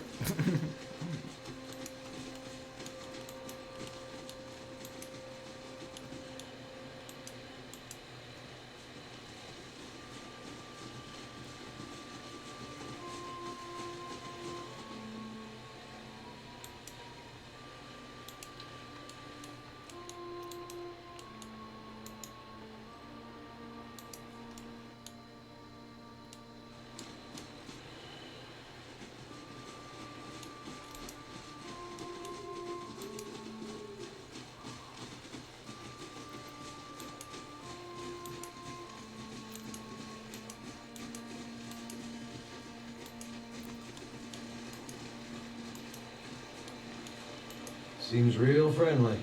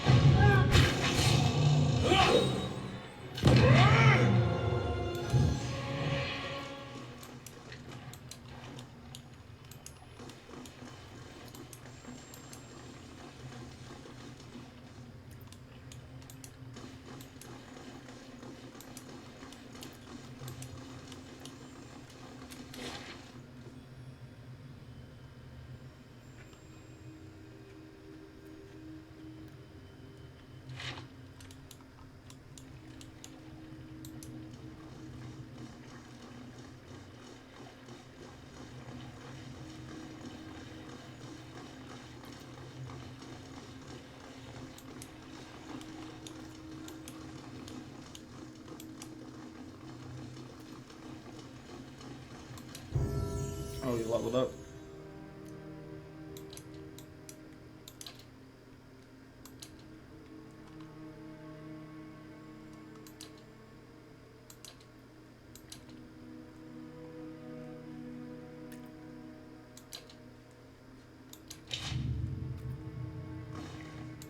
Well?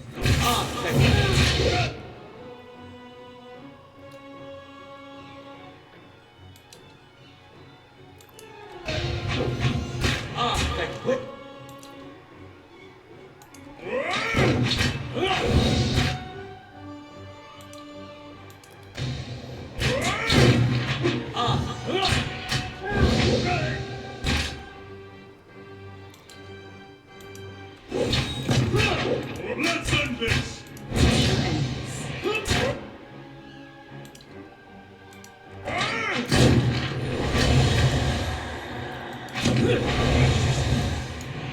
As you wish.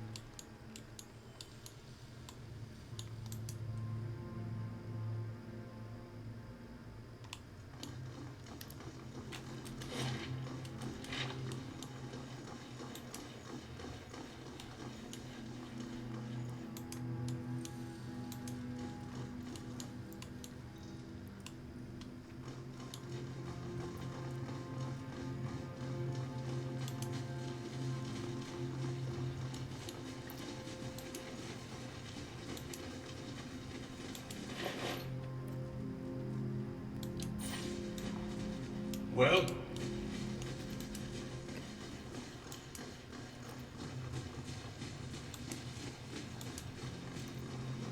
Something here, Cole. You cannot venture forth while in combat.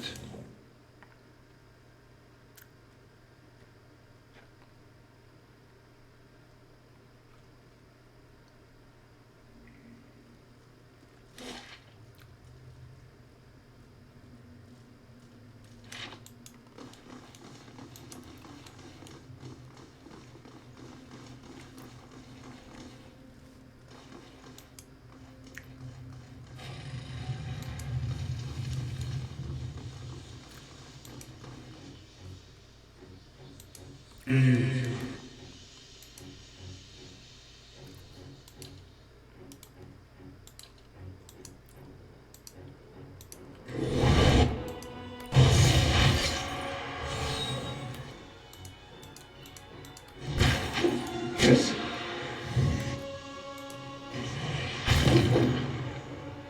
This thing isn't doing the job.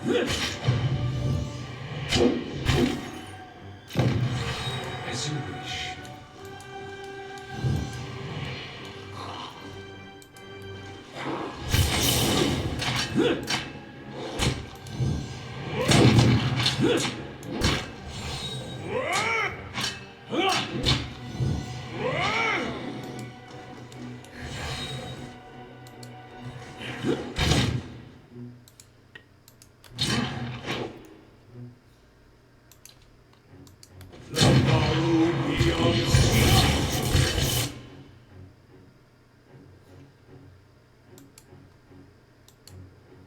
so very helpful. The follow beyond sea. This is important. Thing is.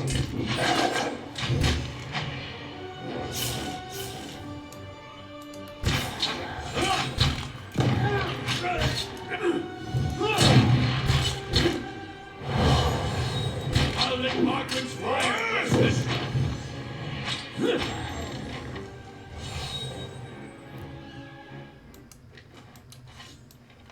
What is it?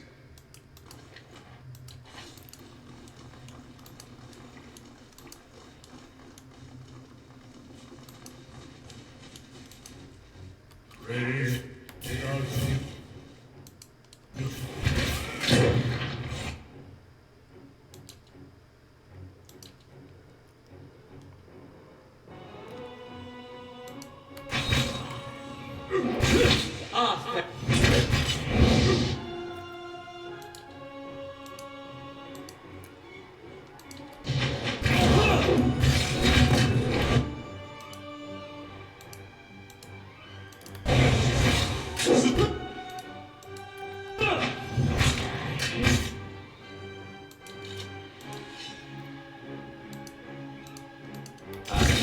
Thing isn't just I shot.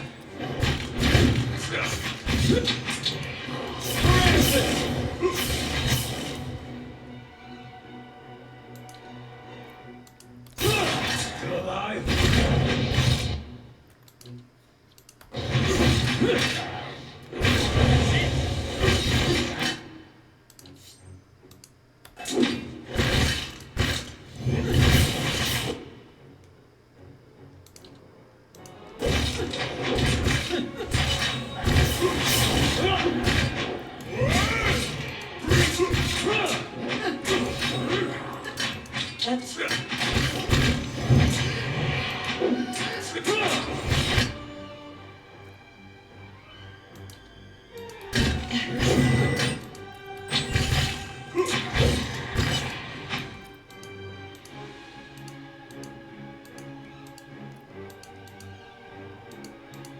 Well,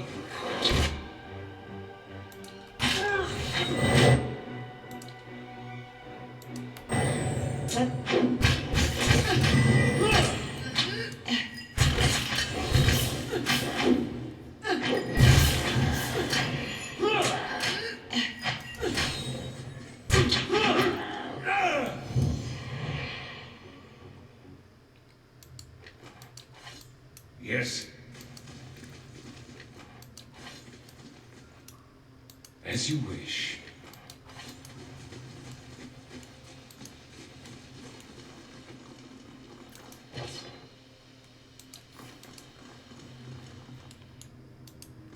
Keep an eye out.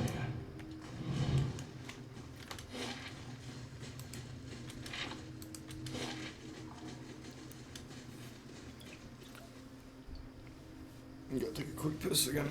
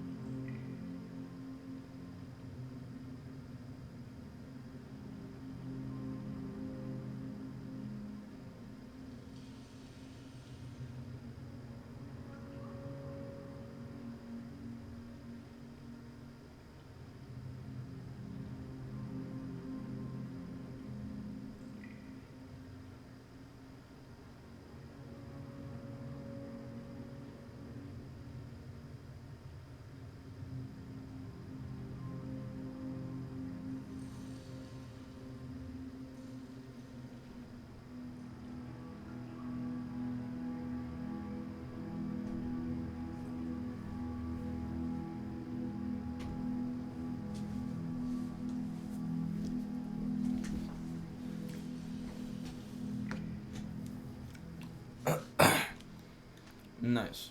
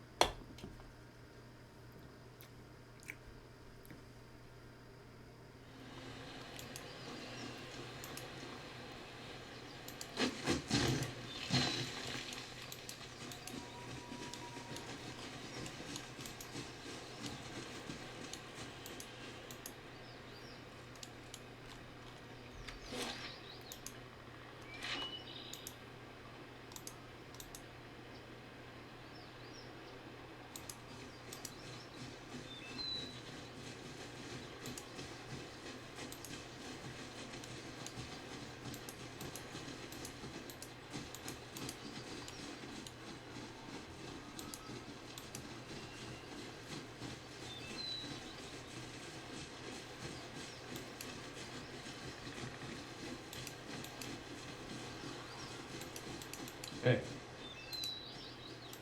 What is it?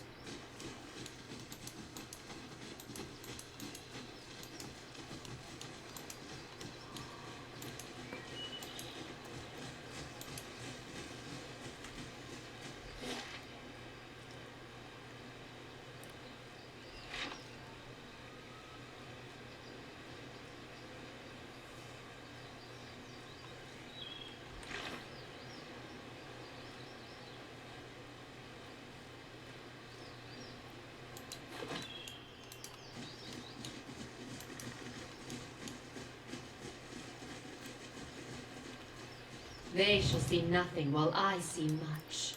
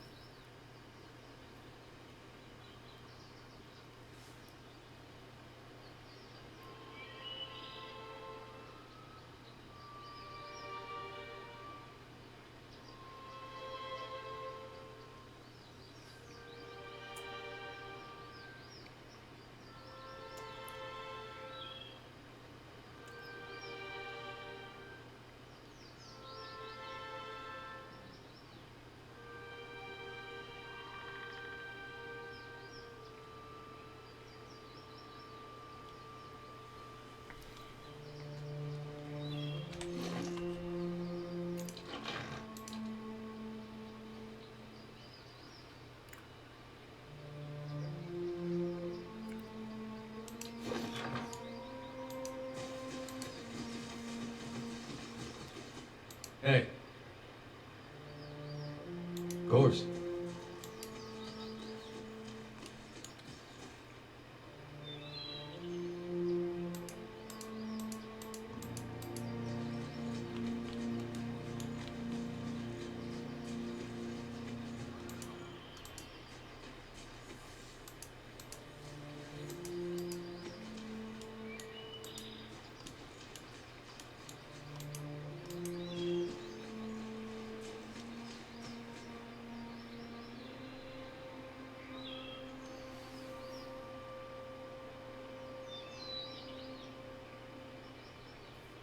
Dude, so many ads.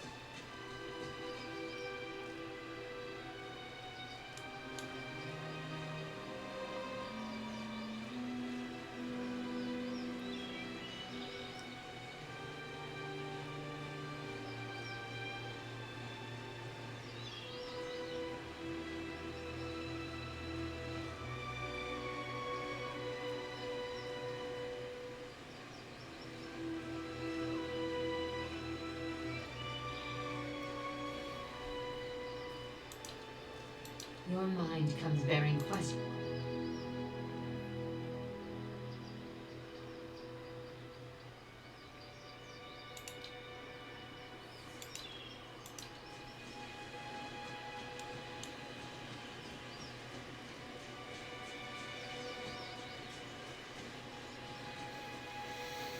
Fuck, dude.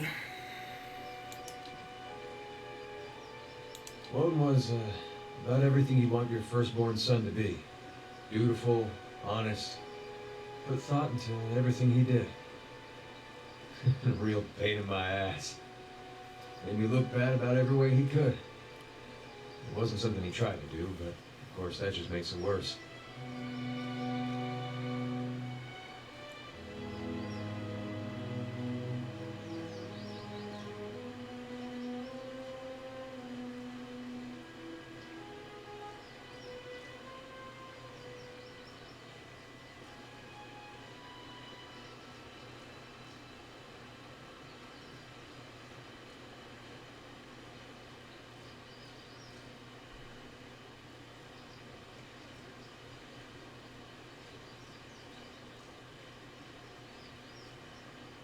I'm gonna go make me something to eat. It's lunchtime and I'm hungry. I'm gonna make a quick 2 burritos. That should be good.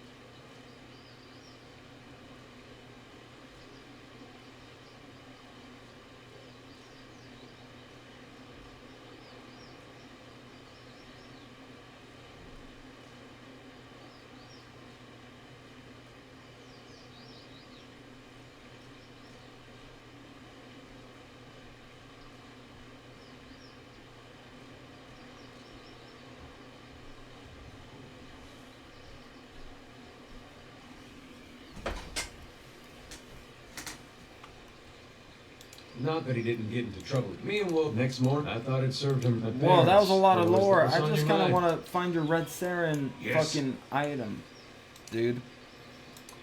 Because, like, this is fucking mind-boggling. Why can I not find this? Yes. I'm going to watch a video.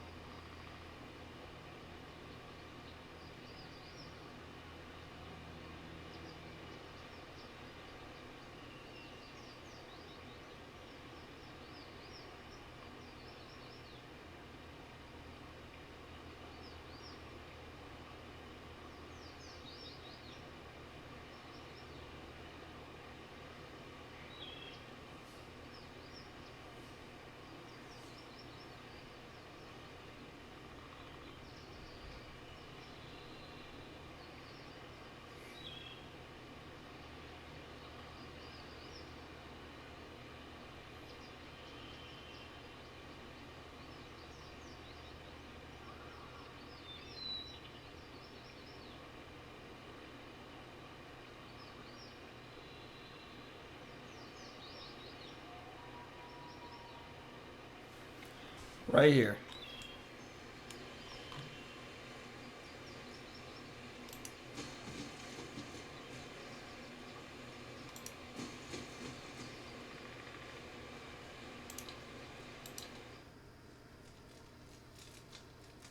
Oh my god, fuck off.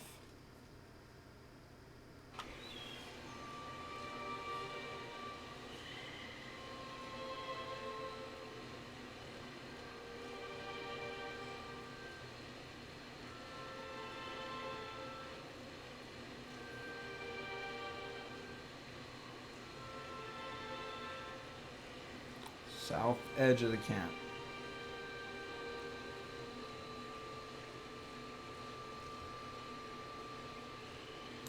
Oh my fucking god. Please, please, for the love of God, Obsidian Entertainment, Lorien Studios has a way to solve this. You just hold Alt or you hold Control, and magically anything that's lootable glows.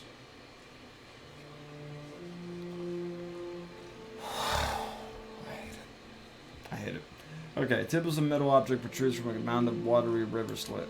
With both hands, you and Eder begin digging in the mud until the object is dislodged.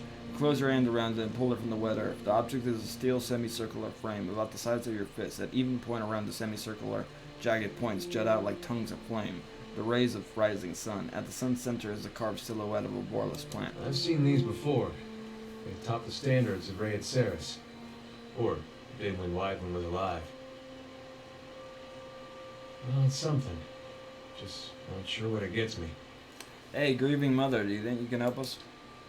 Like, I appreciate you taking the initiative, but I don't think there's much chance that this nice Ranger lady happens to be a cipher. I will do what I can, but I will need the skill of a watcher to aid my own to identify the soul once I have found its traces. Eder hands her the steel sun. The motion is mechanical, unconscious. The grieving mother takes the sun in one hand and yours in the other, and you can feel her presence in your mind, her thoughts bidding you to relax, focus, she says. And the word reverberates as if the word reverberates as if through an endless chasm. You close your eyes and concentrate. The sun is bright in your mind's eye, warm with the pulse of collective experience and noisy with the thoughts of the past, of battle, of faith from home. You drift from voice to voice, dot to dot. Eder's soul, a vibrant signature from which to locate his brother. One voice stands out amidst the din, brassy and earnest, a shade brighter than Eder's, but unmistakably of the same construction. You have no image of its owner, but its journey is imprinted within the points and curves of the steel sun, and in your mind it opens before you as a path stretching both southward of Gilded Vale and northward over the uneven terrain that joins the Deerwood to Resseris. You trace the path back to its origin, far back as you can find, gliding over pales and hillsides to a one-room home in Gilded Vale with a thatched roof and a dirt roof floor. The path is faint here, its distant in time rendering images blurry and details scarce. From Gilded Vale it follows a road toward Madhammer Bridge, reaching the gates of Defiance Bay before diverting abruptly, cutting northward in a beeline for Redseris. The path leads to a Redseran city, regal and austere in the Adir Imperial style. It winds through streets and climbs a grand set of stairs into a stately building, passing through pointed archways into what appears to be a throne room. Upon the throne sits a man whose head is pure, blinding light, and as gaze turns to you, the light drowns out all else. His voice carries the force of thunder, but its words are impossible to make out in the imprint echoes of echoes. The voice and light fade, and the path bends backwards, carrying you along to the barracks, then back southward, marching you into Deerwood and skirmishing along the way. Upon one battlefield, the imprint is vivid, and you see a Redseran standard, topped with a steel sun, clutched in the hand of a fallen soldier. You see a young man in Redseran armor with Eddar's straw-colored hair race towards the standard and lift it. The path you've been following clear to see beneath his feet, and as his hand brushes the steel tip, you can hear his thoughts racing in a blur in the air of his God and his country and the brother he hopes is far away from this place. In an instant, your thoughts are gone as well as the man, and the standard is passed through another soldier. You pick the path up again as it meanders south and disintegrates into the shadow of a Kiliaballing relog. You open your eyes. Anything? Looked like you were working real hard there. Your brother got as far as Defiance Bay before turning to Redseris instead. He met Widewind there. Then he enlisted. What did he talk about with Widewind? Widewind's head was a beam of light. I figured that. Odin and me had heard enough stories from his uprising to know it wasn't just some tall tale. Doesn't mean he was Aethys. It could have been some wizard's trick. It's what they talked about that's important. What'd they say? I don't know. That's not funny. Come on. That metal sun, my brother touched it. You saw where he went. Now what'd he talk about with Widewind? Why'd my brother fight for Aethys? Are you deaf? I said I don't know. I really don't know, dude. I guess that's it. We'll find some other way to know why he did what he did. I don't think we will. What will we do? Look for more war relics? We were lucky to find this one. Soldiers that fought with him were long dead. The battle was a massacre. Whatever Aethys knows, he's not talking to anyone. Fuck, Yetter. You don't have to wait around anymore. I got what I needed. If only there were words to fill such emptiness, better yet to remove his doubting questions. I regret that my answers that only deepen his pain. Yes?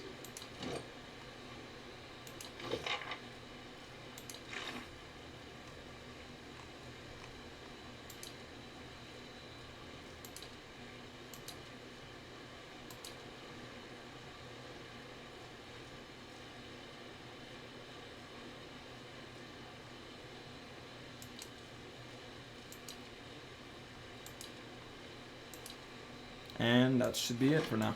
What is it? We're done with Eddar's quest.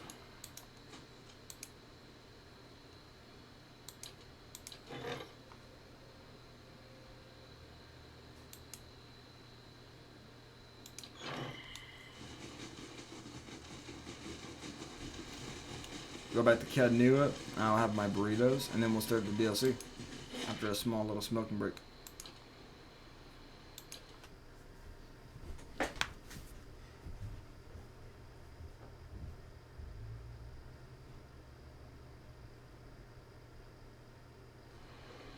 Better indeed.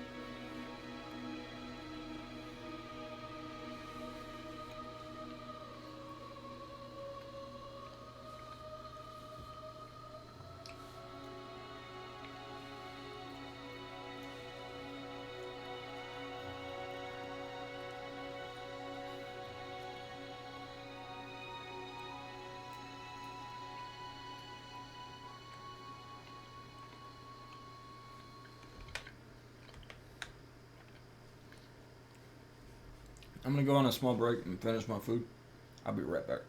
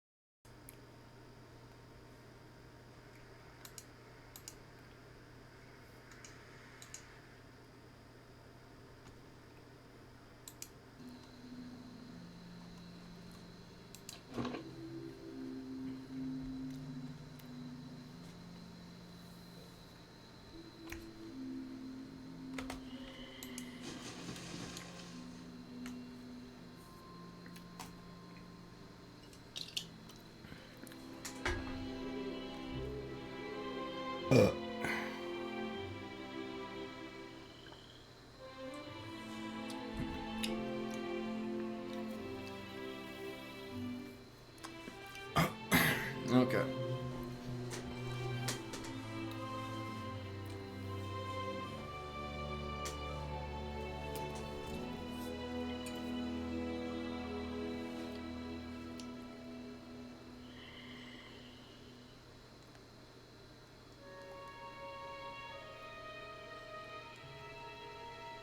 That was a good meal.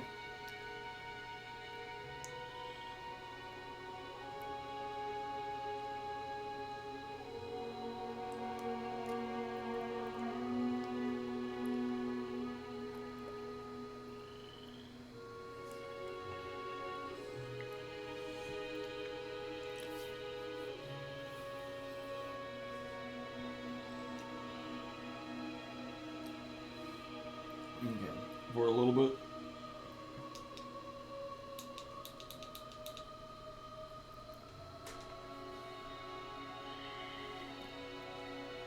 And smoke.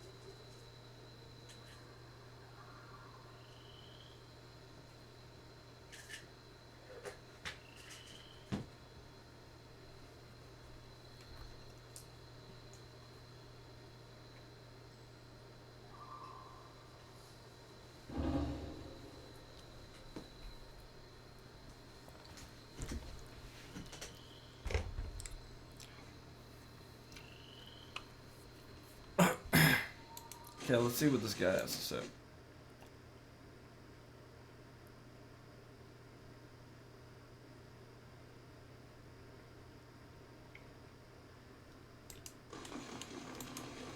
Because I guess we have like somebody who showed up.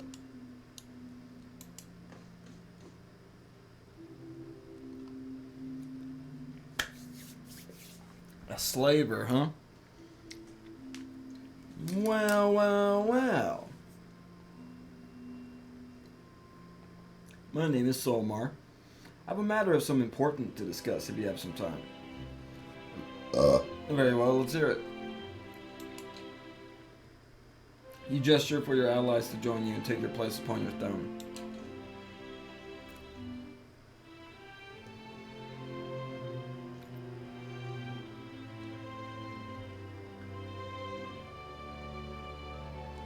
I cut to the meat of it. I have a dozen Orlan slaves in port at Jarara. Good, healthy stock that'll fetch a good price in Examalti if I can get a ship up the coast.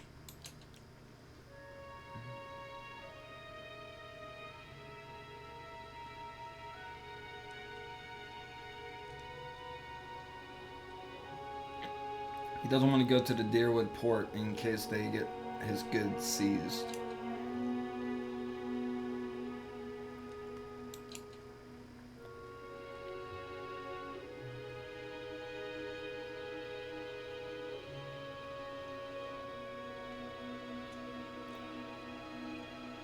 I think you should continue up the coast.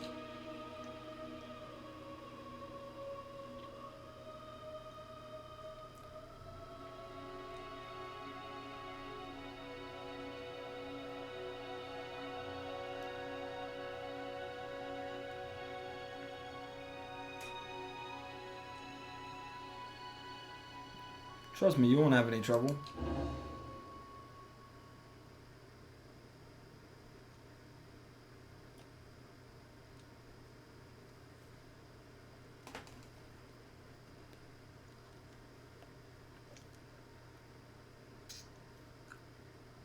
Okay.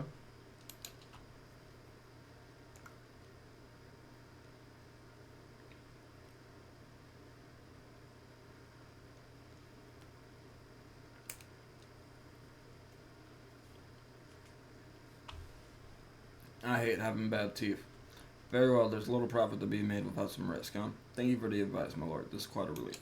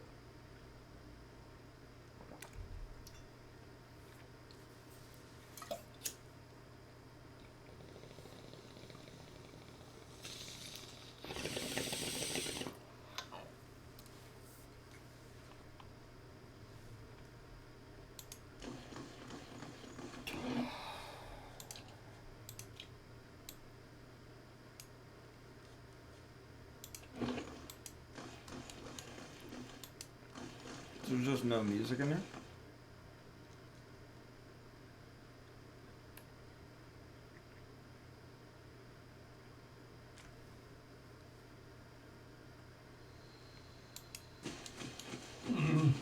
Looks a little healthier than before.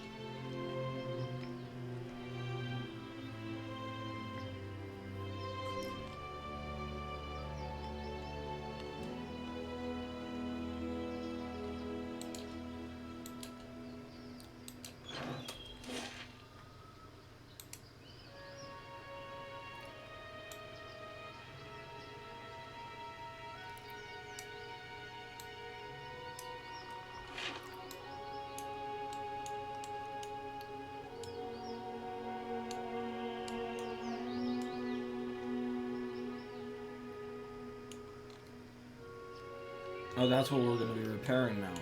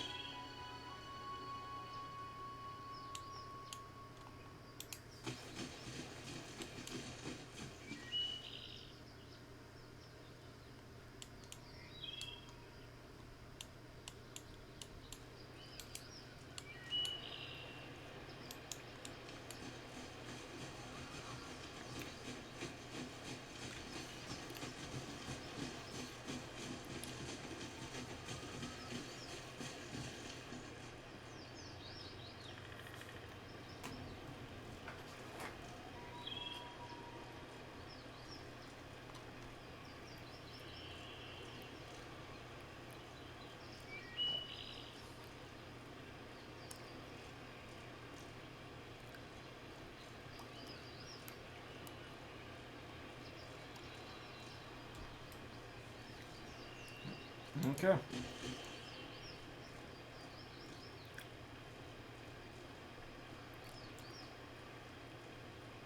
This will be the party I take.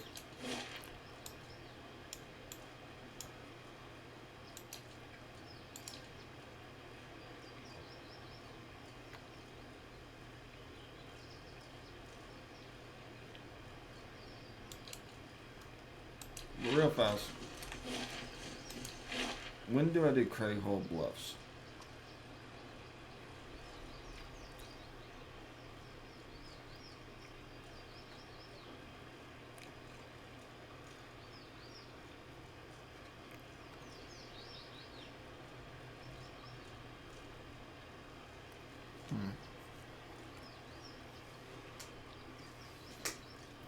Let's see.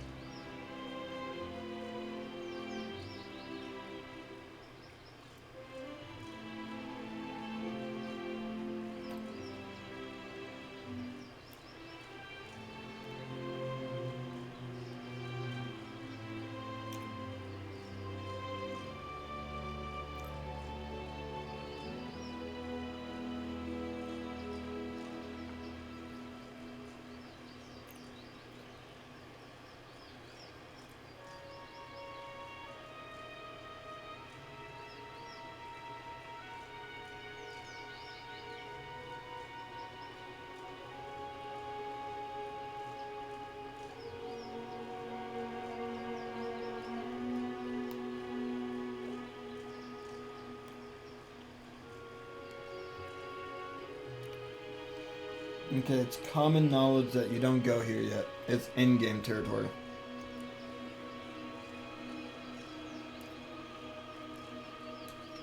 Well.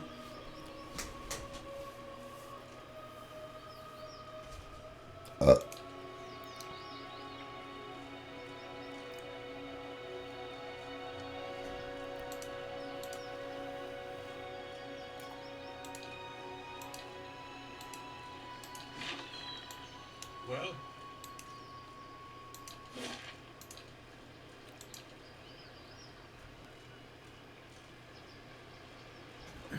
I'll be right, guys.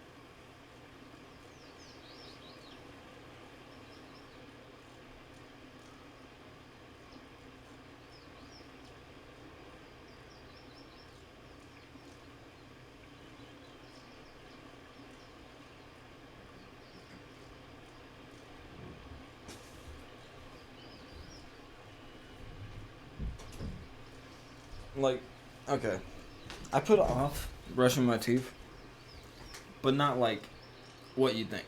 I put off brushing my teeth after every meal because I just find that very tedious and annoying, but I have to. Or else, like, shit happens to my teeth. Just from not taking care of them.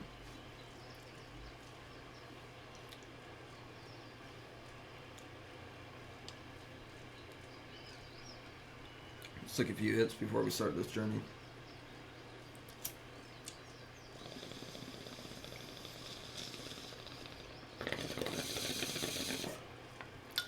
Because it's about to get very insane. I remember this DLC more than the actual game.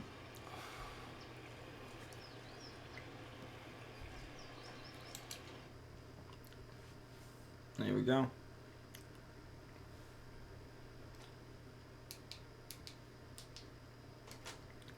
You set out for Stalwart. The White March rises up in the distance, stretching to the north and south as far as the eye can see. It beckons to you with peaks like broken fingers. The road thins to a tattered ribbon, and the shadow of the mountains falls across your path. You've barely begun your climb when the darkening sky pummels you with hailstones and turns the ground beneath you to ice. You press on. The air grows thin, and the treacherous mountain passes funnel screeching winds past your ears. A blizzard forces you to make camp for 3 days, huddling for safety while snow piles around your refuge. At last the weather clears, and you approach Stalwart under a crisp blue sky. There's a noise, high and sharp, coming from the village that sounds at first like another frozen gale. But when you top the rise and reach the village's wooden gates, you see what lies beyond them.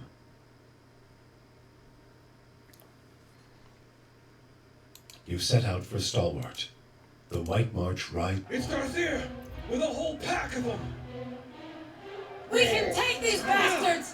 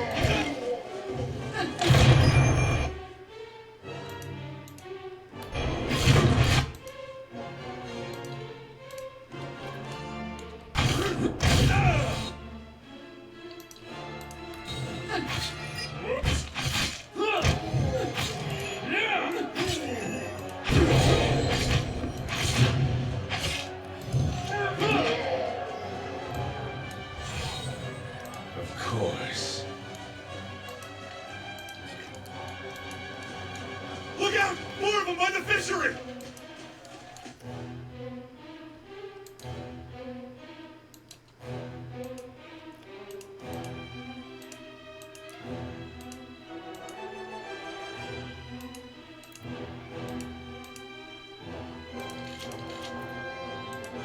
Brave does he not believe?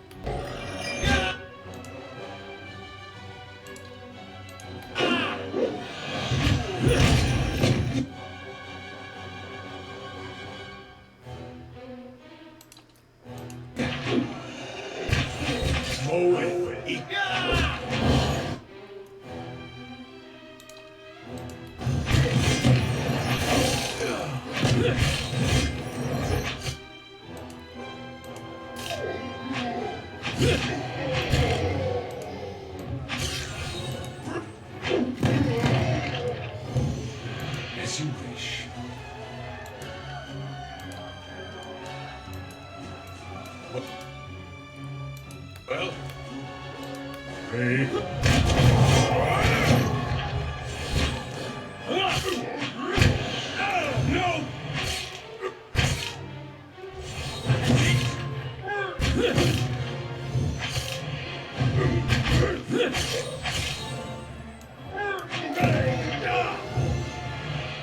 Of course.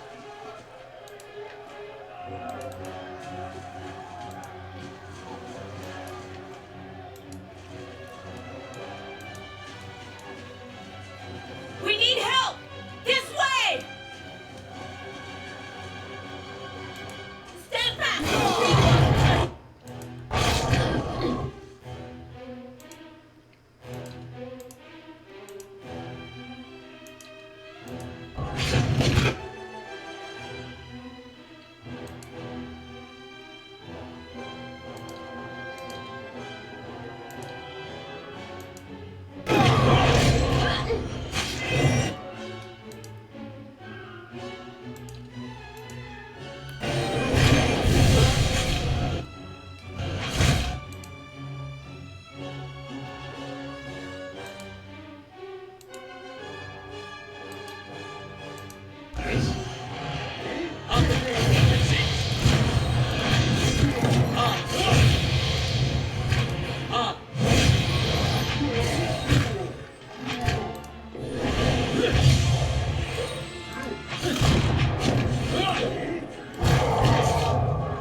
I shall deal with this one. I wish you no harm. Bring them down!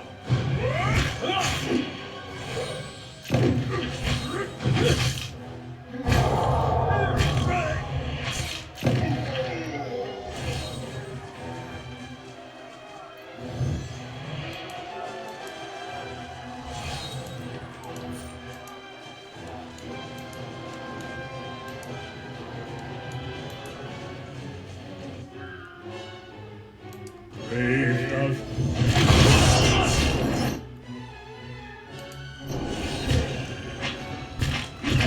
Bring them down!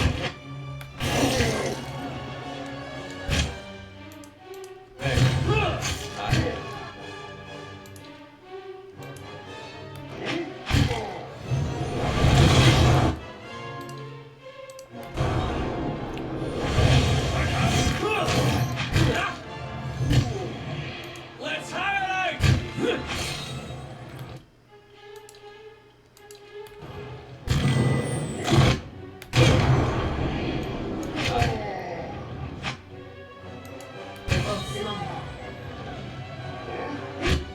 What's happened to our seeker?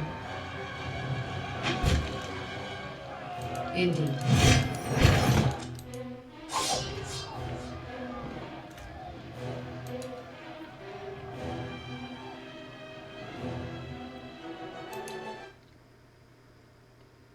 Damn. Darzir's fallen! Back to the matron, now! You set out for Stalwart.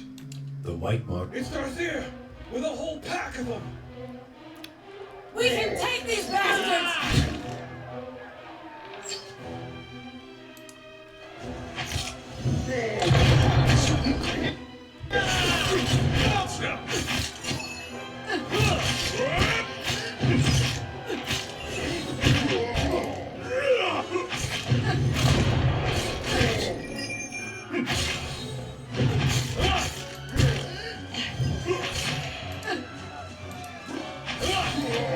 Let's highlight! Bring them!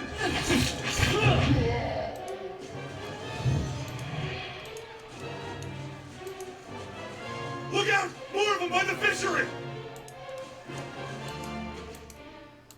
Brave does. Yes?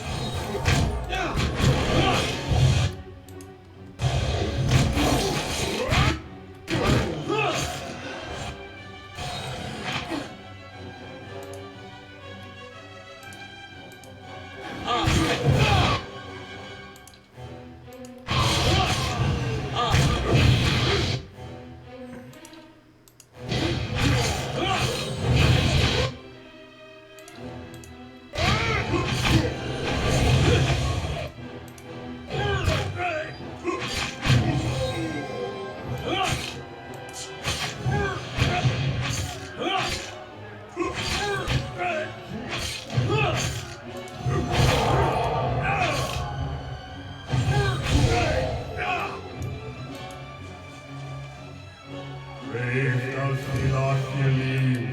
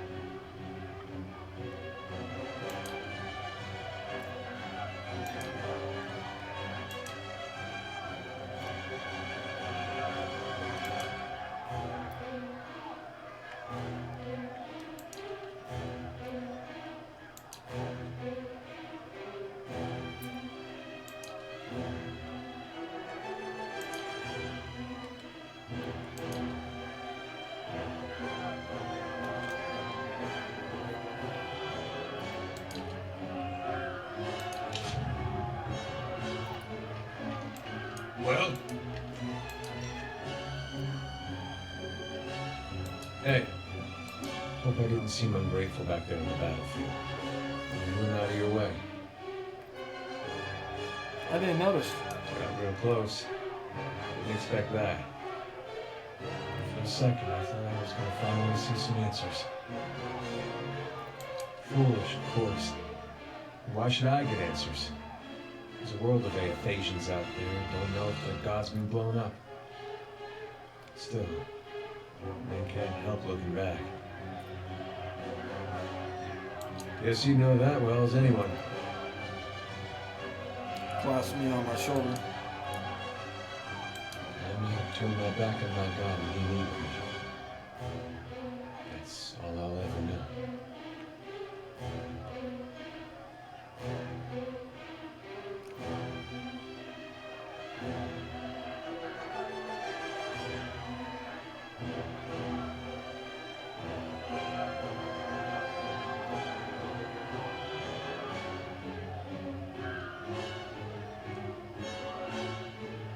What did your brother have to say about that? He told me to trust him. Of course, it'd be a lot easier if I knew his mind. Maybe I don't need to. Something to think about, I guess. Of course.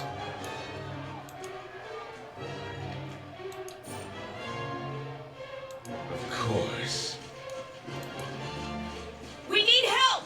This way!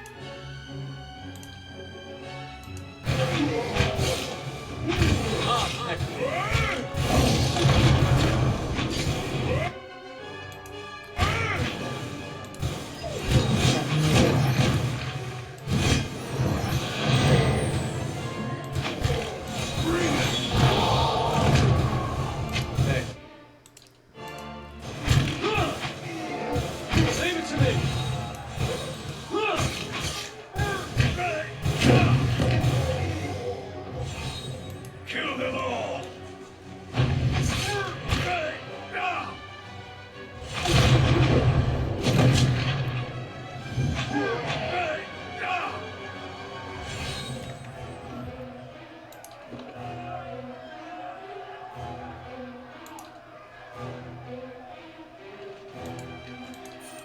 Well?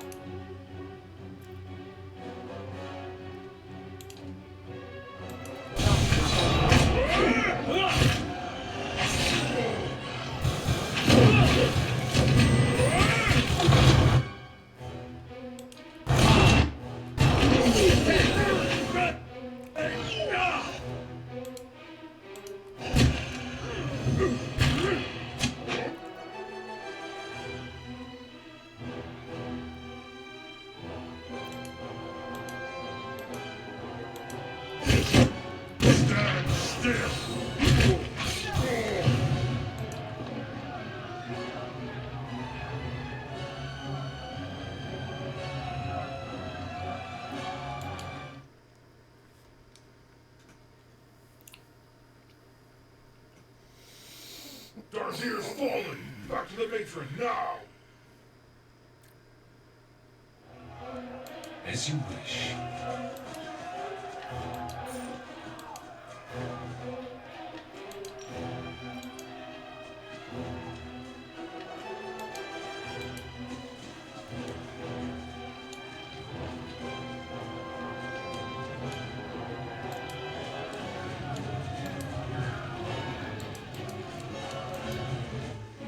Brave.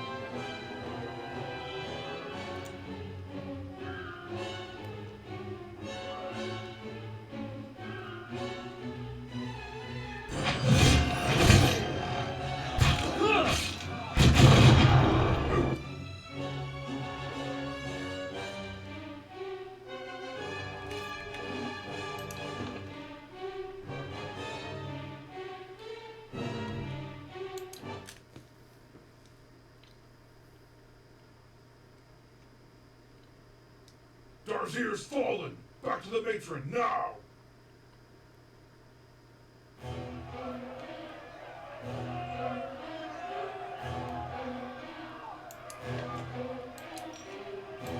What is it?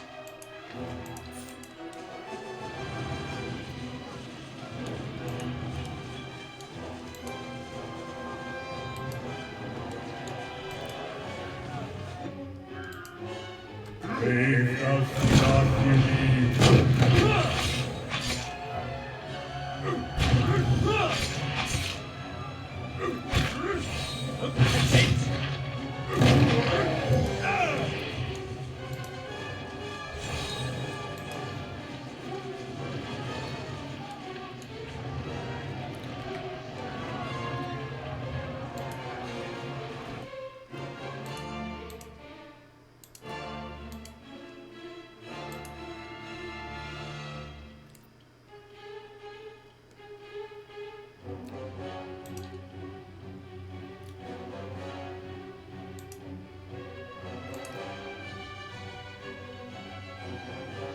What is it?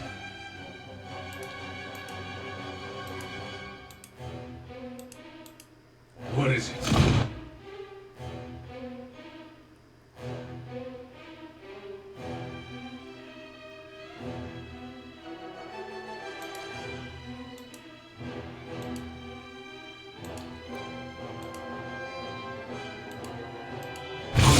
Oh my...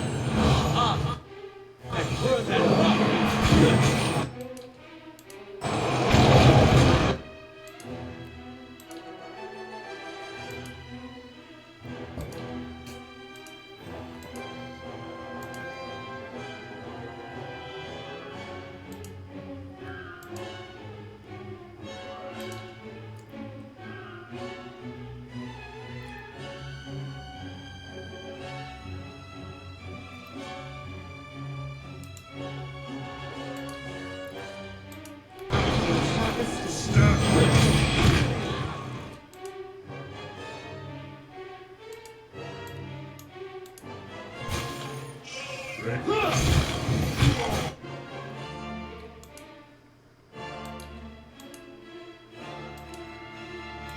What is it?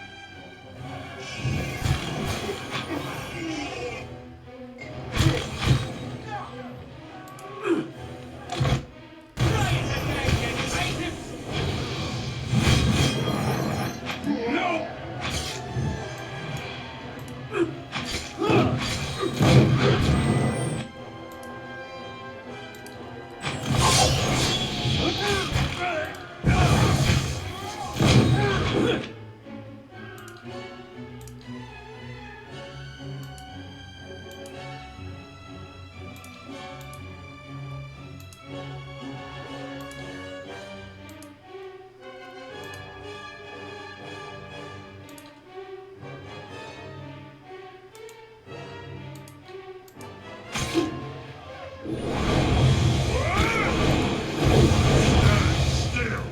Well, kill them all.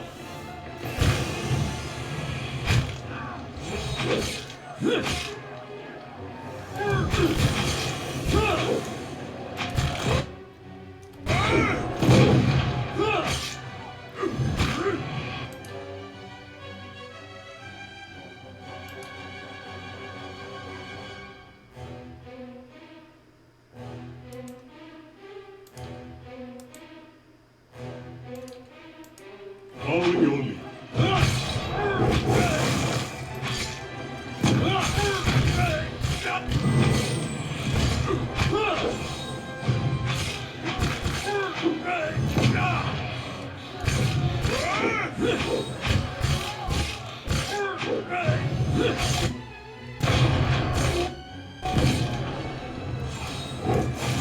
No prisoner!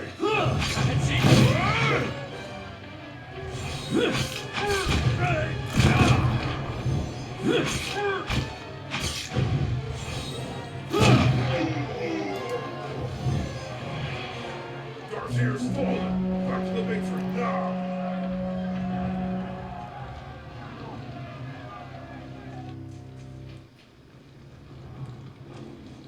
I did it.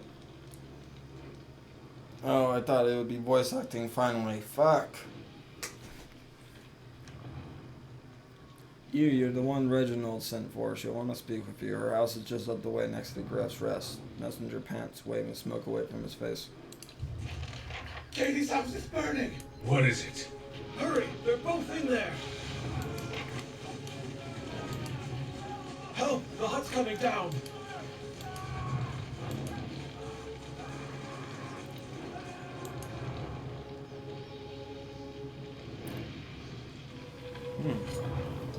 The roof of this hut is almost entirely enveloped in flames, lighting the snow and stark-horned chews. Several beams have been reduced to ember-dotted husk. Due to the hut's threshold, you can see only billowing smoke. Fire roars as it climbs the timbers. The air feels thick and hot, and the building is a maze of flame. Withstanding the smoke and navigating the fire will be a challenge. I'll do it.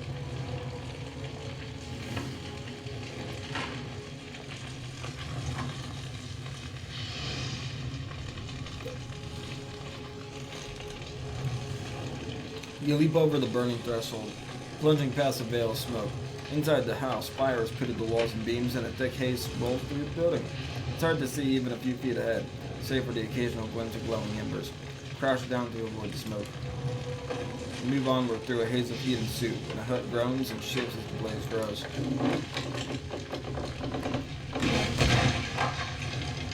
With a mighty groan, the burning beam comes crashing down. Caught off guard, you are pinned beneath the heavy log. Push the beam away.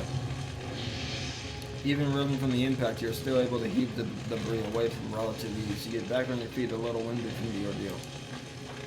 A sudden flashover cinches your arms. It doesn't stop you, but the pain steadily grows. Pressing forward, you come at last to a wider room. To the left of the man, the source of the faint cries for help. He stands trapped behind a curtain of flame, arms raised to ward off the heat. It may be impossible to reach him without quenching the fires first. To the right, a woman lies unconscious beneath what appeared to have once been the roof. She's small, but the hub rubble trapping her looks heavy. Smoke winds its way up and down open air, skewering all sides of it. I examine to the left.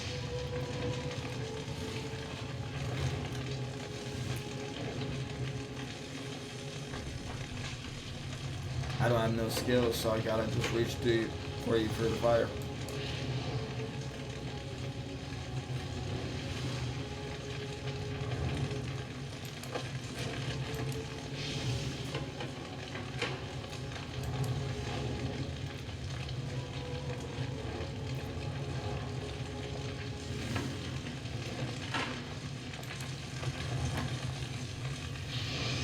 The crossbeam has provided the woman with some protection against the scattered debris that fell alongside it, but the beam itself is now weighed down. You grip the end of the beam and, using every ounce of strength, strain to lift it clear. After a period of fruitless struggle, the beam finally begins to rise, but by slow degrees. With one great and final effort, you heave the last of the rubble clear of the woman.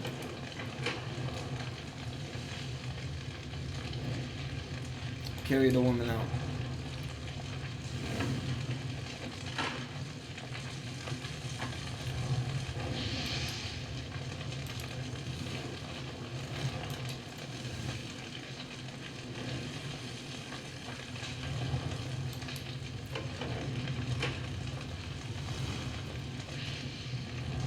So the man ended up burning it. We couldn't save him.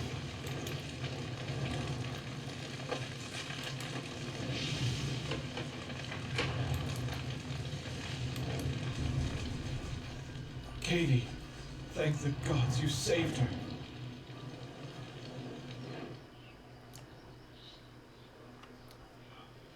You alright? I was sure that thing was coming down and taking you with it. The man wipes his brow and stares up at the collapsing house. At least you got Katie out when you did. As for poor Lord Golder, you look like you could use a drink. Take this over to Havfrix and have one with me. He flips you a couple flat card bones. What is it?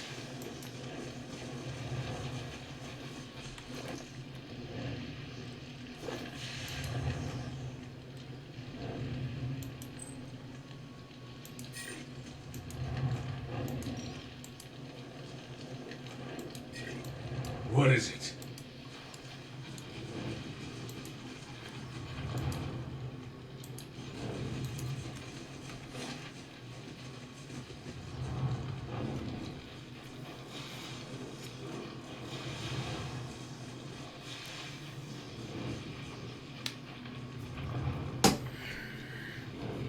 I don't need socks no more. It's not cold no more.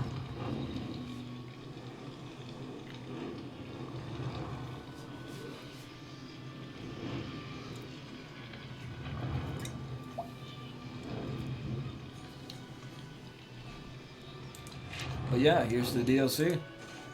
The White Marsh.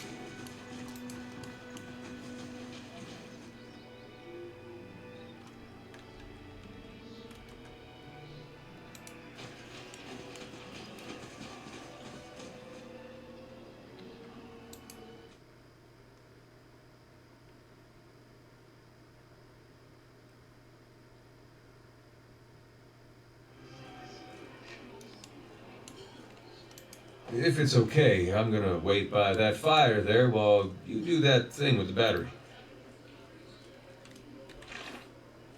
So, to catch you guys up, a letter has arrived from Cadnua, addressed to its new ruler. The steward believes it may at Cadnua, present an interesting opportunity. They need help in Durgan's Battery, an old stronghold of dwarves, when the dwarves ruled the White Marsh.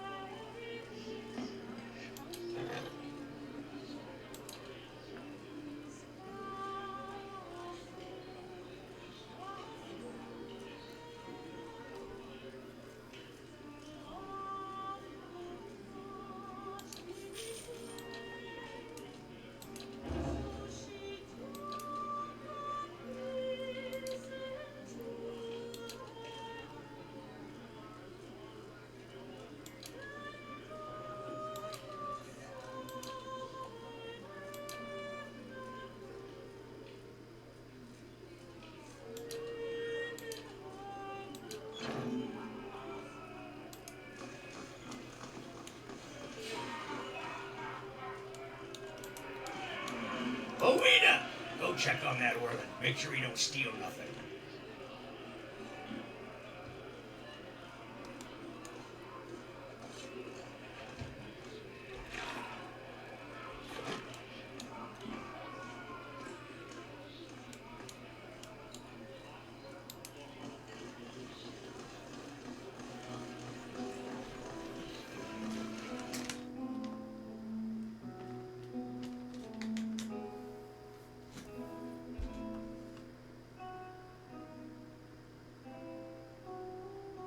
See the harm?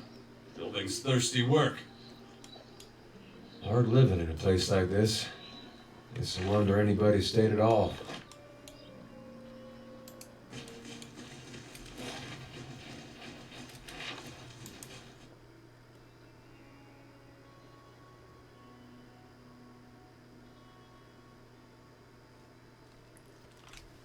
Here we are.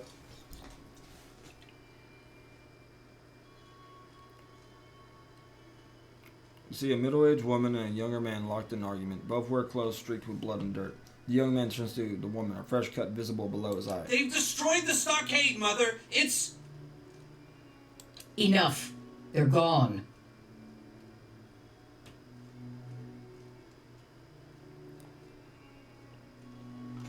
She holds up her hand, which is missing the final joint of the ring finger, but it's her voice sharp and stately that silences the young man. As he glowers at his toe, she turns to you with dark circles under her eyes and a smile pulled taut across her thin lips. The deliverer of Cadnua. Thank you for making the journey. Abidan knows it's a long one. Well, I'm sure you wagered on a more civilized welcome. Still, we're much obliged for your capable intervention.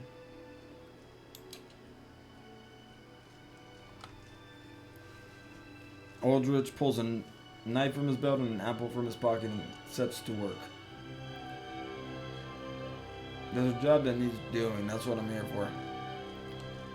And far be it from me to waste your time with idle chatter. She folds the map with her hand with a quick and merciless pinch. Stalwart isn't much more than a grease stain on a map. What roads we've got in the White March are basically tracks in the snow. And for every trader or adventurer that comes through, 3 of our own leave for good. But it weren't always so. There was a time when kings and queens sent their firstborn to these mountains, when the White March was the envy of empires. Okay. How the mighty have fallen. What does that have to do with me, though? The Pargrin dwarves transformed the White March once. We could bring some of that greatness back to Stalwart. But we need the White Forge. Never heard of it. Of course. Been over 200 years since anyone's felt so much as a summery breeze near it. I'm hoping you can do something about that. Me work a forge? I've never done anything like that. I'm not asking you to work the White Forge. I want you to find it. We've been trying to breach Durgan's battery for over a year now. Problem is, the other expeditions can't so much as dent the front door. Tell me about these other expeditions. A dozen different groups have come through at our request, and several more besides. Been hoping that one of them could clear the way through Durgan's battery. But young or old, green or seasoned, it don't seem to matter. They cast their spells, chisel at the door, and search the grounds until they've worn new treads into the old stone. The lucky ones eventually go home. Plenty more find themselves on the wrong side of a blizzard, or an ogre raiding party. Why the sudden interest in the White Forge? We're an old mining town. Or we were until the Adirans pulled out and left us with a half-dug mine shaft and something resembling an inn. Since then, it's been a steady decline. You've seen the roads. Isn't much we can produce that the Valians can't ship cheaper. But the White Forge, well, if we could fire it up again and start producing Durgan steel, or something close to it, wouldn't matter if we're in the White March or the Living Lands, business would come.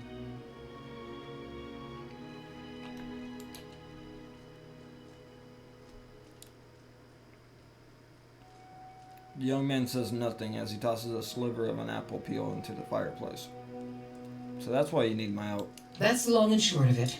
We're laborers and fisherfolk, not adventurers. Okay. But Durgan Steel could put Stalwart on the map again. Open up the mines, bring in new business. We just need the White Forge. I mean, fair enough.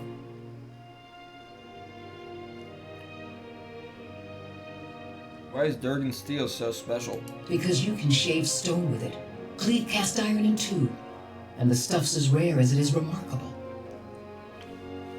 I see.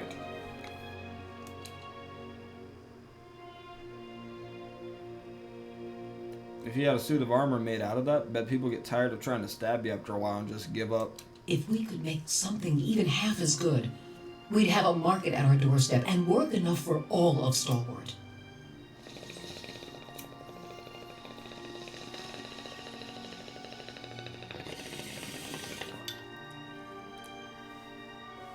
How did no one's got into Durgan's battery yet? Where should I start? Ogres, blizzards, or sheer damned inaccessibility? True. It ain't for lack of trying, I'll tell you that much. Got untold riches in Durgan Steel lying just inside, and never mind the White Forge itself. The Adirans who first settled Stalwart tried to crack it. So did the Valians, and every other cocky adventurer with more metal than sense. But the place has a funny way of sealing itself up. Front door stays shut, the tower entrances are clogged with rubble, and it's been impossible to blast a way in. What happened to Durgan's battery? It don't bear dwelling on. There's too many superstitions about that place as it is. Killed each other off. Or so the old books say. Plenty of tales to go around, but none of them open the battery. And the last thing people need is another reason to fear the place. Kids do enjoy the ghost stories. Do the Glenfalcons take theirs very seriously? Whatever it was, the other Pargrin dwarven settlements in the White March, Bone Picker, the Hawk, and the rest, emptied out not long after, moved to gentler, greener lands. Had the right idea, if you ask me. I don't see why you need the White Forge to make good steel. Finally, someone talking sense. Durgan Steel wasn't just good. It was some of the best. We need the best if we're going to keep Stalwart alive. No one alive today has seen the White Forge, but the old stories tell that it was powerful, glowed white hot, and gave off a steady, even heat, unlike any other furnace.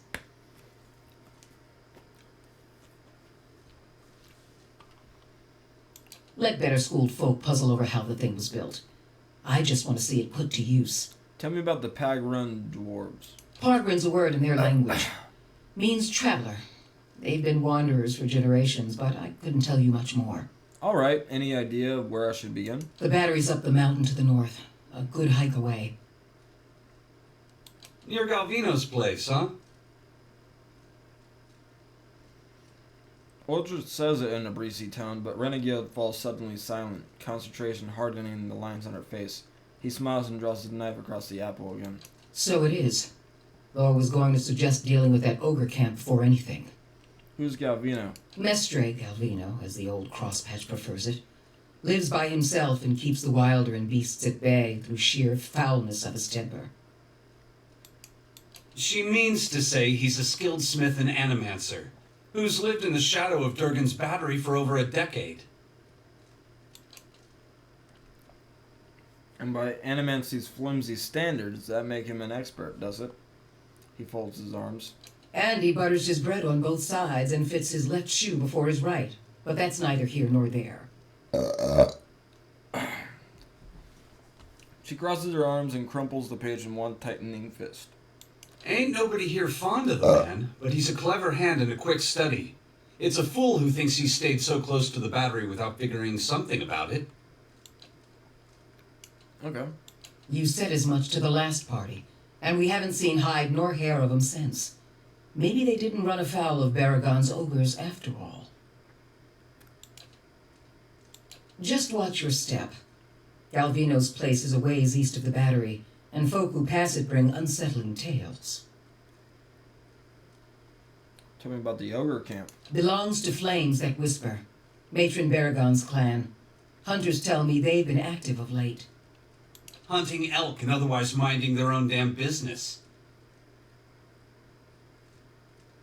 Okay. Minding their own business. Never mind the latest expedition's disappearance, or the broken stockade. I'm saying we shouldn't agitate them further.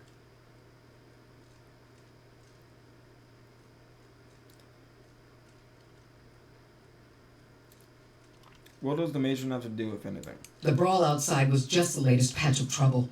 The ogre clans are getting bolder, and we'll all sleep easier knowing they aren't circling our walls. True. Also, Baragons like to have whatever the last expedition found. Rumor has it they disappeared near her turf. She crosses her arms and looks over to Aldrich. Killing a matron will only make our problems worse. The way to approach Baragon is with your hands held high. If anyone could parley with an ogre, I suppose it'd be you. A barbarian. But they aren't known for their patience with prattle. Got it. Good. Before you leave town, stop by the Graves Rest.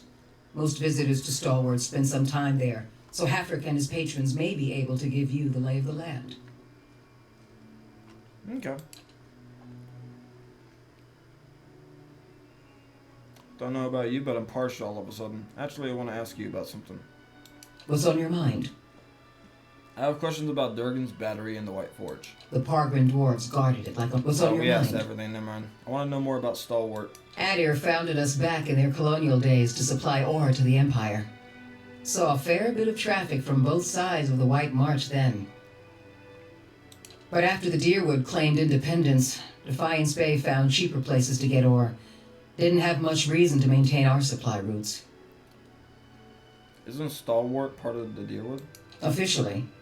Though with the state the roads are in, you wouldn't guess it.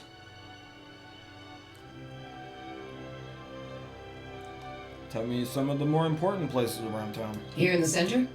Let's see. The Graves Rest is next door. Hafric can set you up with a room and a hot meal there. The fishery's just on the edge of the lake, and the Temple of Andra is next to it. No one keeps a secret like Lavda. Or so I'm told. A few folk live in this part of town, too.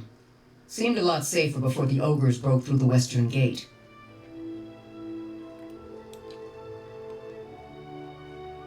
Thiersch lives next to the old mine shaft, and Tana, the old mine overseer, is next door to me. What do you do here?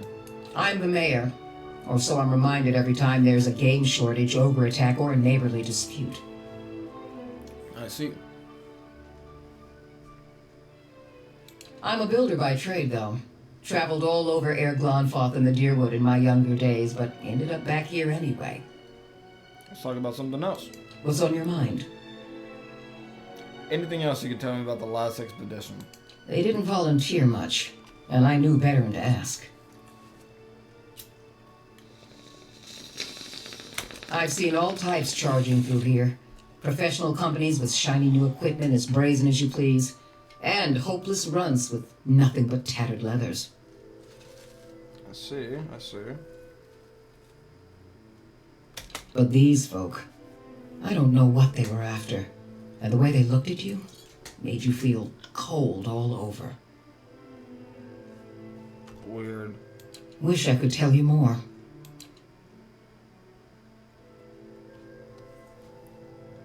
We'll find more in the battery itself. What's on your mind? Yes.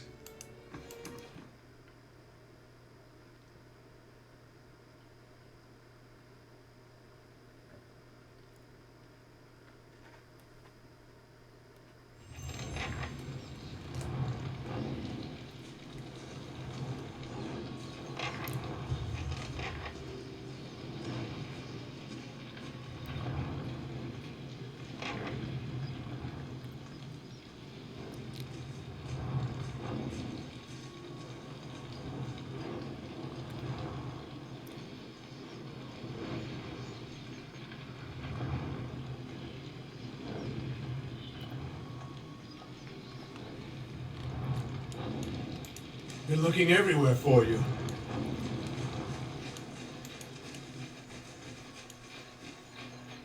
Fresh fish, freshly caught.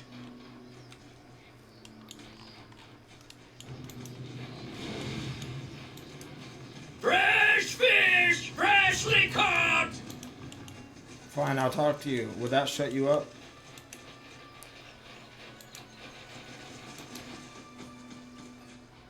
Effigy's eyes! It looked at me! Ah!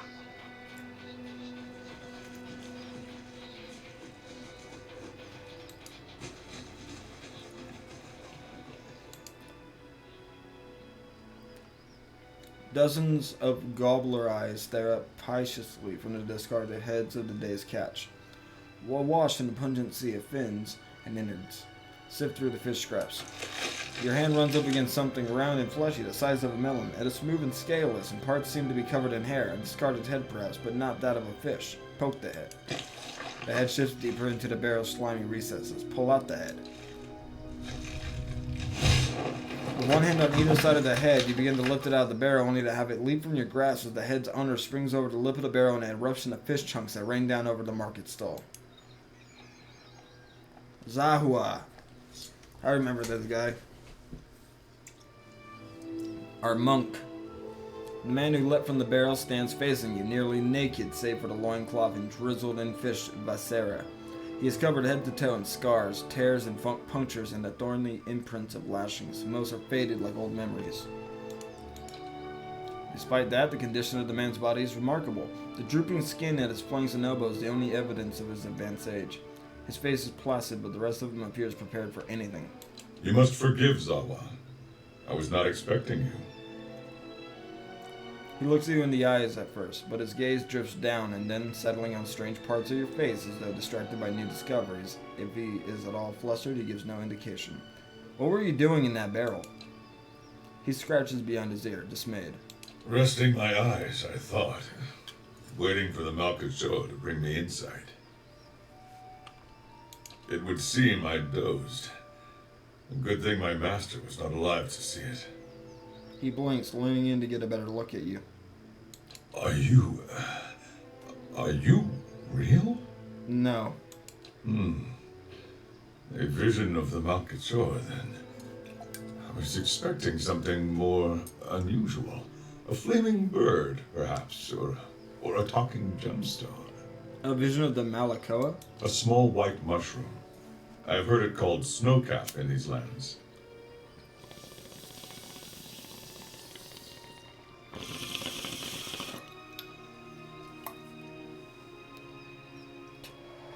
Okay. It can reveal the true nature of many things. You have a master, you said.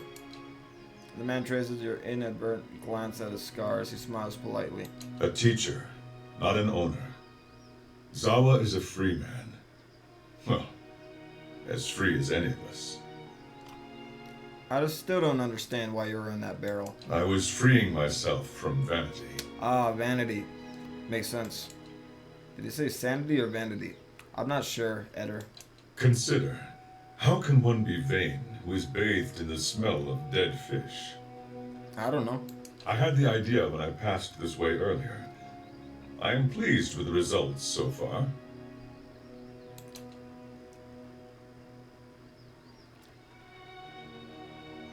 He smiles at a woman whose head is swiveled towards him as she passes by, a look of revulsion all over her. Distracted, her toe catches on a stone. She nearly falls on her face.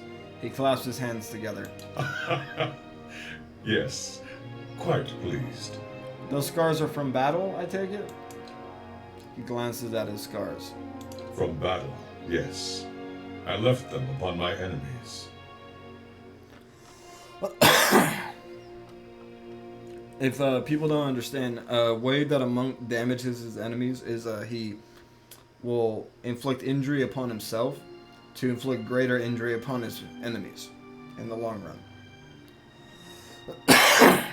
Most monks will pray to a god or deity that takes pain in payment, and once the payment is offered, they'll strike back at the foes of the monk. These were struck against fear. These against pleasure. These against hatred. Those down there against greed and doubt. And these, He points to his face. these were for vanity. You made those scars? I cannot take credit for all of them, but I did most of the good ones. His mouth perks. I put them there in battle to remind myself what is real and what is not. Our worst enemies are inventions of the mind, pleasure, fear. When we see them for what they are, we become unstoppable. And you have achieved this. I feel I have been close, but never for more than an instant. In the moment when the pain is sharpest, the world becomes clear. In that moment, I am a match for anyone. Gives a slow and assured nod. Your wounds must have caused you to suffer greatly, though.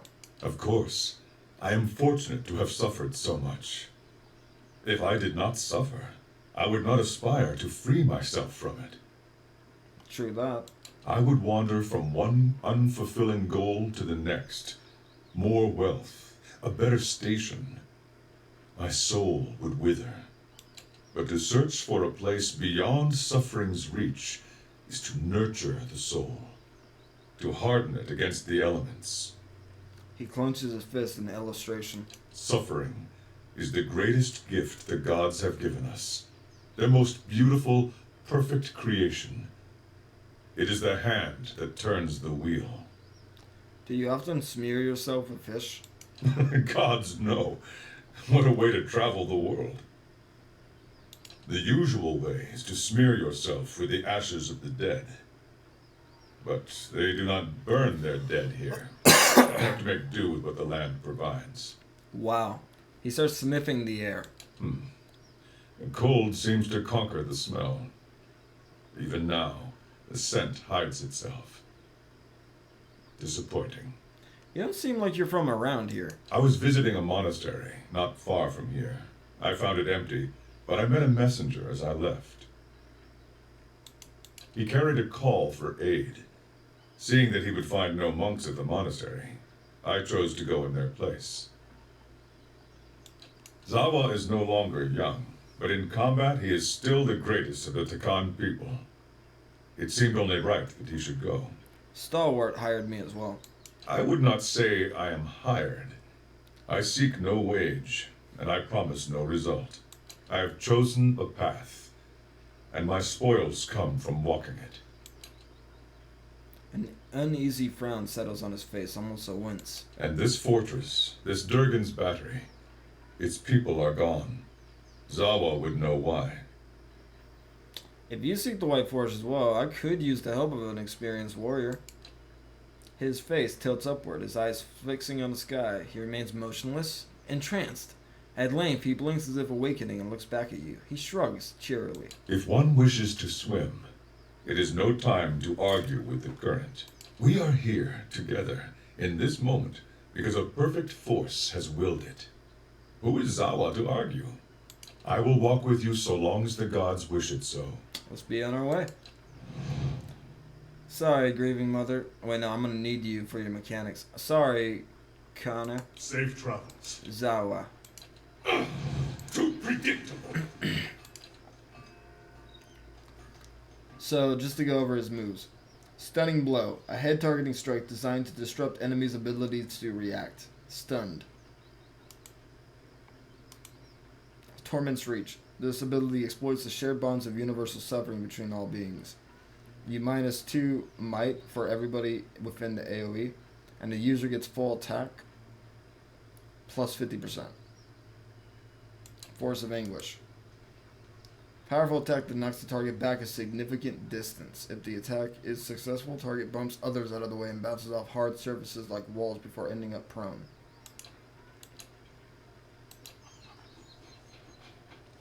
You cannot use armor, I believe, or weapons with them.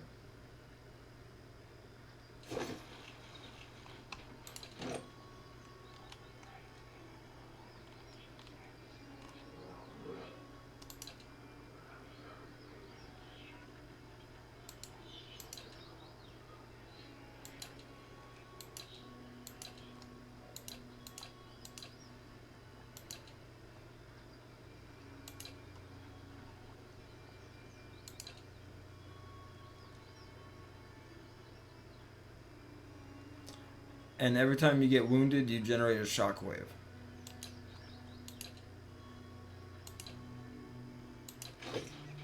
Yes.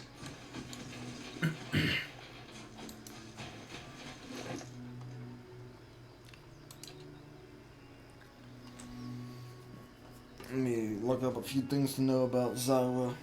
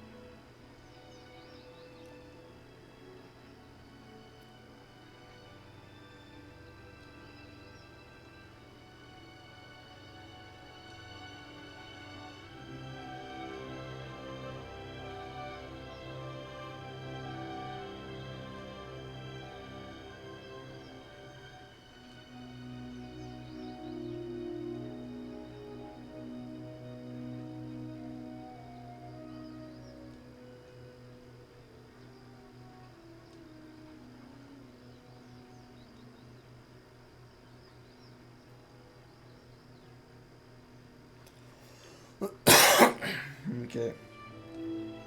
I got a guide right here.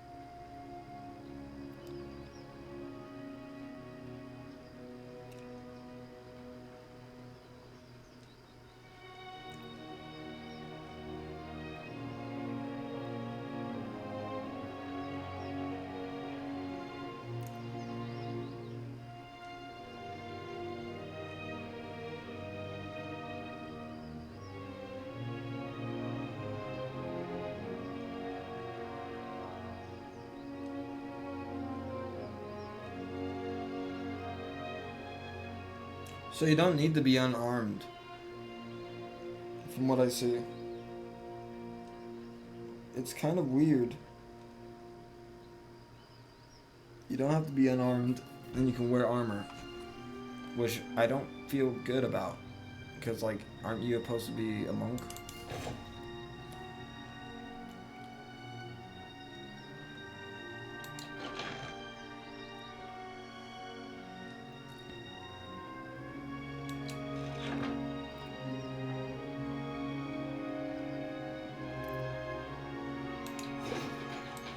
Yes. Zawa is ready. Well? We'll do that for now.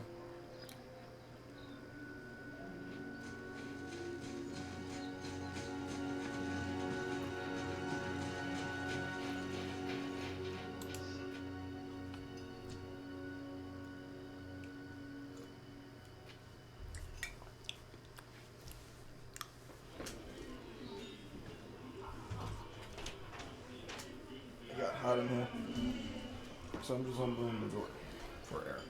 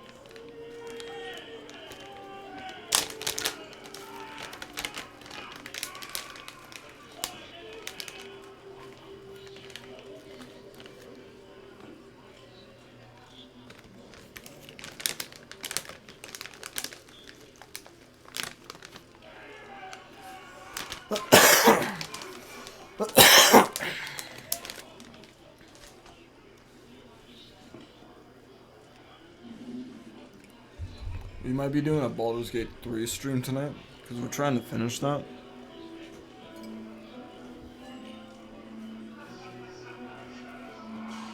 So if anybody wants to come by and chill for that later, I'm going to be raiding out in the next hour. Because she'll be coming home soon. And I want to kind of just chill with the girlfriend alone for like an hour or two before we go back to streaming.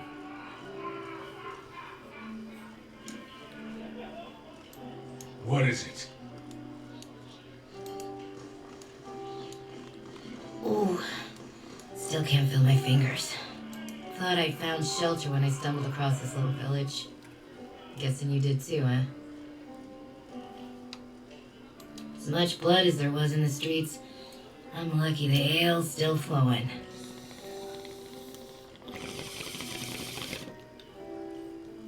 What exactly happened to you?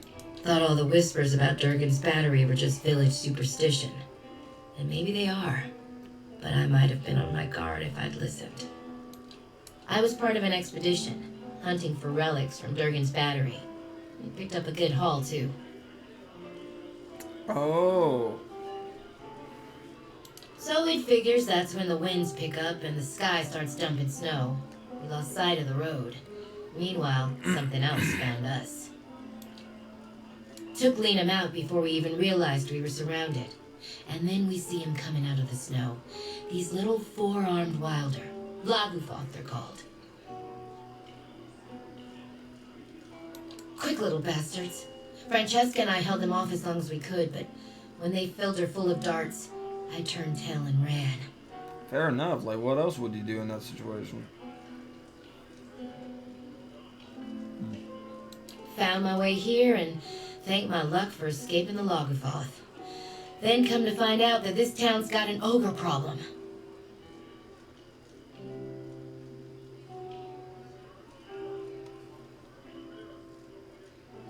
What are you gonna do now? I need to get those artifacts. I'm not in any shape to go after them myself. But I can't afford to return to Defiance Bay without something to show for my expedition. True enough. But you know how to navigate the wilds. You'd be able to find your way out there and back with no trouble, I'd wager. Oh, yeah. I'll give you a cut for anything you bring back, of course. I ain't asking for charity. I just can't afford to go home empty-handed. I can help. I'd sure appreciate it. Bring back whatever you can find, and I'll see to it that you're compensated. What is it?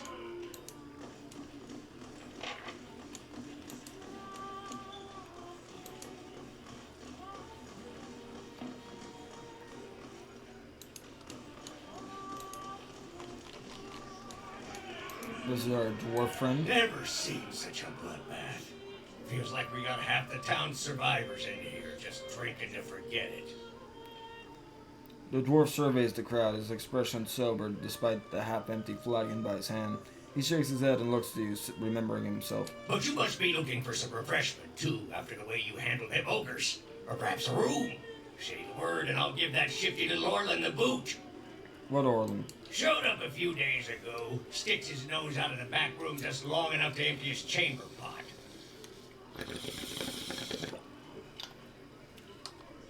Up to no good, I tell you. I'd like nothing more than to see him gone, but I don't want to ruckus over it. I could talk to him for you. Don't hurt him or anything. I just want him to leave peacefully. Given your history, I thought I'd be clear on that point. He gives a meaningful look. Back to warm your hands, eh? What can I do for you? What does that mean? I'm nice. When I want to be. I'm nice. This is the man who executed somebody earlier just because he was a slaver. I'd like a room. Top quality bear pelts on every bed. You won't be disappointed.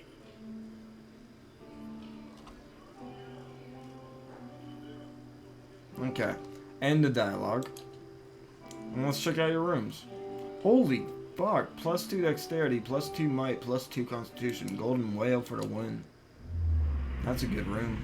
It's probably the best room I've seen in a while.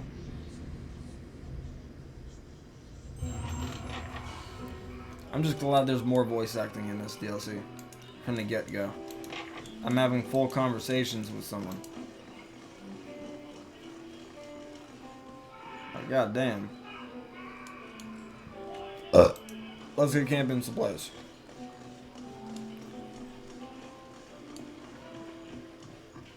Back to warm your hands, eh? What can I... Nothing like a pint to tip.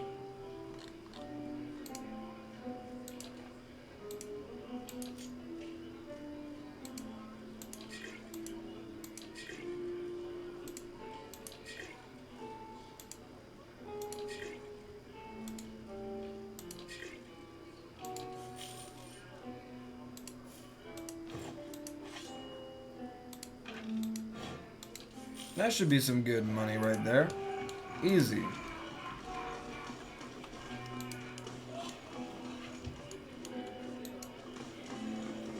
Who is this? Hey there, good timing. You can watch me trounce Batron.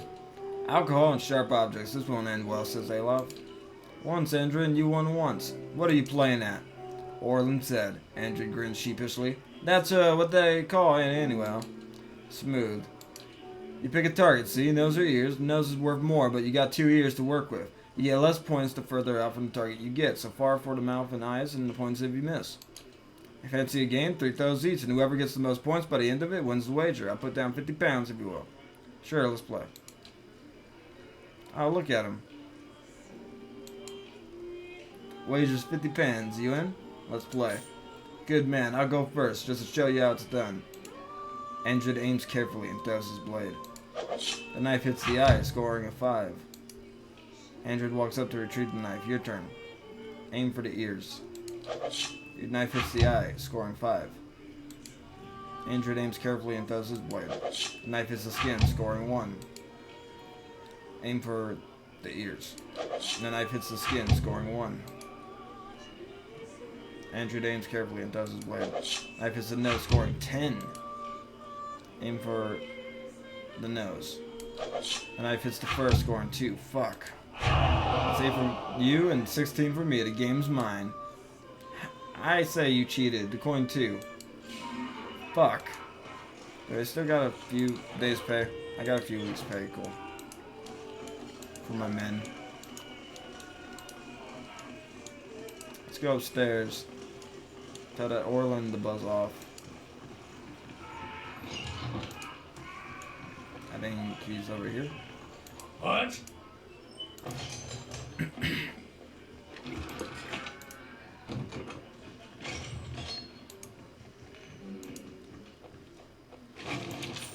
You can trust me.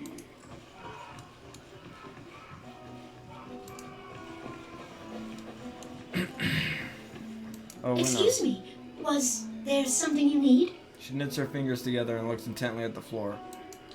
Sorry. Yes.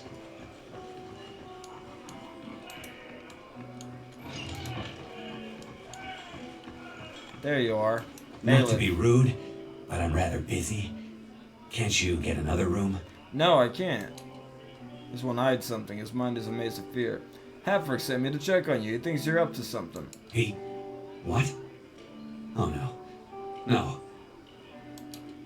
Can't imagine why you'd be thinking a thing like that. Is she there?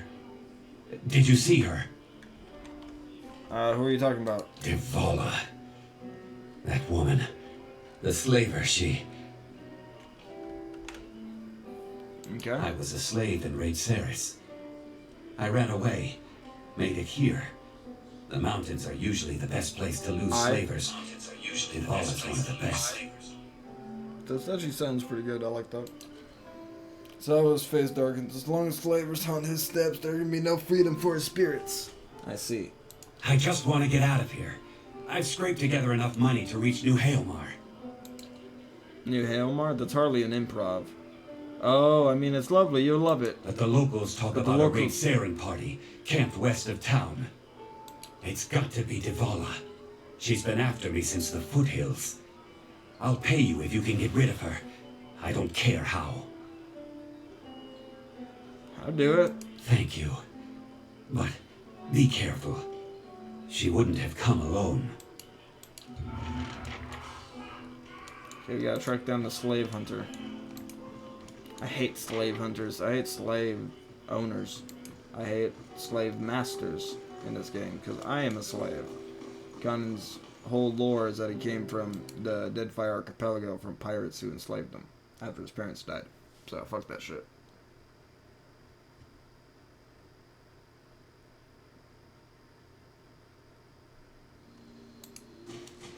You headed into the wilderness? Yeah? Who are you? Hello, I heard I might find you here. A stocky red-faced man gives you a pleasant, if awkward, smile. Pleasure to meet you. I am the captain of the militia around here. Nice to meet you. I wanted to catch you before you went running off into the wilds. See, there's a few dangerous folk you might be on the lookout for.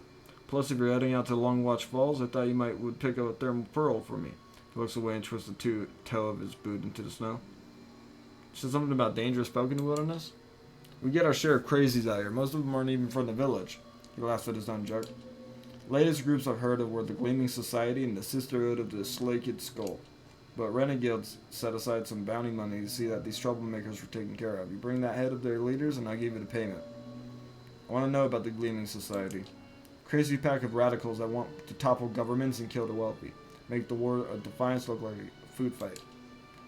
Duke Avar and the region of Red Ceres both declared them illegal, which is probably the only thing that those two would agree on.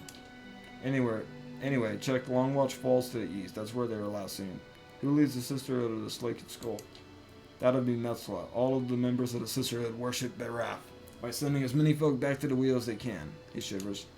They've been poking around Durgan's battery, and Whale only knows why. But you can understand why no one around here was pleased to hear about it. Passed through town recently, didn't stay long, but they stopped at the Temple of Andre. You might see if Lofton knows something. If you come across them, be careful. They're unpredictable. Let's talk about something else. You want me to find a thermal pearl for you? That's the thing. I've already found it. I just need someone else to go out and get it. Saw it in the hot springs up near Longwatch Falls. Would have grabbed it myself, but that's when I looked around and saw the Lagafen. Must have been 50 of them. He spreads his arms wide. I would have fought, but I started to wonder what the rest of the stalwart would do without me, so I ran for the sake of the village, of course.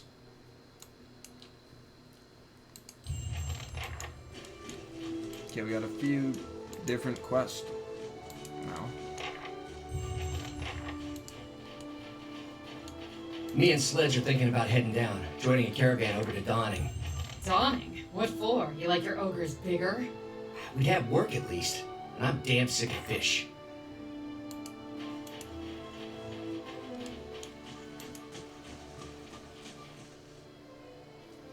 So we got a few different places to go to. Where do I want to start? How long have we been streaming? Yeah, let's rate up. 6 hours is good. Let's rate up.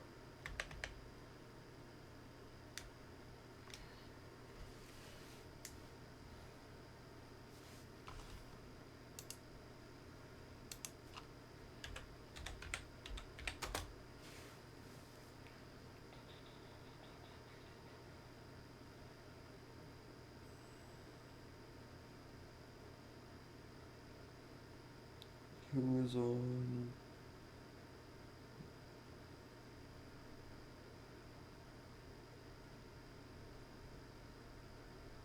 Was the King Dragon?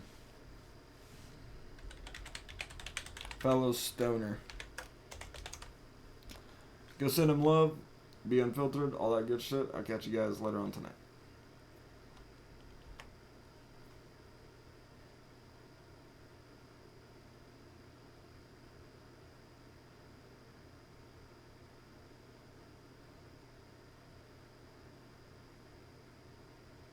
And we got 2 lurkers who can't click. No worries. Love you guys. Catch you later.